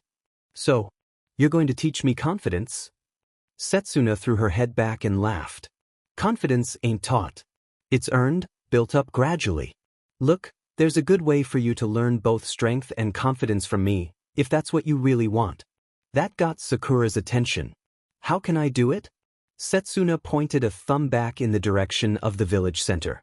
You were there when I cleared the land for my restaurant, right? Come and work for me as a waitress in your spare time. What does working as a waitress have to do with confidence or strength? Uzumaki Setsuna had plenty of stories to tell Sakura, but something told her personal experience would work best here. You don't think people are born knowing how to fight, do you? When I left the village, I was barely a teenager. I knew the mechanics of fighting, but I wasn't all that powerful. Did a few odd jobs, bounced around from place to place, until I got my first job as a waitress. She mimed carrying a heavy tray with one hand. If your restaurant's busy, you'll run into stretches where you get swamped. Sometimes you'll be handling 2, 3, maybe even 4 tables worth of orders at once. That can help improve your strength and balance in a hurry. When customers get impatient, you also have to deal with them beaching at you about it. If you don't have thick skin, you develop it fast. The confident waitress can even learn to toss back a few choice insults. Sakura considered that prospect. Won't you get fired for that? Maybe from the first job or two. But once you get good enough at what you do, you're home free. No manager would dare PSS off an efficient veteran waitress, especially if it means having to train another one for months at a time. As for you, I know what the job is like, so unless you're a complete waste of time, I ain't gonna fire you. Sakura looked down again, trying to decide. Hey, you wanted training, it's your decision. Tell you what, think it over. Come back once the Chunin exam is over, and tell me what you want to do. Setsuna had left it at that, leaving the training ground to go take her nap. Sakura watched the older woman go, trying to figure out how she managed to look like a fighting machine 1 minute and a lazy sloth the next. A day later, here she stood, still trying to figure out if she should entrust her training to such a strange woman. The sheer force of Setsuna's personality kept on coming back to Sakura. How did anyone who wasn't a shinobi still have such strength, both physically and psychologically? Naruto, she understood. His energy came from his goal, to be recognized by the village and become Hokage. What about Setsuna? It seemed her only goal in life was to eat and sleep. If for nothing else, Sakura figured working for the older lady might be worth it just to figure out what made her tick. But before then, the pink-haired girl sighed. One more exam to go. Win or lose, she probably wouldn't be any closer to finding her peace or confidence until the exam was done. With all that said and done, the 3 members of Team 7 approached the old bridge slowly, each occupied with their own issues. Sasuke said nothing as usual, leaving Sakura to notice the ferret perched on her teammate's shoulder. Naruto hadn't said a word to either of them, too busy clowning around with his new companion. Just as she was about to ask Naruto about it, a puff of smoke atop the arches above them announced Kakashi's arrival. Yo! Naruto looked up and glared at their sensei. So what's your excuse this time, Kakashi-sensei? Pretty girl? You got lost. If you must know, I was at the library. Naruto and Sakura looked at each other and then up at their teacher. Like they usually did at times like this, they spoke in unison. Sensei, when did the village library start stocking porno? Had they been behind the copy ninja, the 2 genin would have seen a huge sweat drop on the back of Kakashi's head. I've really got to start hiding that book in something normal. Hey, I read regular books too. Naruto smirked. Yeah, and pigs fly. Do you want to get to the exam or not? Oh, sure. Keep us from reporting you for corrupting the youth of the village. Sakura smiled a little. At least some things hadn't changed about Naruto. As they walked through the roped-off path into the forest of death, Kakashi finally noticed the furry shape now draped across Naruto's shoulders, apparently asleep. What's this, Naruto? Your new pet? Naruto shrugged a bit, trying to wake the ferret up. He's not a pet, Kakashi-sensei, he's just along for the ride. Itachi, say hello to Kakashi-sensei. The ferret looked up for a bit, wrinkled its nose and whiskers lazily at Kakashi, and laid down again. Hi there, now go away. Oi, Itachi, look alive and show some respect, will ya? He's my teacher. The ferret's sleepy mumble was accompanied by even lazier stretching. If he were a she, I probably would. If he ain't petting or feeding me, then I got nothing to say. Naruto sighed. He should have talked to Aunt Setsuna. They're a matched pair, except for the perverted part, anyway. Sorry, Kakashi-sensei. Itachi's more a nighttime type, I think. Kakashi looked down at the sleeping animal. His mask moved in something resembling a smile. Itachi-ha? An interesting choice of names. Naruto looked over at the copy ninja in confusion, and then shrugged. Itachi's part weasel, what's strange? And what's interesting about the name Itachi? It just means weasel anyhow. Too engrossed in talking to Kakashi, Naruto missed the odd twitch that flickered across Sasuke's face every time he mentioned the ferret's name, the same name as that dead older brother of his, Sasuke's hated foe. Is that idiot baiting me? The mantra he'd repeated earlier began to recede, frustration and anger building up anew. Forgetting that Naruto couldn't have had the faintest idea what the name Itachi meant to an Uchiha, Sasuke concentrated all of the pent-up emotion in his head on a single target. Who do you think you are? Learn one new technique and you think you're better than me? I don't care if it's during this exam or afterwards. You and I are going to fight. Anywhere, anytime, I don't care. I will be stronger than you. I have to be stronger than you. Forget everything else. This was all that mattered. In a sense, it was all that had ever mattered after their first meeting. The four of them spent the rest of the walk in silence, everyone occupying their minds with their own concerns. Eventually, the central tower loomed in the distance. Naruto grinned to himself. Time to get it on. Once all of the genin were inside, they found themselves in a huge room, 2 balconies overhead and a large pair of hands carved into the wall, forming a seal. In front of the seal stood the 3rd Hokage, accompanied by all manner of shinobi from the Leaf Village, and the other villages being represented in the exam. Each remaining team was arranged in a line, as their teachers filed up to the stage behind the 3rd, who walked forward a few steps and smiled down on them. First, let me congratulate you all on passing the 2nd stage of the Chunin exam. We will now begin the 3rd stage. For those of you who had a hard time getting here, you'll be pleased to hear that this is the last part of the exam. Naruto looked around as he heard a loud sigh go through the crowd. He chuckled to himself, seeing Ino whacking Choji across the head for being so obviously relieved at the news. Are you a man or aren't you? Hey, if it means I can get back home quicker for dinner, I'm all for it. Naruto shrugged. None of my business, really. Choji was good for comic relief once in a while.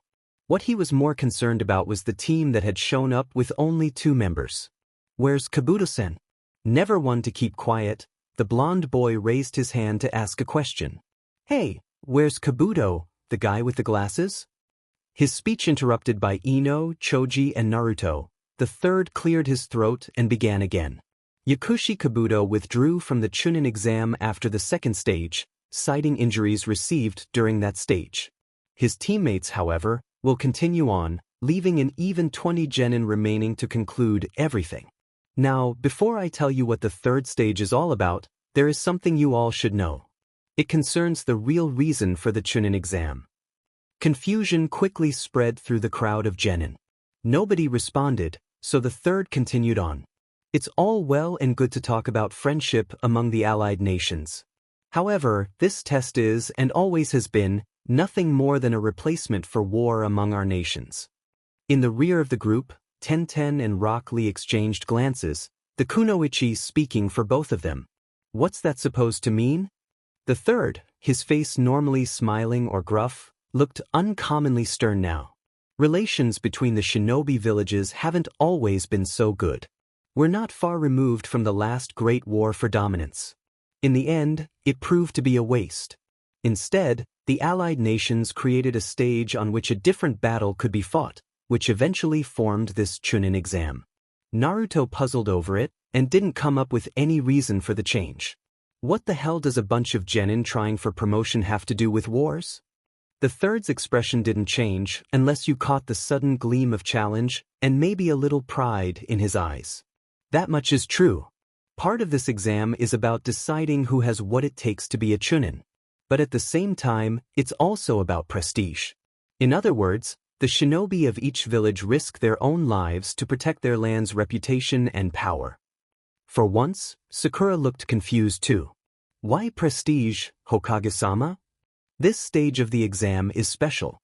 Previously, there were no witnesses other than your fellow candidates and the examiners.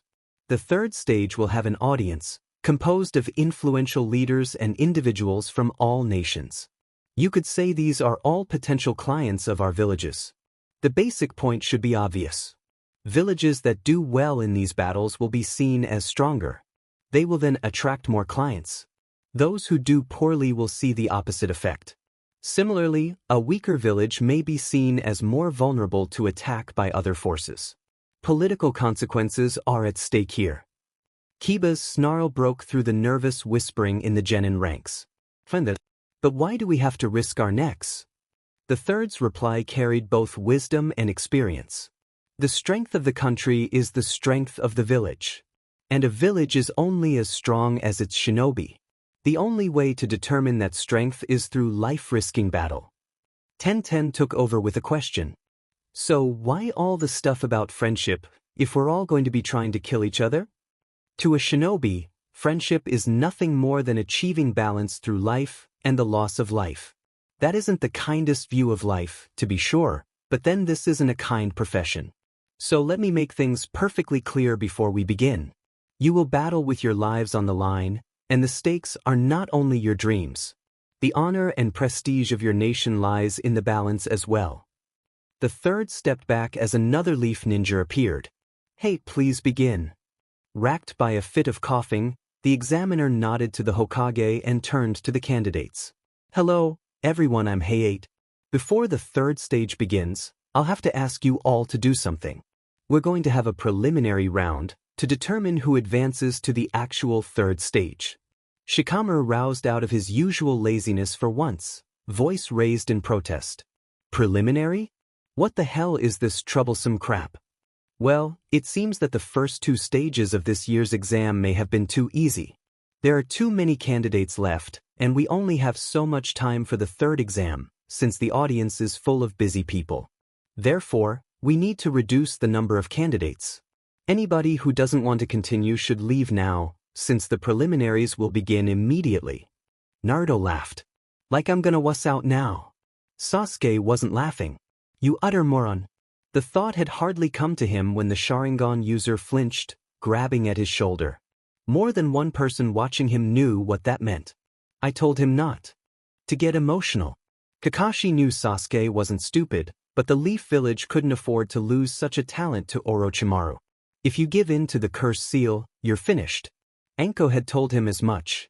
If I have to stop you from hurting yourself, even if it means pulling you out of this exam, I will. Sakura, closer to the problem, took hold of Sasuke's arm. That seal thing is acting up again, isn't it? You shouldn't be fighting in this condition if you're still in pain. When her teammate didn't respond, Sakura turned and took a step towards Kakashi, up on the stage. This time, Sasuke moved, blocking her path. Shut up and stay out of this. Kakashi-sensei's already seen it.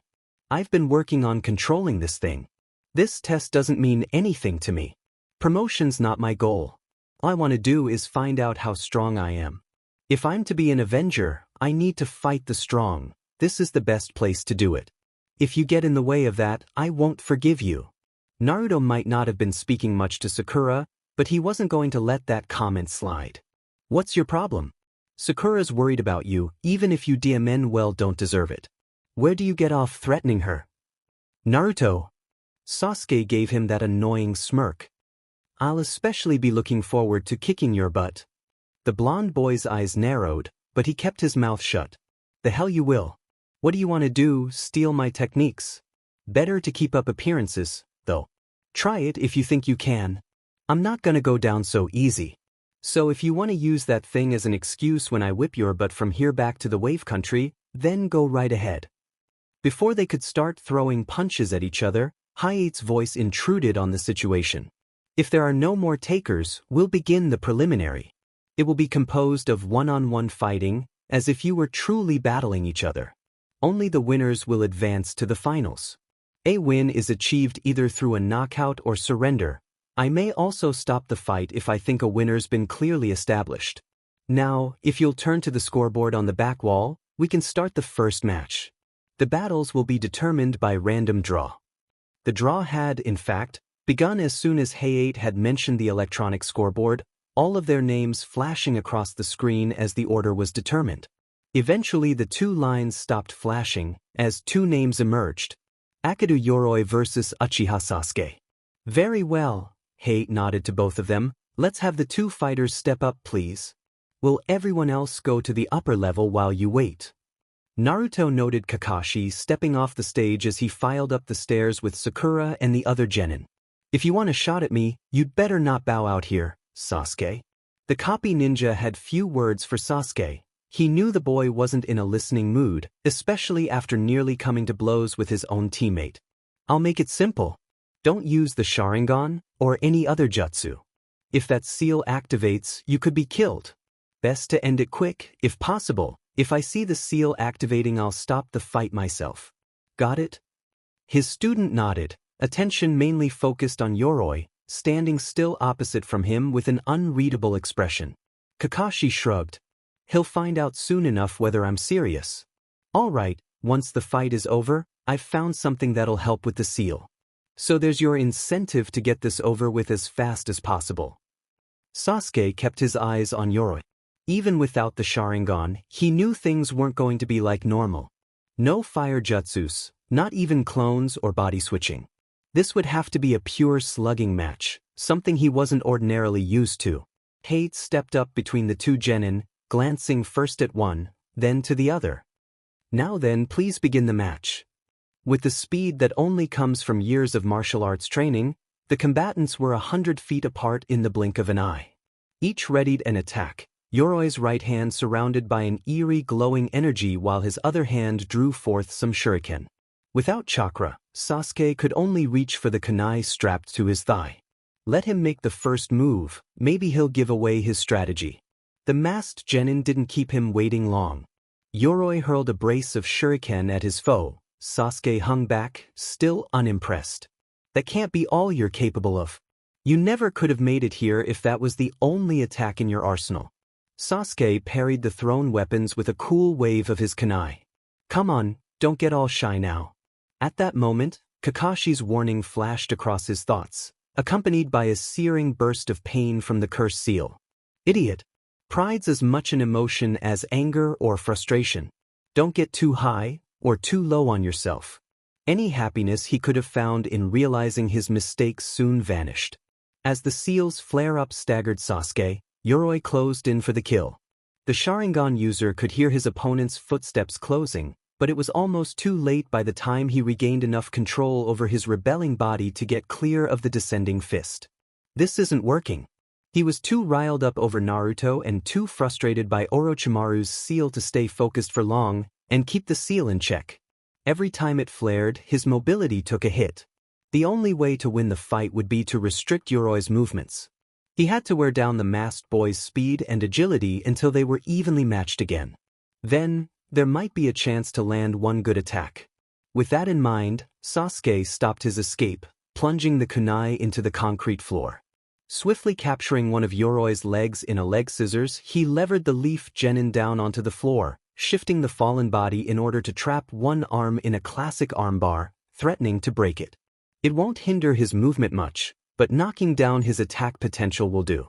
Straining to dislocate or break his opponent's elbow joint, Sasuke focused his energies on that task.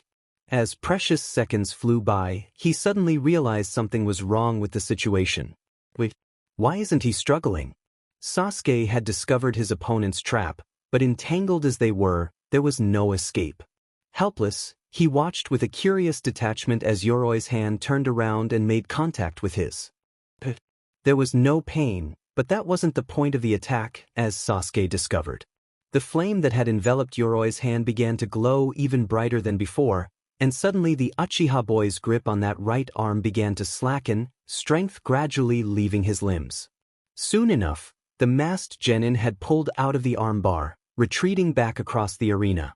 My strength, what the hell did you just do?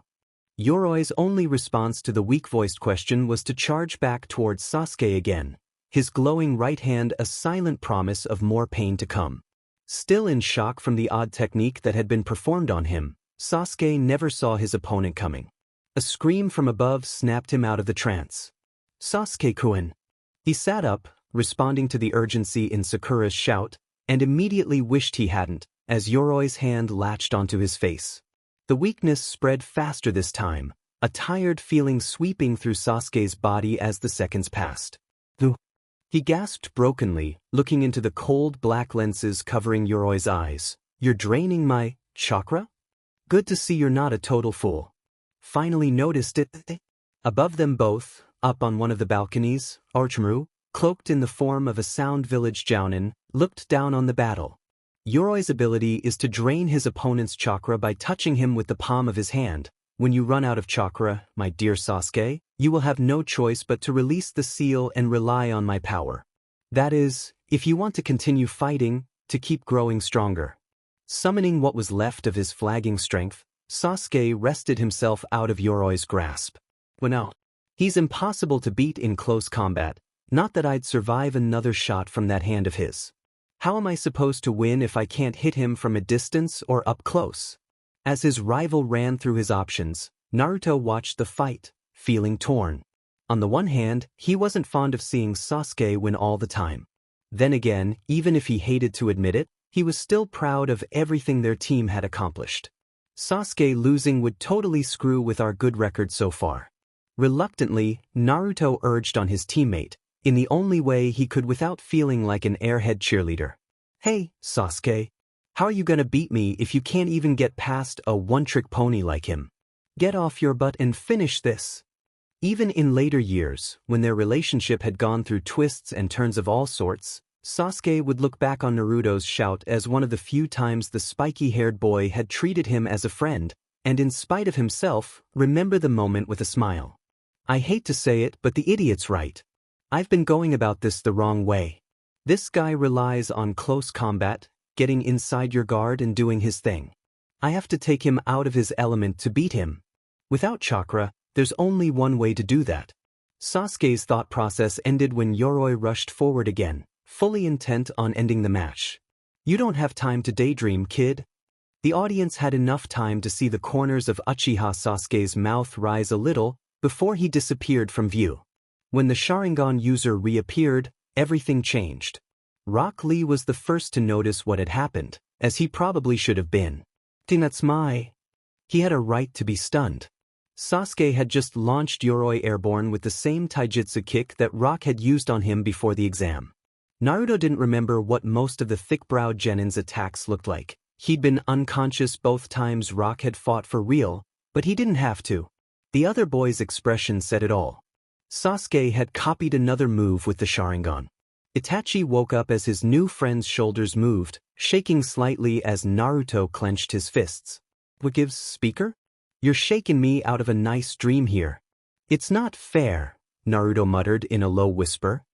I worked my butt off learning all these new moves and abilities, and Sasuke could take most of them in the blink of an eye. What's the point of all that work if what's yours won't stay yours? Hey, he's not a speaker, right? Never will be, he ain't got the blood for it. Take what I've got and be happy with it, huh? Something like that. For us wild creatures, life is short, and there could be something lurking behind the next tree waitin' to eat ya. Instead of getting down over it, we try to enjoy the good times, and try not to get too down in the bad times. It ought to be the same for you. Focus on what you're good at, master the stuff nobody can take away. If you do that, what damage could this Sasuke guy hope to do? That's so. Naruto grinned, still whispering as he picked the ferret up off his shoulders and brought it up in front of him. Then you and the rest of the animals can have your speaker, on one condition. Itachi's whiskers quirked, like the arching of an eyebrow. And that condition would be? When the exam is over, win or lose, you're going to go into the forest as my mouthpiece. Find all the tribal leaders you can, and get them to sign summoning contracts with me. Words are well and good, but ferrets don't carry much weight with the wolves, bears and other big shots out there. Without proof we're a team, I'd just be a snack once I set foot in predator country. Tell you what, I'll find something you can wear, and then we'll both go to the sparrows and tell them all about it. If they're going to set me up for the job, those bird brains had better do some work for me. If you say so, just don't forget about that proof, okay? I'm too cute to die. Naruto snickered. Don't flatter yourself, you lazy poofball. That issue resolved, Naruto put Itachi back on his shoulder, both settling down to watch the end of the fight. You might be able to steal the Naruto Baen, Sasuke, but I'll make sure you can't steal anything else from me again. It wasn't something he could explain well, if at all. How could he, without giving away what he knew about his parents?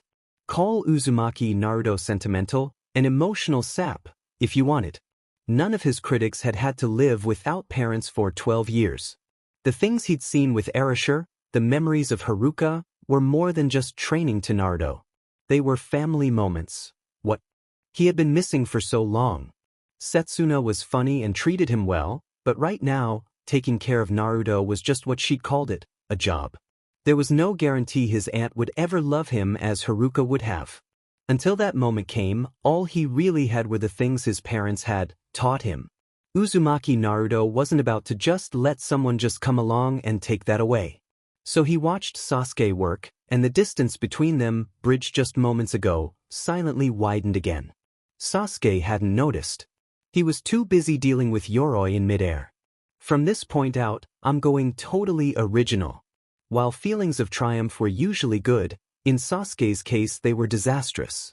As he prepared to finish his opponent off, the seal flared to life again, even stronger than before. Not now, damn it. I was so close to letting Kakashi-sensei deal with the stupid thing. He had a right to be angry, but it wasn't helping things. Sasuke could feel the burning pain spreading to his face, shoulder, arms, everywhere. Calm down. Can't let it control you, or else Kakashi-sensei stops the fight. How could he bow out so easily? It would disappoint Sakura, and probably set her off crying again, and he wouldn't be able to face Naruto in the actual battles, if it all ended here. Don't be angry, or frustrated. Find peace and you'll win.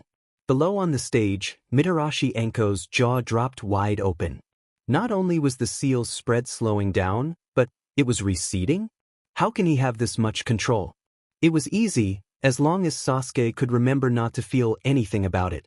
Keeping firmly focused on his goals, he spun Yoroi about, whipping a leg through the air aimed at the other genin's side, only to be parried away by Yoroi's arm.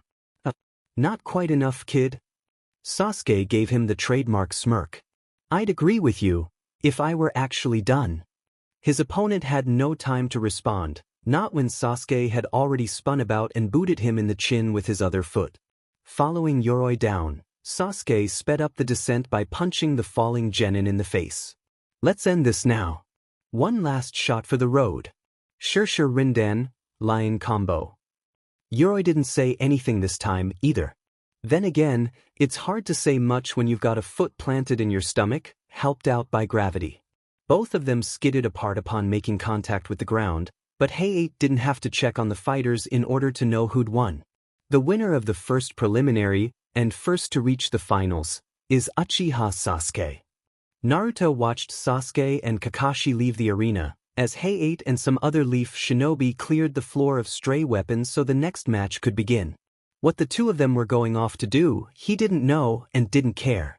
Geez, how lucky could I get?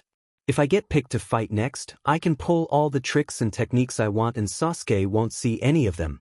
Not that he'd come up with any new ones, But if it happened during the fight, he'd have them all to himself for a while anyway.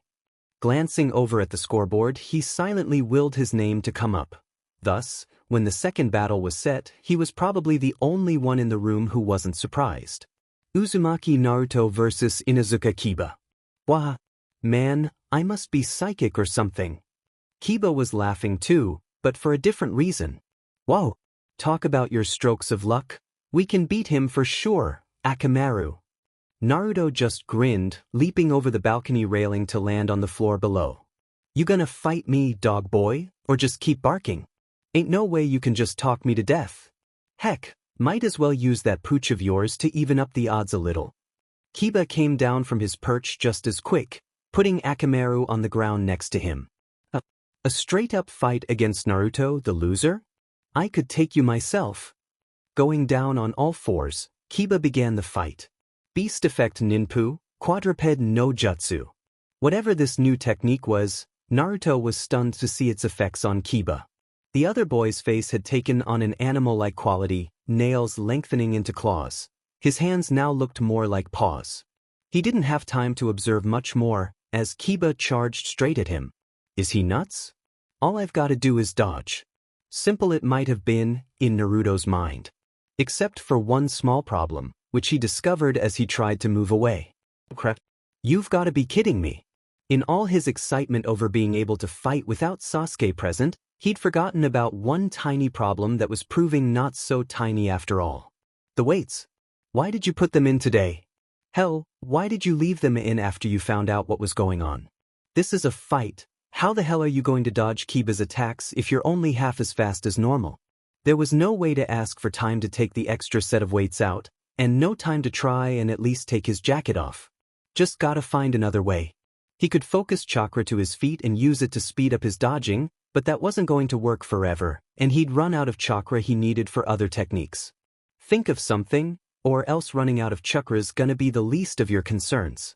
Naruto got a sinking feeling, racking his brain and coming up empty, even as he crouched to try and get clear of Kiba. This was going to hurt in more ways than one. I just know Dad's gonna kill me for this.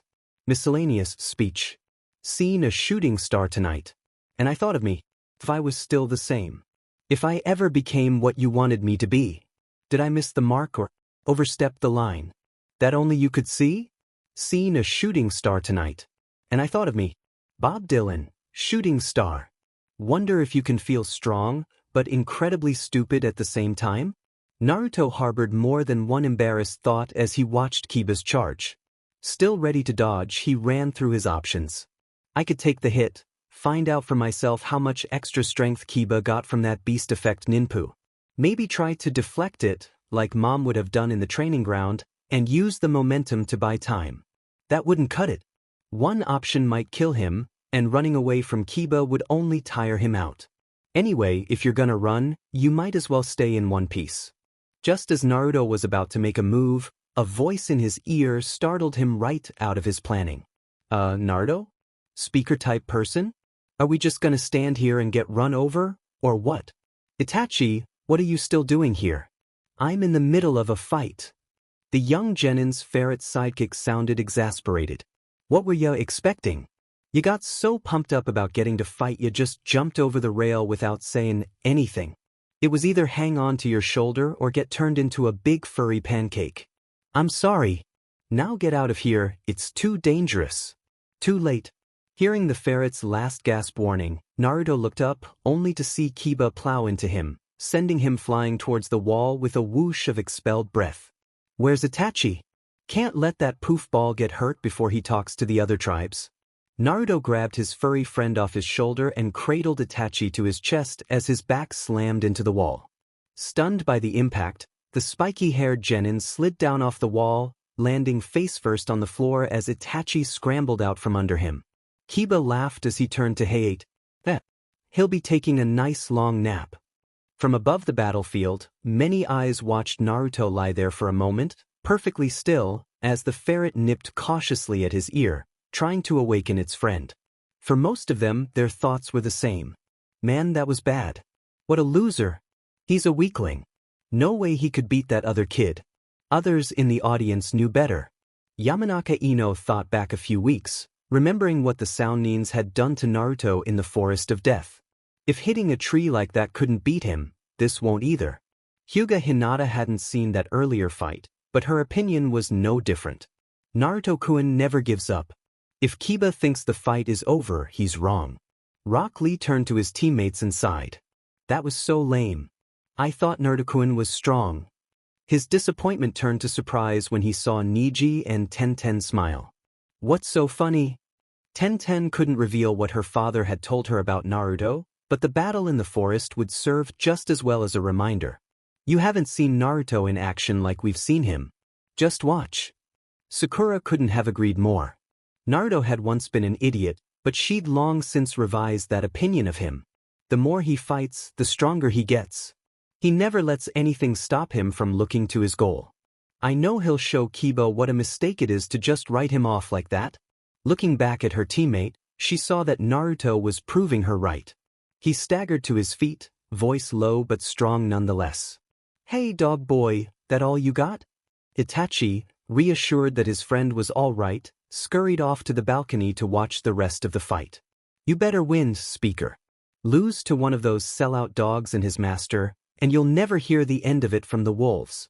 Kiba's eyes widened as he saw his opponent rise to his feet, blood trickling from the corner of his mouth, limbs unsteady, but otherwise looking ready to fight. Big words from somebody bleeding all over the place. Stop acting all cocky, you loser. Cocky? I was just testing how strong you've become. Since you still SCK, you might as well start using the puppy too, and even up the odds. If there was one thing Naruto had figured out about Kiba, it was that his opponent had something in common with Akamaru, the animal mind. Provoke an animal beyond a certain limit, and it would inevitably snap. If that happened, Kiba could sink to the level of an animal, attacking blindly and without strategy. It went without saying that Naruto would have a much easier time winning. From the look on Kiba's face, the blonde boy figured his plan was working. You asked for it, punk. Akamaru, let's go. Naruto didn't much mind the little dog joining in. A bite here and there wouldn't faze him. Kiba had other things in mind. Grabbing a smoke bomb, he hurled it at Naruto's position. You want 2-on-1? You've got it. Okay, that was unexpected.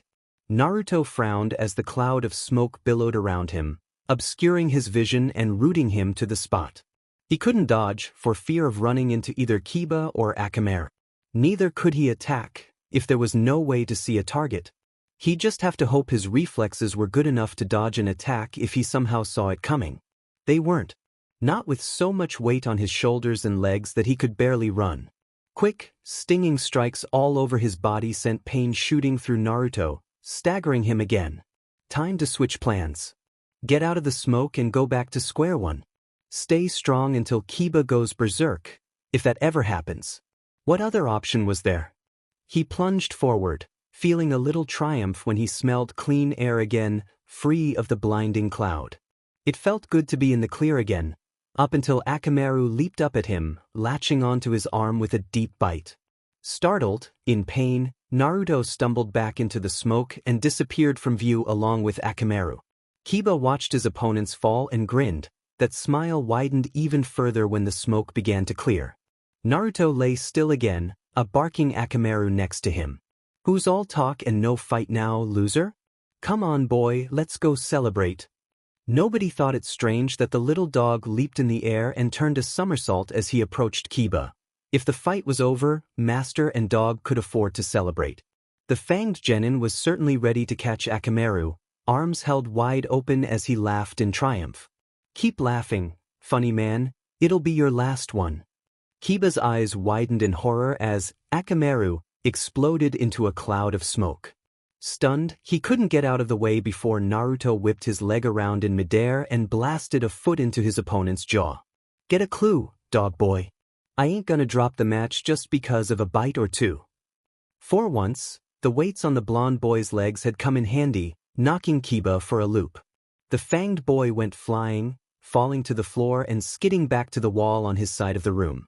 Naruto landed in a ready position, trying to predict Kiba's response.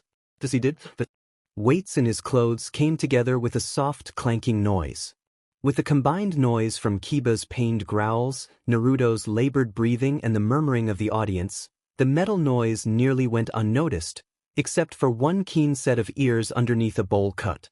"What are you nodding for, Guy-sensei?" Tenten looked over to see her team's teacher looking down at Naruto, an approving gleam in his eye. Mato Guy simply turned to Niji.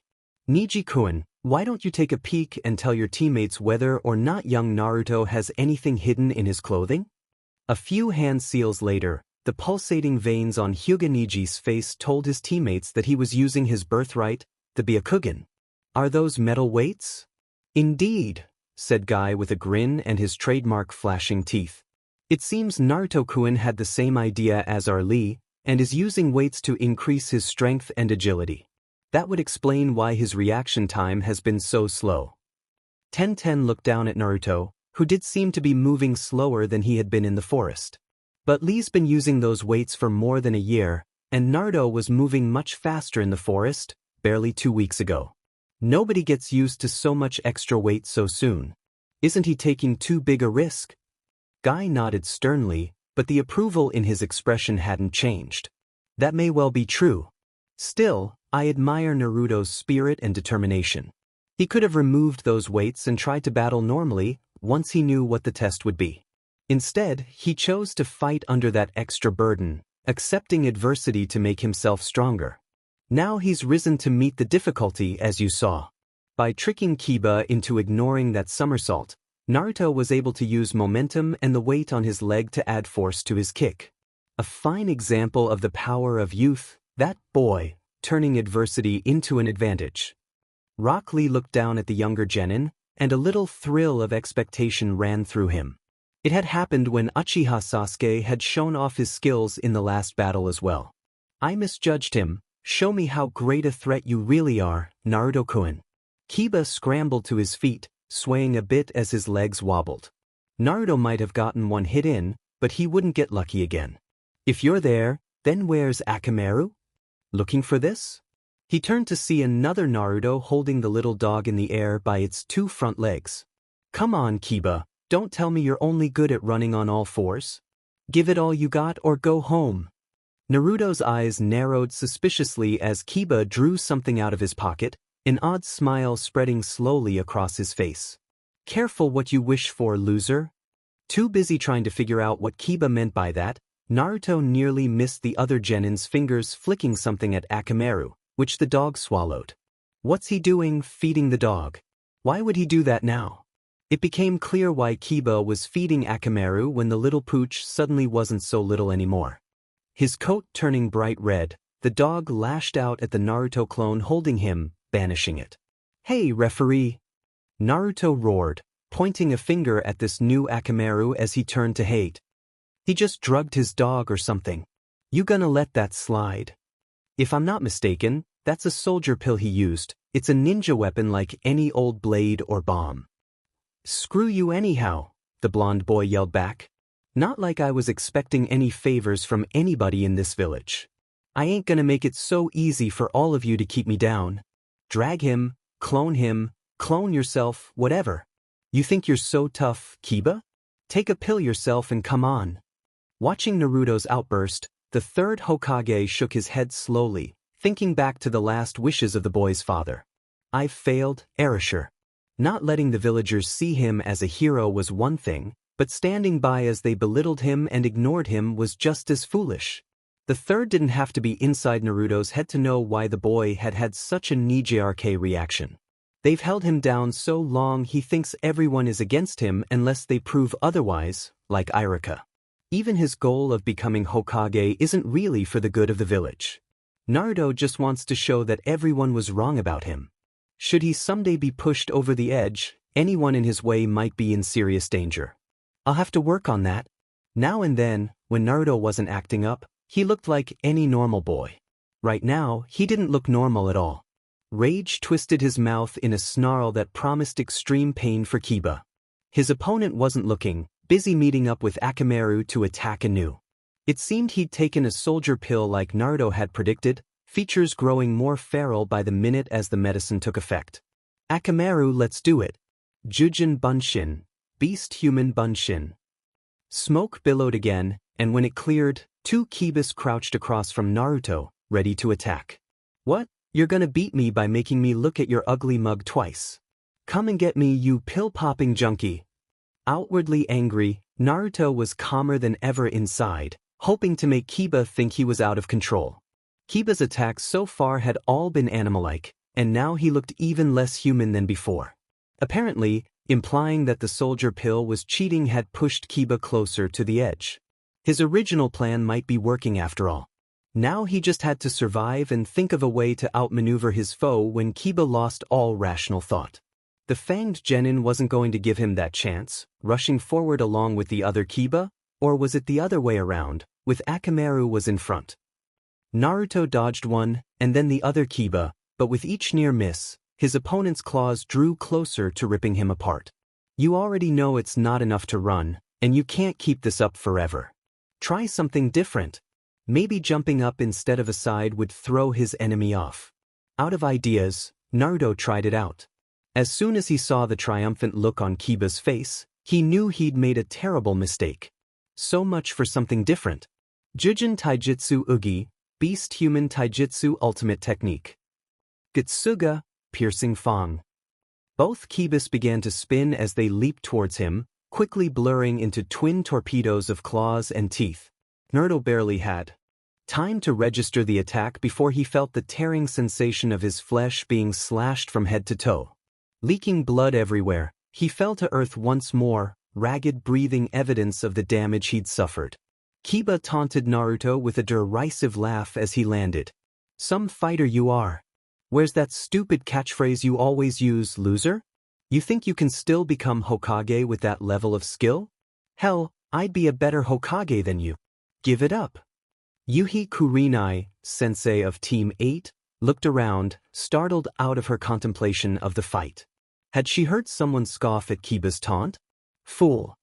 Kurenai's eyes narrowed as she identified the speaker, chuckling softly to himself. What would Guy know about a genin who wasn't even under his care? What's so funny, Guy? Oh, nothing, the taijutsu master replied. I was just amused at how Kiba keeps sabotaging himself. What are you talking about? Guy nodded down at Naruto, still lying there as Kiba laughed. Naruto-kun has a spirit and will unmatched by any genin I've seen in this exam so far, except perhaps our Lee or Niji. The more Kiba-kun insults him, the stronger Naruto's determination becomes, and the harder he'll fight. Kurenai shrugged. You talk about willpower, but Naruto's the one lying there all torn up.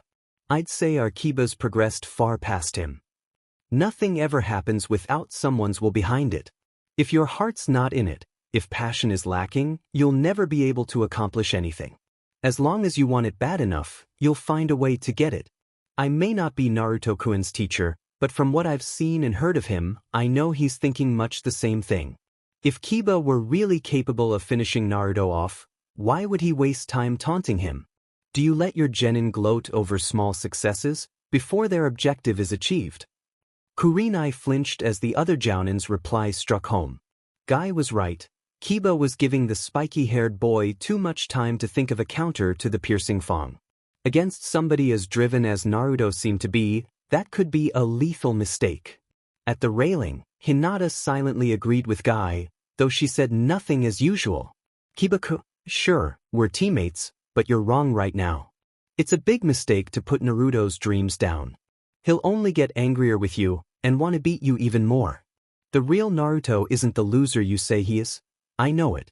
As he had unknowingly proven Sakura right earlier, now Naruto would prove Guy and Hinata right. You become Hokage? I'd sooner see that Jarkei Sasuke take the title than have a low IQ, dog breath, pill-popping, half-animal jackass like you lord it over this village. Guess I better kick your butt for the good of future shinobi.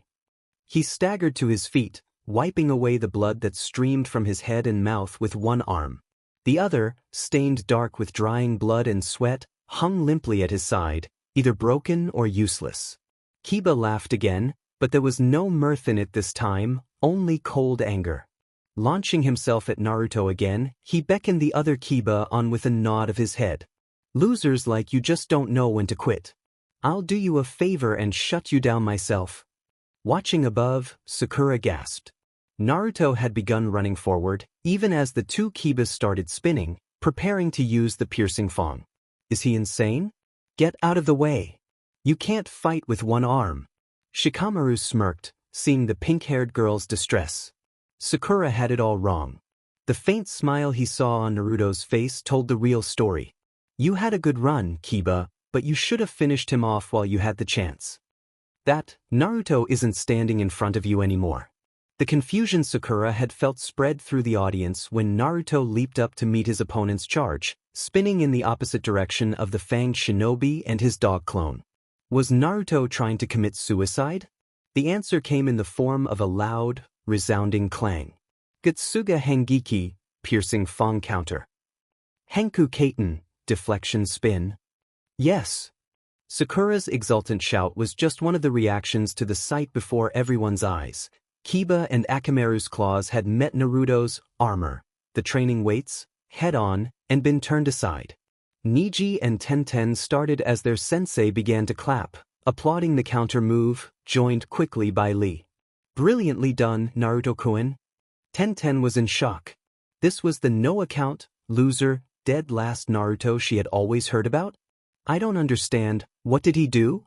Neji answered for Guy and Lee, who were still too busy roaring something about youth power to say anything. Naruto must have used the time when Kiba was taunting him to review the piercing fang and figure out where Kiba would try to hit first. When Kiba came at him, he jumped in order to meet the attack. When it came, Naruto positioned one set of weights each to block the first claw or hand attacks from Kiba and Akamaru. The momentum from his counterspin made the impact even harder on his opponents, like two carts crashing together. Given that it's flesh and bone versus metal, it probably hurts like hell.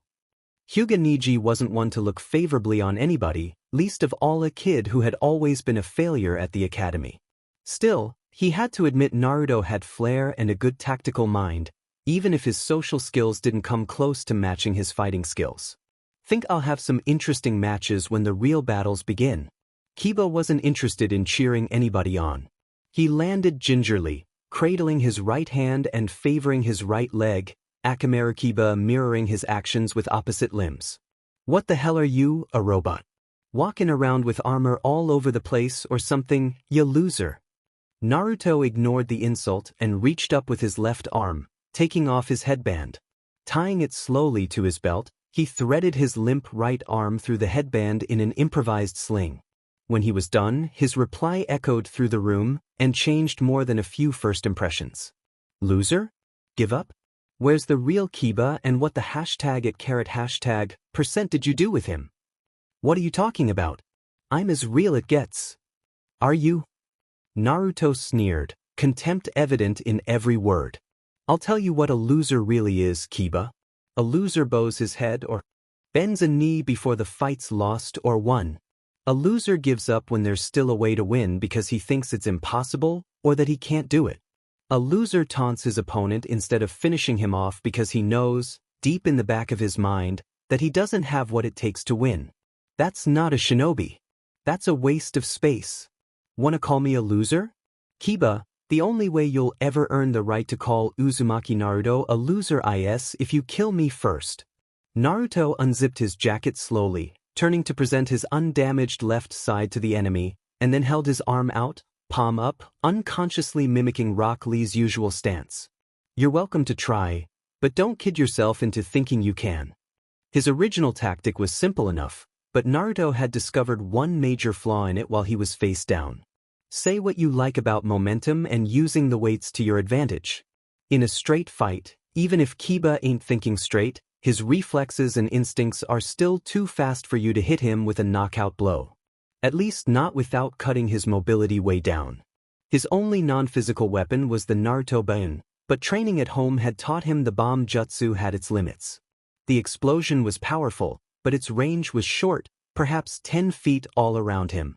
Worse, if his opponent had fast enough reflexes, the brief flash and thermal pulse at the beginning of the explosion would be enough warning for them to get clear.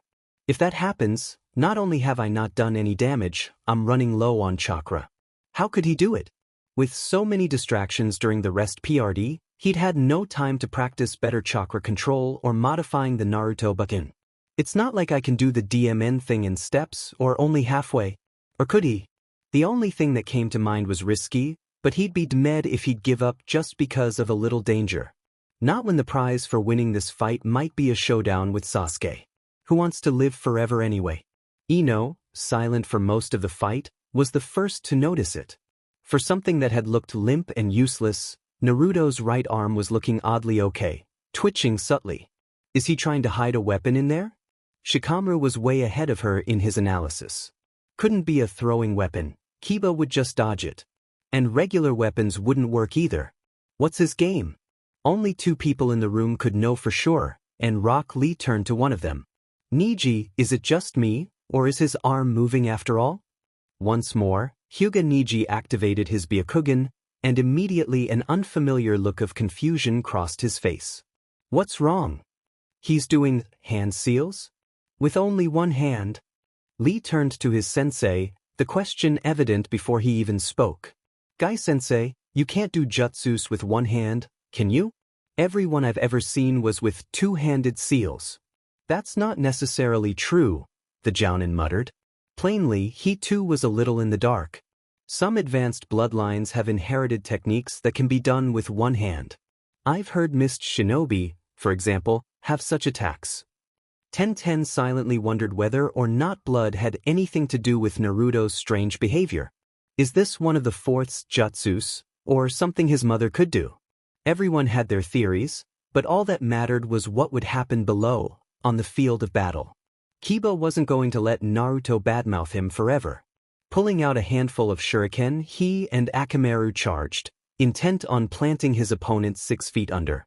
Sakura, her worries about Naruto forgotten in the heat of this battle, screamed a warning as dog and boy disappeared from view. Naruto! They're going behind you! Kiba, Akamaru and Hayate were the only ones who heard the blonde genin's quiet reply. Above, below, behind, in front. Makes no difference. Charging at full speed, momentum carrying him fully forward, Kiba could only watch in horror as Naruto's useless arm whipped out of the headband sling to meet his left hand in a seal. Then his vision exploded in a flash of brilliant light, brighter than the sun in the sky, searing one last image of Naruto's back in his mind before his eyesight was replaced by darkness and agonizing pain. Arg! Sakura had seen that final seal before.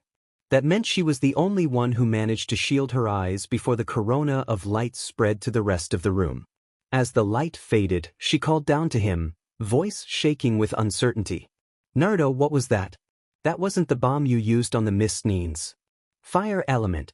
Kaiti Naruto Button, revised Naruto bomb. Ningen Hoshi no Jutsu, human star no Jutsu. Twice the flash, none of the bang. Why is Kiba in so much pain if it's just a big flash bomb? Shikamaru, blinking the afterimages out of his eyes, answered for Naruto. Ever stare straight at the sun? Didn't it make your eyes water if you look too long? Now imagine looking at light that's 10, maybe 100 times brighter, directed straight in your eyes at close range.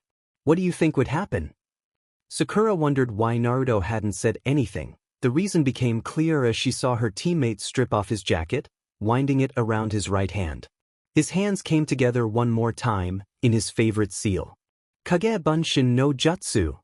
6 Naruto clones emerged, 2 going to pin down one Kiba and the other 4 arranging themselves all around the second Kiba. Keep the dog out of this, and send his master my way. The first 2 Naruto clones shoved one Kiba aside, while the other 4 seized the second Kiba, still stunned from the injury to his eyes, and hurled him toward the real Naruto, who threw a punch as his opponent came near. Naruto's balled-up jacket met Kiba's face with a dull thud, the shoulder weights becoming an impromptu set of brass knuckles. Naruto watched his opponent fall to the ground in a boneless heap. You want to see a loser, Kiba? Just look in the mirror. Hayate didn't need to check the fallen genin to know who'd won. The winner of the second match is Uzumaki Naruto. You're not one for a quick finish, are you? Naruto looked up to see Itachi scramble up his legs and back onto his shoulder as he climbed up the stairs. As long as the job gets done, I can take it.